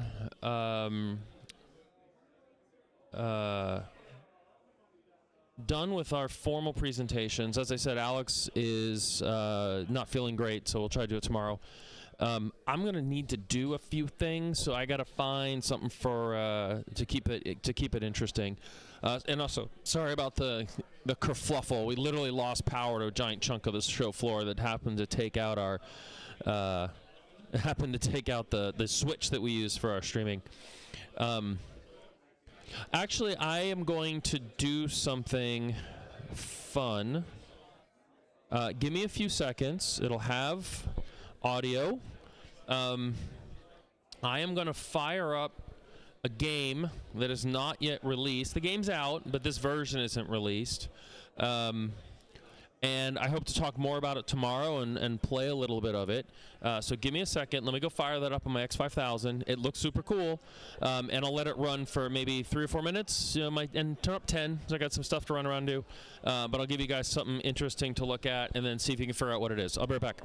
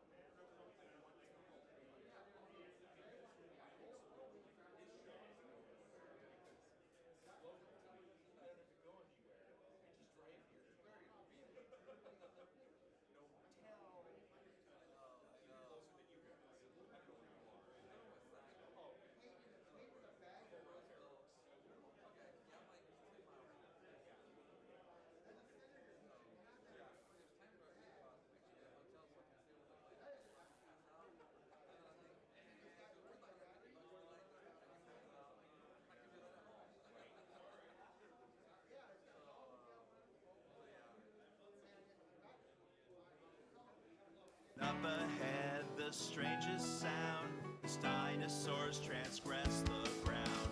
Zombies roam the countryside, raptors clone, rip, tear inside, volcanoes blow and worlds collide, chromosomes mutate and thrive. Fleeing home, can we survive? Mankind dethroned, alone, denied. Look out, they're coming soon, better run. Flyers boarding jets and bombers, least those that can dodge the monsters. They launch aloft to interface with aliens from outer space. Deep underground, our hero probes the self-aware genetic code. Yet even in this dire case, can science save the human race? Zombies roam the countryside, raptors clone, rip, tear inside, volcanoes explode and worlds collide, chromosomes mutate and thrive. Fleeing home, can we survive? Mankind dethroned, alone, denied. Look out. So I don't know what is going on with the audio now. Monitoring? Huh. Is 86 in nearly every other summer flick.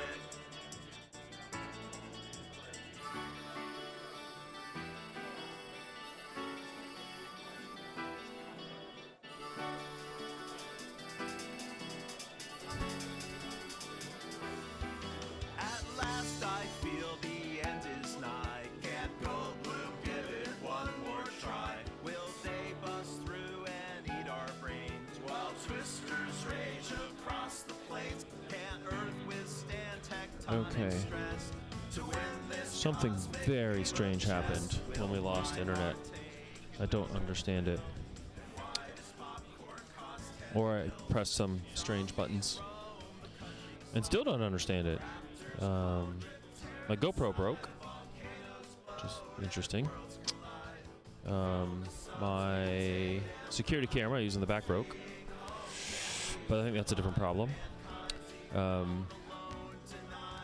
For some bizarre reason, my headphones are no longer working either.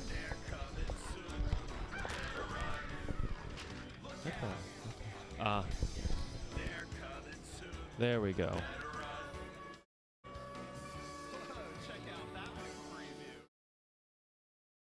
Okay. It's a Windows thing. You plug it in and it says, I don't know what to do with the device that you just unplugged and plugged back in, so you're going to have to tell me again. Okay, thanks. Not very helpful. Let me see if I can wrestle Stefan, because he had some really cool stuff I want to talk about with him in a informal convo. The GoPro webcam software is not spectacular. Does a job when it works, but it doesn't like the aggressive things that I like to do with the computer, unfortunately. Activate. I'm gonna launch it. Boom, boom. Oh, I see myself, and I see myself. Okay, I just have to deactivate. Oh, I'm not Jens. Flying to you. You know what I have not done that I need to do? Oh my gosh. Speakers. Mr. Jens, off. I have not talked about our sponsors. Oh my God, I have not talked about our sponsors. Wonderful, wonderful, wonderful folks who sponsor us. Aeon over here, makers of many, many things. The X5000, the A1222 Plus, which is available for sale now. Discrete Effects, right here. Going to become the Apollo Product Vampire North American dealer shortly. Amiga on the Lake, great company, lots of stuff for sale on their website. some games that they brought over as well. Sponsor, not present unfortunately, hopefully next year. Amiga Store EU, raffle sponsor, big prizes, really appreciate their sponsorship. And CH Technologies for his sponsorship, and Amiga Forever for their sponsorship, giving us the codes. So unlike other shows where you pay to get in, we give you like $60 value worth of software to come to our show, which is really strange. And then we've got the SACC organization who hosts this thing. Thank you. And then we've got Sordan, who has a website and sells a lot of stuff on eBay. Love them. Thank you. I have lots of their stuff, including the tank mice, which are fantastic. And then we've got... can I move that way? The Design Droid folks, who are in the raffle, who will draw a picture of you for your social medias. Fantastic. One of the original graphics designers for many of the very cool games. Stu, I think it is. Alenia Computer. Very, very active right now, producing content and working with producers of content. Amiga Kit, which I think is also Jens. Fantastic product. Really, really good. Retro Passion, another vendor. Lots of good stuff for sale. Bought some stuff from them recently. And then, of course, Alex Perez with Rabbit Hole Computer, put some SCSI SD. Excellent products. The new 2040 is amazing. And then PageStream, Devin, who created PageStream many years ago. We had a conversation in Discord about PageStream. We love PageStream. We wish it would be updated. If you're listening, please give us a PageStream update. I actually use PageStream every year to produce a calendar that I send to my family and friends, and it's great. Little tough these days. Not super stable on OS 4, so I learned to work around some of the bugs. So I tend to use version 4, 68K. I'd love to use version 5, all the latest features with PDF export and everything. Be nice, but we'll see. Okay. Again, thank you to the sponsors. We have a few minutes. Let me go find Stefan. He's at his table. Let me see if I can pull him away, and we can have a conversation over here and spend 5 minutes talking to him about his product. I'm not ready to go full mobile and to bring the camera to him out on the show floor. I'm going to flip over to the audience view so you can see that, and I'll be right back.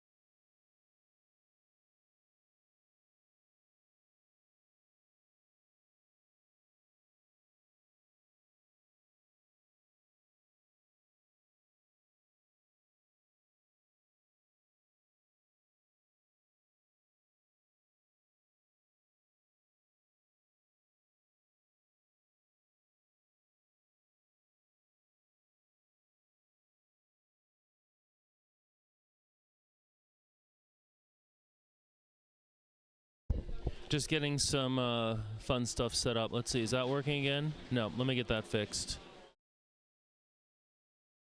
Okay, let me check that.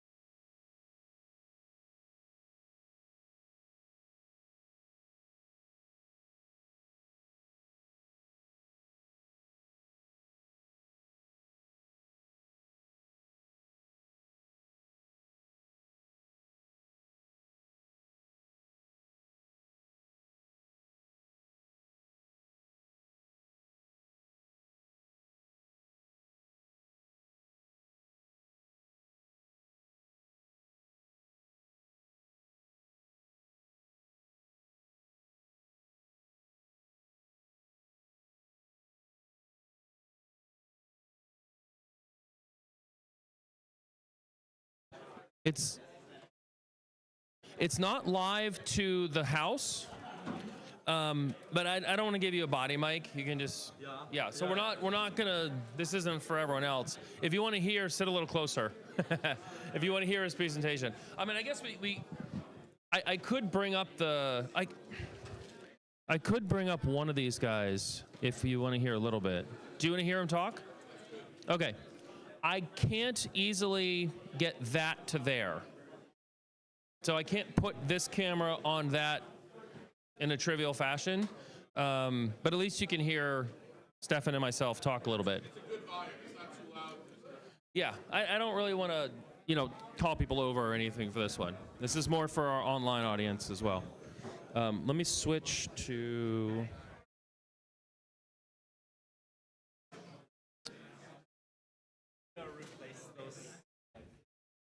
Here you go. All right. Yeah, you can just move stuff around. And then you can see... Yeah, very good. Very good. I forgot the little tripod for the GoPro. Sorry about that. Should put a big old thumbprint on that sucker. And of course, the USB cable is like super nice and stiff. So it means that if you touch the cable, the whole thing moves around and falls. Damn it. Been working great till now. Okay, there we go. So, do you want to sit? Why don't you grab a chair? That's fine.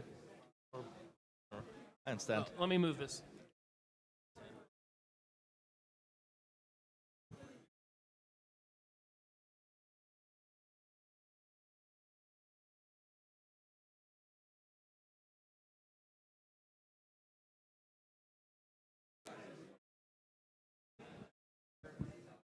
Okay, is that better? Test. Should be. We should be live. Then I unplug the monitor, I think. Moving stuff around. There it goes. Okay, so I've got Stefan Reinauer? Reinauer. Yes. Reinauer. I'll say it fast so it sounds like I know how to say it. Thank you. Stefan is a hardware engineer in Silicon Valley. I'm a software engineer, but yes, aspiring hardware engineer. Okay. One day I'll be a hardware engineer. He's a really good software engineer, so his employer won't let him touch hardware. So he does it at home in the evenings, which is fine. That's great. And you started, I think, during the pandemic. That's right, yeah. With an idea. So why don't you start there? So during the pandemic, I bought an Amiga 4091 SCSI controller off of eBay. And I knew that those boards were like super rare, right? Yeah. And then when I finally got the boards in my hand, I was like, hey, all the components that are on there, you can actually still buy to the day. And so I talked to my friend Chris, and I was like, hey, Chris, we can build one of these. Like, shouldn't we try this? Because they're so rare, and like they went for hundreds of dollars on eBay typically, right? Up to like $500. And I was like, we should make this available so that people can actually have them, but also learn from them and see how they function and maybe build other cool stuff in the future. And, nice. So we started reverse engineering it during a pandemic. Took us a couple of months to redraw the schematics, route the boards, and and now we have it working. Yeah. We've had it working for a couple years. We did, yes. And actually, if you go back in time, you guys gave us a presentation at an AmiWest in the past where you went through like all the crazy machinations. I'm going to pop this over, and now the audience is seeing this camera.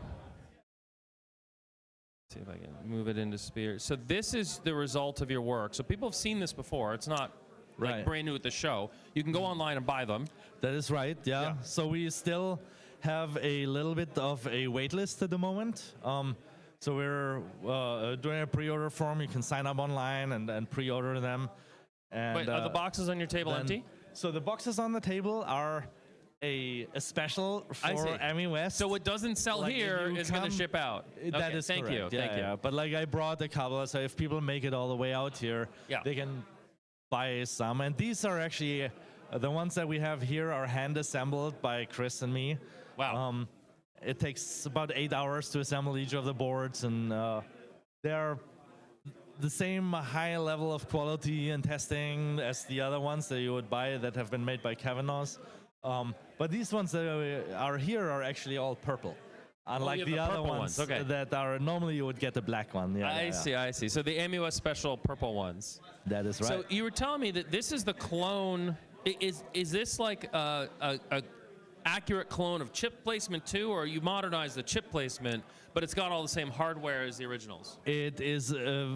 It tries to be a very, very accurate clone of the original. So not only is the chip placement exactly as it is on the original board, but also the traces on the board are placed exactly like the original, including some of the like bugs and oddities that we found in there. So we really copied it one by. Can you take an old ROM and plug it in this board and it works? Oh yes, you can. Okay. Absolutely. Like this one that is sitting here actually does have the old ROM in there. Hold on, I can zoom in. Check this out. You can also do the opposite actually, and you can take the new ROM that we wrote and put it in an old card, and it will get the old card additional features. Like it's a little jerky, Here, but yeah. here it goes. It'll focus There in you a go. second. Good, but you can see the ROM chip there. Yeah, it's maximum zoom. It's not. Let's see if I can get it. Force of focus. Almost. We're a little too close, I suppose. I'll come back out. I just enjoy having fun with this kind of stuff. So you can see that's sharp.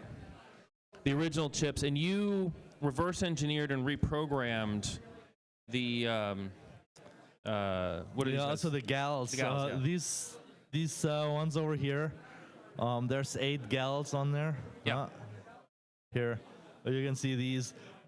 Actually, we were very lucky because Dave Haynie published the source code to the logic that is in these gals, and that actually helped us make the card, because without that, it is really hard to actually reverse engineer these chips if you don't have source code to what's in there. Yeah, I can only imagine how.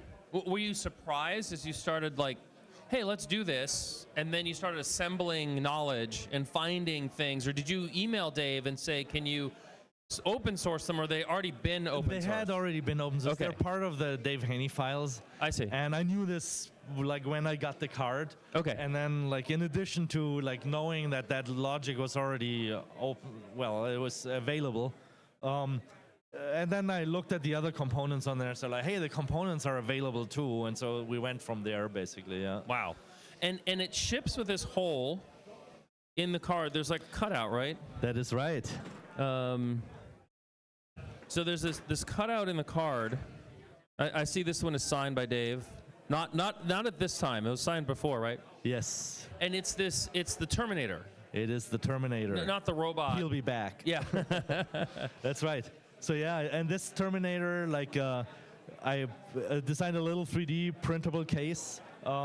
This one is printed by JLC PCB, and you can see like the top is transparent, so you can see what's inside. But it doesn't matter if this thing is floating around in your case; it's not going to short out anything, right? So trying to protect it. In the past, we've used like a shrink tube to protect them. The original was unprotected. We didn't want to go with that. We want to do a little bit better, right? I have a horror story of that. I'm not getting into it. It makes me cry. I'll tell you later. Thank you. Very, very cool. So this is the 4091. Yeah. Fantastic performance. You did take liberties in the ROM with regards to like your pre-boot screen. Like you have an extended ROM. Right. Yes. And you have to just be here to see this thing. It's freaking amazing what you can do, because you wanted enhanced debugging.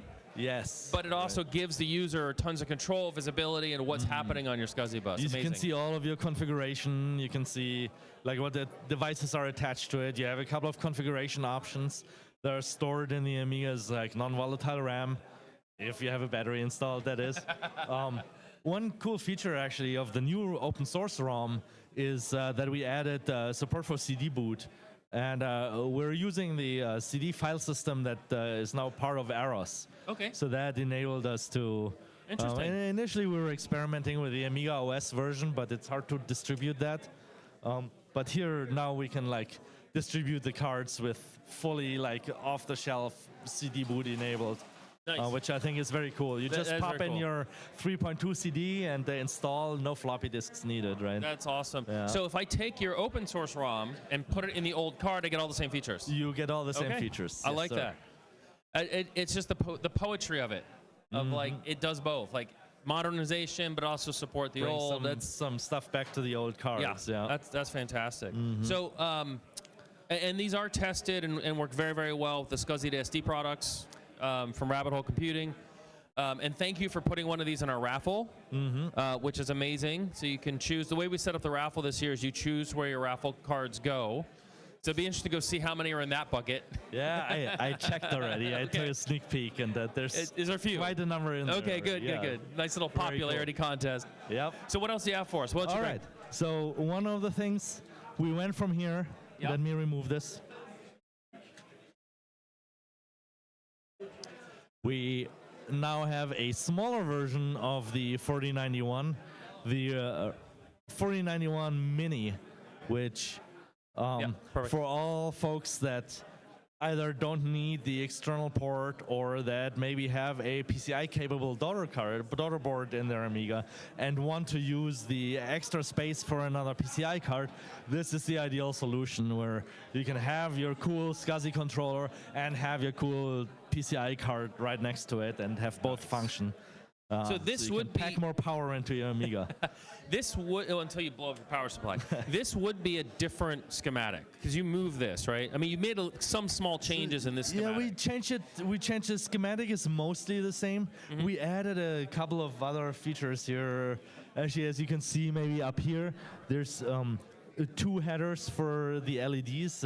One is the LED output of the Amiga 4000 and one is for the Amiga 3000. Okay. So before, with the original card and our reproduction, you needed a little adapter if you wanted to have the LED of the Amiga 3000 show the activity of the 4091. So do you have there's two headers. So what is that? 4000 so in and out, right? I see. So you take motherboard in. You insert it between the motherboard and the LED. So if I have an IDE drive and this, they'll both either activity will flash it? Yes, sir. Okay. Very nice. Yep. Very nice. And we removed another one of the chips that is basically unused. There's more ideas. We used more SMD components like the oscillator, right? We got rid of the through-hole fuse over here. Just stuff that is not really needed. Optimizations. Optimizations. You've supported the old worlds, and now you're going to increment a little bit. And you told me earlier that this is, like, what we're looking at is basically how it's now coming out of the factory for you. That is right, yeah. So we were able to consign all of the parts with JLC PCB, and that way, and nowadays we can get the cards directly from the factory, fully equipped. You just drop in a ROM, drop in the gals, and do the testing. No cleaning needed anymore, no soldering of single parts or connectors. Wow. So this is really great, yeah. And I mean, hopefully we'll get like all the requests for cards that we have like finally like rolled out, right? Yeah. Is it such that you can kind of maintain a small stock so that once you get out of your backlog, they're just available until you throw a switch? We plan to do that. Yeah, that's awesome. Yeah. So right now we're still like working through the backlog. However, like that's the plan. That at some point we'll just switch over and say like, hey, now they're just available, and we'll keep a couple, and restock when they're gone. Yeah. So I highly recommend if you have a SCSI chain in your 4000, or you want accelerated performance over the onboard IDE, at least 2x, maybe 3, I'd imagine. Yeah, sounds about right. Yeah. We get depending on which memory you DMA into and whatnot, but like you get between 4.5 and up to 8 megabytes of the card. That's pretty good. That's really good. Hey, and it comes in a fun purple. Is this purple for the show, and you're going to produce them in black for not, or just because we were talking about that earlier? That's a good question. Maybe the final ones will be black as well. Yeah. Very cool. Are roadmap wise, do you see you guys continuing to tinker on this, or are you going to pivot to other projects? Have you reached the end of where you want to be here? We're going back and forth about it, to be honest. Yeah, I think this was a good change, making a smaller board, right? Because a lot of people asked us for this, actually. Yeah. One thing that would also be interesting is to exchange all the gals with a single CPLD, maybe like make the card a little bit cheaper and easier to assemble. Yeah. Still, I don't know if we'll take the time to actually go through with it all. Why? It's Why? a hobby, right? Yeah. And it's Go do something it's new. a good Do something- design. go Like find another I'm weird excited card. to do other stuff Yeah, too. yeah, exactly. Take your talents and push We'll us come forward. back to it too, and like Sure. after a while of not touching it, Yeah. we might just go like, hey, like let's do this thing, because why not, right? No, it makes Yeah. total sense. I mean, realistically, the idea of the smaller card, I mean, it's like you're done. Like, to move on, it's a fantastic product. You have your distribution working, so you can just build them. It's not going to like take 8 hours of your time to fill That's one of right. those Yes. boxes, which is Yes. wild that you would do that with all the other things we have going on in our lives. That's very, very cool. What else you got for us? All right. What's the next one? The next one. Here, let me find something else.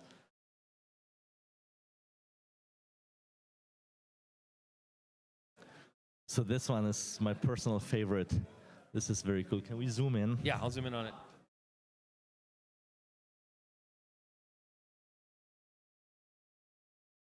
Hmm. Oh, okay.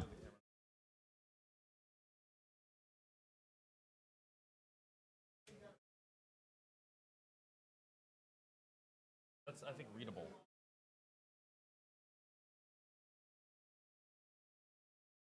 Okay, what do we got here? All right. So it is not a project that I started, but it is a project that I have assembled, and I brought a couple to show here at the show.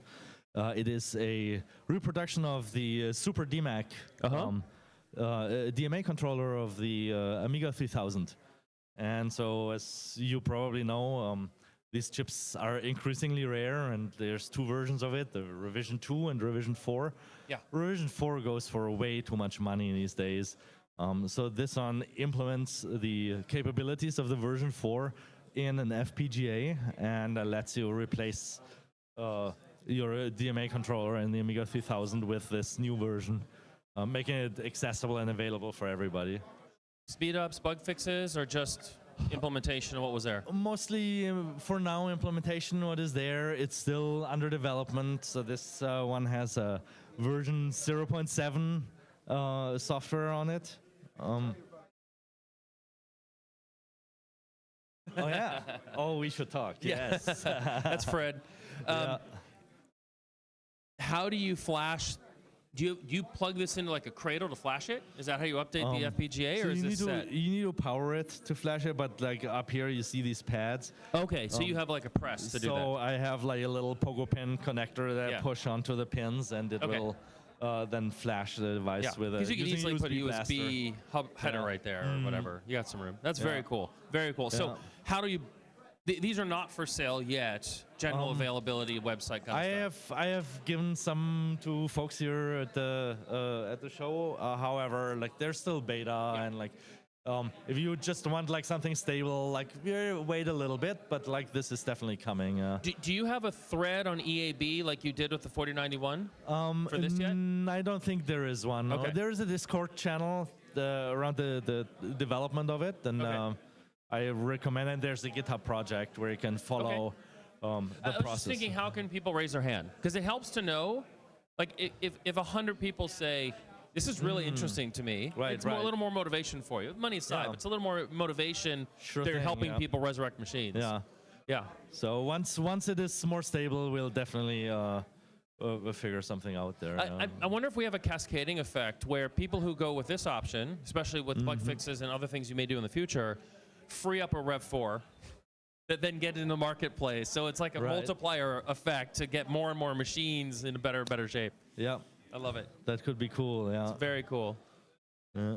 Another thing that I just did the other day, also for the Amiga 3000, I don't have the PCB right here. I gave it to somebody. So it's a little board, as you might know. The SCSI controller on the Amiga, onboard SCSI controller on the Amiga 3000 is clocked with 14 megahertz. The Western Digital chip. The Western Digital 33C93, right? And one thing you can do actually is some of the chip variants support clocking up to 20 megahertz. So I made a little adapter that helps you clock that chip not at the motherboard frequency, but at 20 megahertz. Okay. So this is a sandwich board. Like it's a sandwich board. It's an interposer, basically. Yeah. It slightly overclocks the SCSI one, so it's still untested on a lot of real SCSI disks. Yeah. But if you have a Zulu in there, like you get something like another megabyte per second of performance. Yeah, I want one of those. With like a very small and very cheap board, yeah. But one of my side projects, my brother had a Amiga 3000 UX when he was in college times, after college. We have the board. We have a Amiga inside of it from Chucky. Very cool. Yeah. So if I can make it go a little, it didn't boot for me, but I lent it to Alex Perez, and he put the case on, and then it booted for him. So there's something going on with the SCSI bus. But anyway, very cool that you're making a little accelerator for 3000. Hopefully it works. You got to test it, but hopefully it works. So very we tested cool. it with the Zulu SCSI. It works with that. Yeah. However, like we've not done widespread testing yet with the other drives out there. Yeah. Nice. Even if it only works for the Zulu, it'd be still a pretty good option. It's a great option, yeah. I mean, it's probably not all that expensive either. No, it's like a PCB and an oscillator and a capacitor, a couple of headers. Yeah, we were joking earlier as well, like, there'll be a point in time where every single socket has like an ARM CPU in it. That's right, yeah. You'll have like the SCSI chip will be emulated by an ARM chip that's running 4 or 5 times the speed. Every single socket on the motherboard. It's almost the reality already. Because you could do this in an ARM SoC. It's more expensive, but it has. We could probably put one on there somewhere. Yeah, just on the side. Make it Bluetooth enabled for more like wireless RAM. I wonder if it might be fast. Latency's a problem, but it'd be fast enough for bulk transfer. Yeah, it could be, yeah. What else you got? What else? All right. Last but not least, this board that I brought, it is also not my board. Yes. It's a board from another Stefan.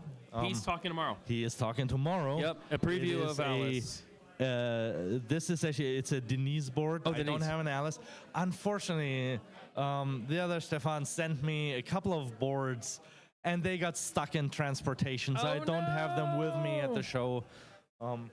I'll see if I can have a friend drive up here tomorrow and maybe drop it off if it arrives today. I have to check, but yeah. Yeah, that'd be fantastic. This is a really cool board. It's this one specifically is an Amiga 500 and a mini ITX form factor. So sexy. And it's like, this is just awesome. Yeah. For your Checkmate 1500 Mini. That's right, yeah. Perfect board. I have 3 500s sitting in storage. So if you need some chips, let me know. I would love to see one of these things. So this is the one that I bought like a couple of months ago from him. And as you can see, I have not made much progress. Well, you've been building 4091s. Tinkering with other stuff, yeah. But I'm so looking forward to running this machine. Like, yeah, we'll see it next year. We'll see it in the next AmiWest. Right. This sucker populated. I mean, just it's just amazing. It's just freaking amazing. I see there's some passives already on there. Just phenomenal work. We're excited to have Stefan and his. I don't know if Mr. A is going to join. Maybe he might join tomorrow. Yeah, I think he's the technical arm who like really does the layout work. But talk about the work that they're doing with the Amiga work, which is like an amazing thing. Francis is here with his systems. I believe he got him here and set up. Just works of art. It's phenomenal. Cool. Well, thank you so much for your time and thank you for coming. Appreciate it. Have a good day. Thank you. Okay, well, that was Stefan and his amazing toys. So cool. It is now 4:15. Let me see if I can find someone else to do a little quick interview. I'll be back.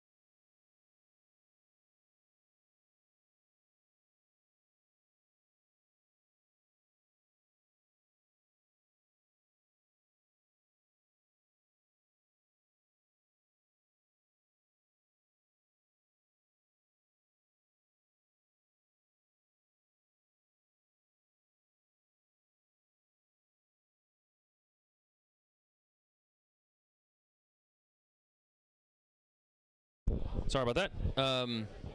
It's getting time. It's 4:30 now. Going to, and we only got a few people online. I really appreciate the stalwarts. Looking around, I don't see anyone to kind of peel off for interviews. Tomorrow, everyone's going to be a little groggier from the evening's festivities, so I'll try to grab someone tomorrow. I'm also looking forward to doing a fairly in-depth tour of the show floor. I don't know if we've announced this yet for the 16 people that are on here. I think I did earlier. I can't even remember.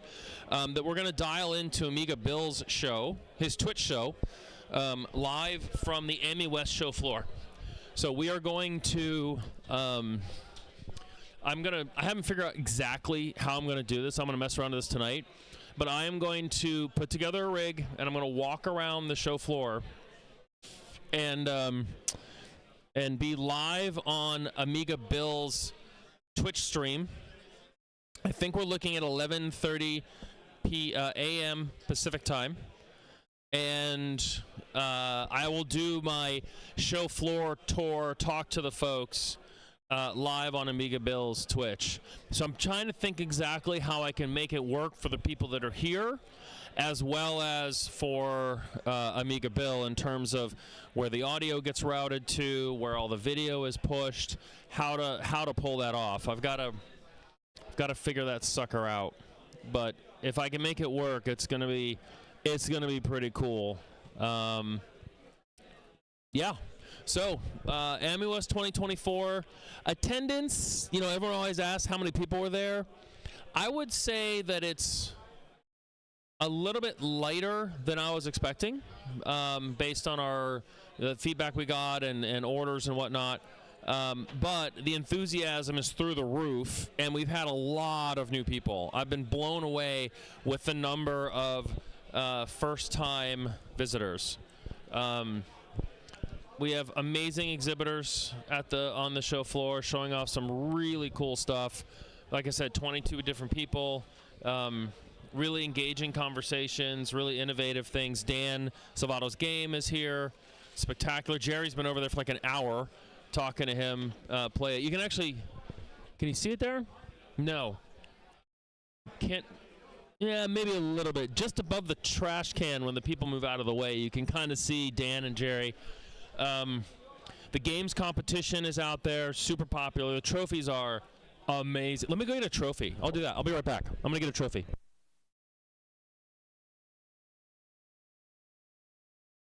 Go mobile using the good wireless handheld.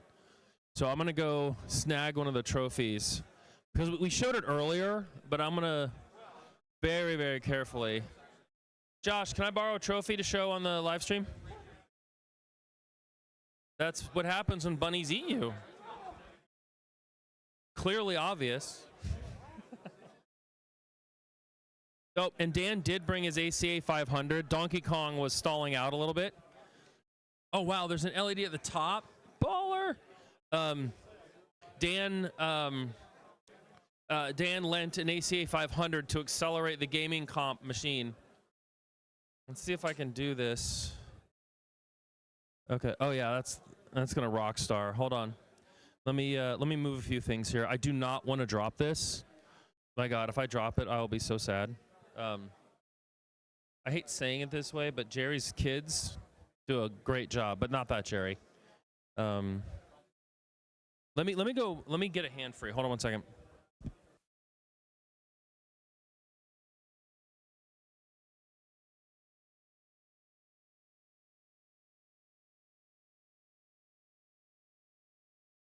Testing, 1, 2, 3. I should be good on the levels.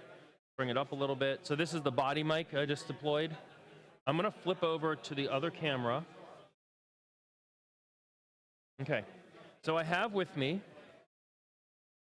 the AmiWest 2024 trophy. Okay, so this is for the winner of the bunny game. So hop to the top. I played it before the show, got it off at itch.io. Fantastic. I'm going to bring it close I'm going to start on the main character. And this camera does a pretty good job, if I can get it right, on zooming in. So you can see the quality of this build, the paint job alone. There's that little bunny in the back. There's an LED in the floor. And there's also, I hadn't seen this before, there's actually an LED in the roof. So technically, it's like a light box. And then it's got this rabbit swarm. I don't know, for those who play D&D, someone needs to write a stat block for that thing. The rabbit swarm. And if you look carefully, there's like blood on the rabbits. I mean, phenomenal, phenomenal work. It's a little big. You know, it's a bigger trophy this year in a box. Got the bottom so you can access. Oh, there's a built-in switch right here. Click, click, click with on and off embedded in. All 3D modeled, all hand painted for the show by Jerry's sons. Is it gonna get it? Nope.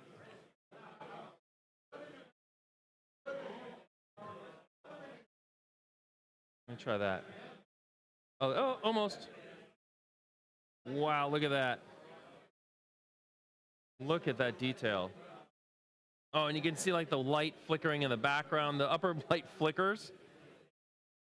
Made for AmiWest. I love this one in the back. That's my favorite.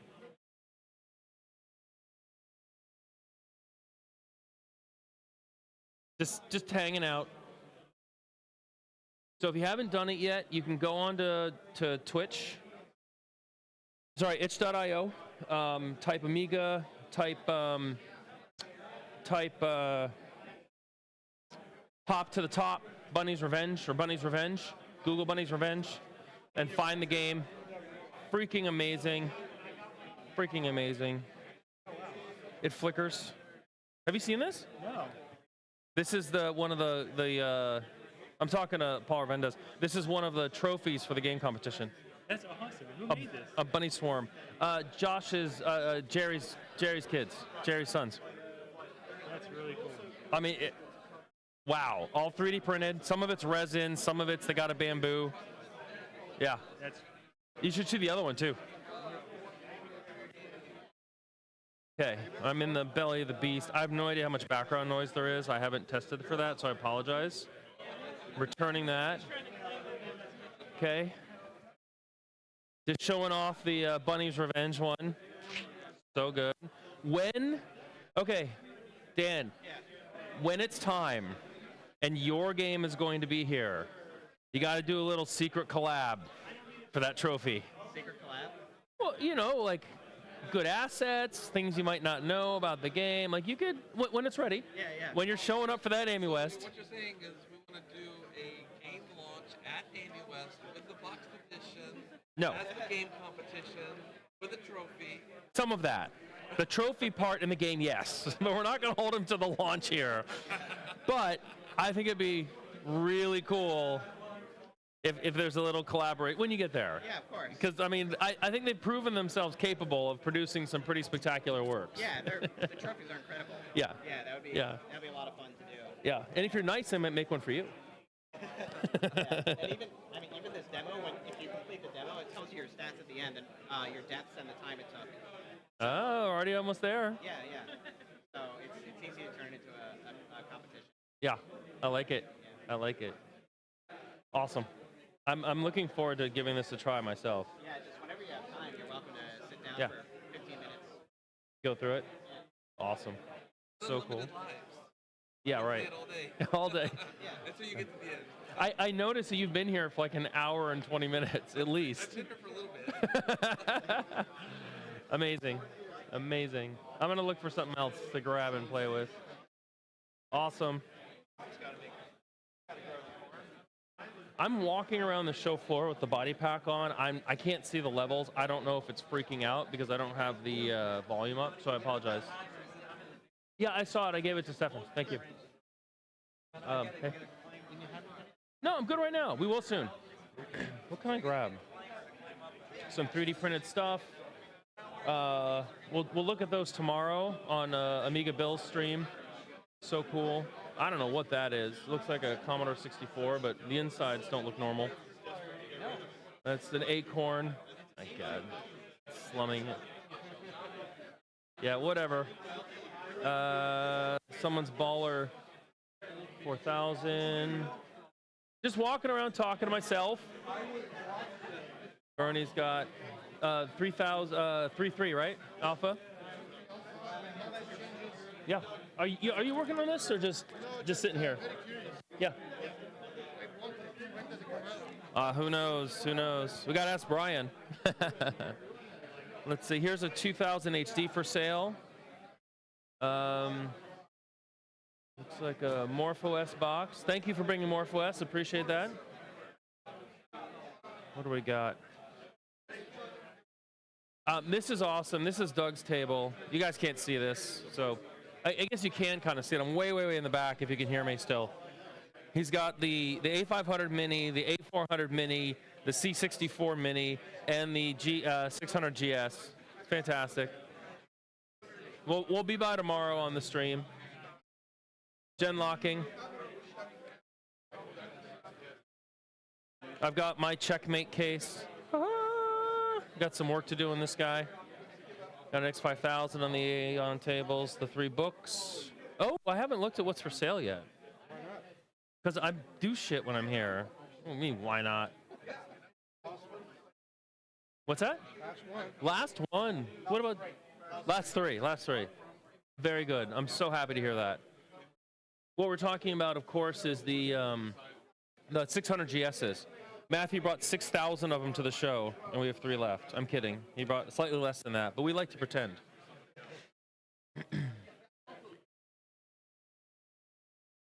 Very cool. Very cool. Some ROMs. Oh. Yeah. Amazing game. I'm going to have to fire that up. I haven't played it in forever. I should put it on the 1222, but it run great there. I have it. I literally have this on my shelf. Not even this. I have the box. I'm talking about Payback. You can get Payback 2 in the Android store, and he's continuing to support it. And it's definitely newer, but it definitely is the old one. Like it's definitely got the vibes of the original Payback. Great game, lots of fun. You know, the GTA for us stubborn Amiga users. What the hell is this? Oh, A600 memory card, so I don't know what it is.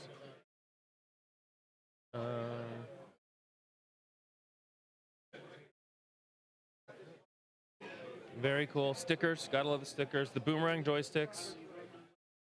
You know, I think I have one of those somewhere. I don't know where it is. Very cool. Grease Weasel. I wish there was OS4 drivers for this sucker. We need Python 3.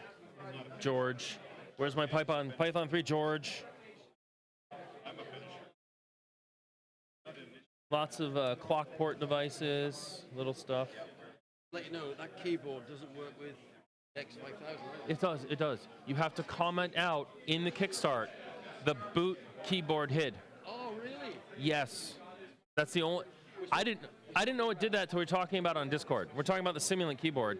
In order to make it work for the machines to boot, you have to comment out the boot keyboard HID. So you've done that already? And mine, yes. So we have to put that one on just to make it easier to boot from the USB. So that's running from the USB at the moment. Okay, great. Just to show people how easy it was to. Once we swap the.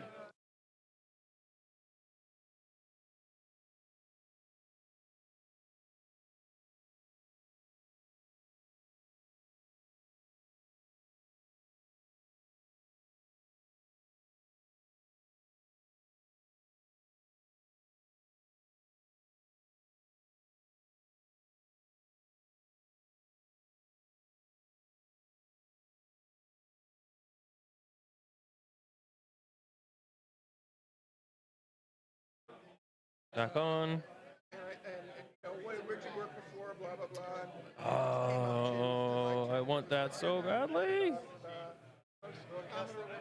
What's that? Yeah. So, I mean, they're seeing the camera there, just the thing, and I don't know if they can hear me. I've never used this body mic over here. I mean, this stuff is designed for 1990s like opera hall. Operate the transmitter at least 15 feet away from the receivers. Right, it should be okay. Yeah, we're like 6 feet away earlier. I'm like, it should be fine.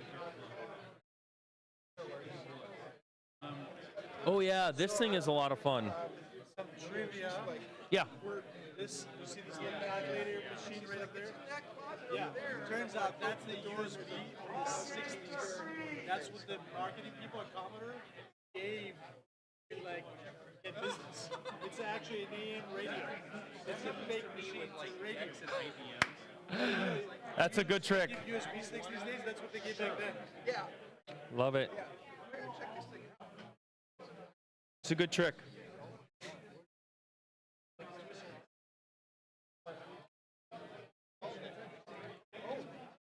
If you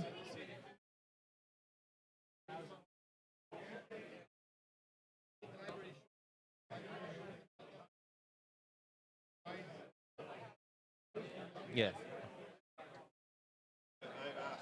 my boss.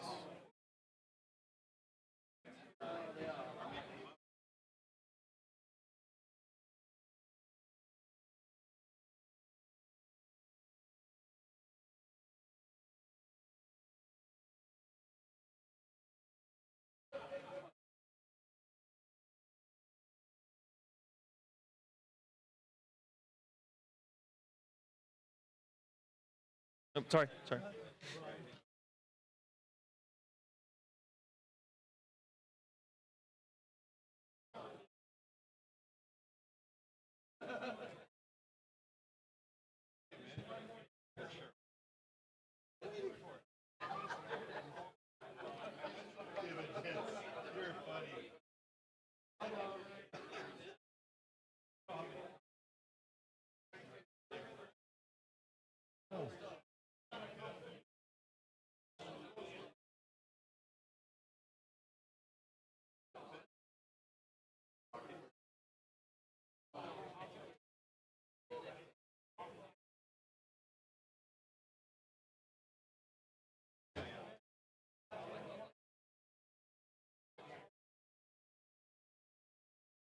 Okay, fix something. Sorry, I got quiet. I'm talking to myself. Talking to myself. Just talking to myself.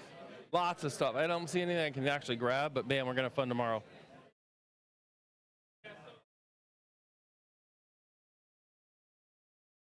Not normal. It looks like the $6 million van. Yours? Which one? This stuff. Do you know whose this is? Barry's? Okay. So Wow. you're saying Marshall has one of the all-fours? That's what he said. Okay. Yeah, that's what he said. Okay.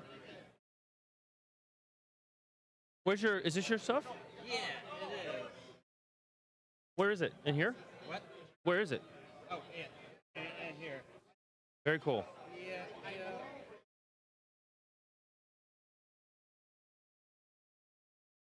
this one doesn't work.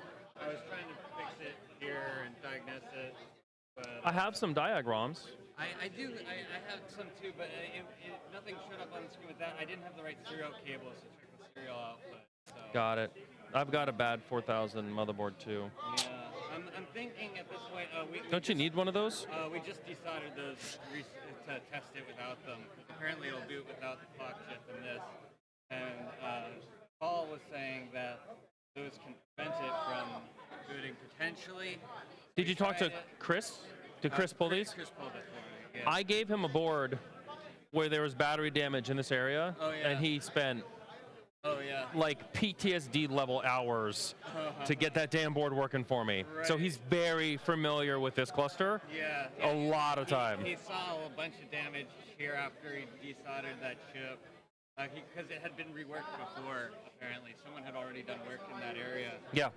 And I just don't know what's wrong with it.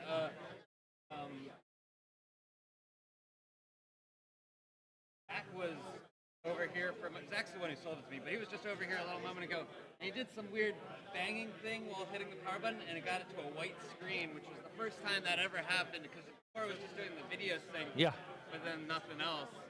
Nice. He got it to a white screen, and I have no idea how he did it, and we couldn't replicate it again. But that was the furthest it's ever gotten. I need a re-4000 board, desperately. I've tried a new CPU Yeah. board, because yesterday I bought the BFG 9060 from Paul, because as like a motivation to get this thing working again. Which know? CPU? Do you know? It's the full 60. Ooh, so much better. I got an LC. Dog. It's a dog. It runs like a toaster flyer. Yeah. Happy as shit, pig and slop, right? Because it's that era. Right. But if you want to modernize it, it is a dog. Because you have to do the software, FPU, and all that junk. It's not good. It adds overhead and stuff like that. I'd love to get a Rev 6060, but it's just money. Yeah, good luck with that, man. Thank you. Yeah, tomorrow, I'm going to interview you. Oh, so I want to bring that over. Yeah. And we'll sit down and talk and show it off and talk about it. That's cool. Okay, yeah, that's fine. Is this yours as well? Yeah, that's mine as well. I'm gonna do Amiga Bill's Twitch stream. Okay. Tomorrow, and I want you to walk me through that thing because that looks pretty cool. I can do it. Okay. Tomorrow. You want it to be able to like run and everything like that too? Or This one? Yeah. Whatever you want to do with it. Even in that state is fine. I'll be coming by and I'll find you and we'll put the camera on it so you don't have to move it. Okay. And then we'll just point and talk. Yeah, perfect. Sounds great. Awesome. Okay. Ooh. Oh, that's interesting. What's the connector on this? Oh, it's a Sega plugin? No. It is a actual all-in-one game. Yeah. All in one. Nice. Probably already own 14 of these, don't you need That's mine. Is it? That's mine. Yeah, I'm trying to get rid of it because I don't want any of those. Not my speed. Okay. Mike, Colin. Okay. Brian's already gussied up. Well, hey. In your executive function now. You don't have to do anything. I don't want to do any of that either. I need water. That's what I need is water. Water's good. Okay. Let's see. Okay, I am going to turn off the stream here in just a minute. That was a audio tour of the show floor. I'm sure that's not as fun for the folks at home, but it's what we got right now. I'm going to start shutting down and cleaning up because we got the banquet coming tonight, and I need to, prepare, get everything ready for that. This one. Well, that didn't do anything. That was silly. So yeah, we're live from the show floor. We will be live again tomorrow, hopefully, depending on how much we drink. Great vibe, awesome event, really enjoying things. Really appreciate the 15 folks who are still connected to the stream this year. Big news for the day, just to kind of recap before we sign off. Amiga OS 4 Update 3 is coming out, updated components. I'm sure there'll be some more news sites with the data. You can go online and look at the stream to see what that was all about. Really successful day at the show. People had a grand time. Game competition's happening tomorrow. The raffle's happening tomorrow. We'll go look at that with Amiga Dave. Crazy machines over there to walk through and talk through. Yeah, it's gonna be good stuff. Good stuff, everyone. So I am going to sign off and start to, as I said, clean up and prepare myself mentally and physically for the grueling evening ahead. Trevor's going to be doing our banquet speaking. We're going to fire up that stream 6:30, 6:45. Of course, it'll be recorded. Robert Bernardo will record it as well, as he's been doing for us, which is fantastic. We always appreciate that. Oh, man, Joe T. Hey, Joe. Appreciate the compliments. We miss you here. Wish you were here. Trying to see who else. I'm just getting caught up on the thread. So I'm scrolling back. First Ninja, thank you for your question. You've asked a bunch. The A4000 typo has an IDE interface, and the A3000 has a SCSI controller. What are some of the compelling reasons for the A4091 board in general, and why would you want to buy a modern version of it? First, the IDE on the Amiga 4000 is subpar. I mean, in its day, it was competitive and allowed you to work with the machine, but it's not particularly fast. The 4091 SCSI card has better performance, better stability, supports more devices. As he said, you can now do CD-ROM boot directly off the card. It's built into the ROM of the card. So you can plug one of those in, plug in a CD-ROM, a little harder to find that, or virtually emulate it in a SCSI to SD. And you've got a higher performance, more stable interface for storage. The 3000, similar story. The performance of the 3000 SCSI does not match the performance of the 4091 card. So if you want a really good package, what you're looking at is the 4091 plus the SCSI to SD. Probably some of your best I/O profile that you can get in the box. Yeah, there's the IDE, the Buddha card that Jens produces, which is also very good. It's another way of going. But the SCSI to SD capability, the 4091 capability, it's a good combination. I don't run one personally. I've got a Toaster 4000. I don't have enough slots to jam one of those things in there. If I had my dream and resurrect my Mediator 4000, I probably would get one and stick it in one of the Zorro side slots, this mini one. Again, with a SCSI to SD card.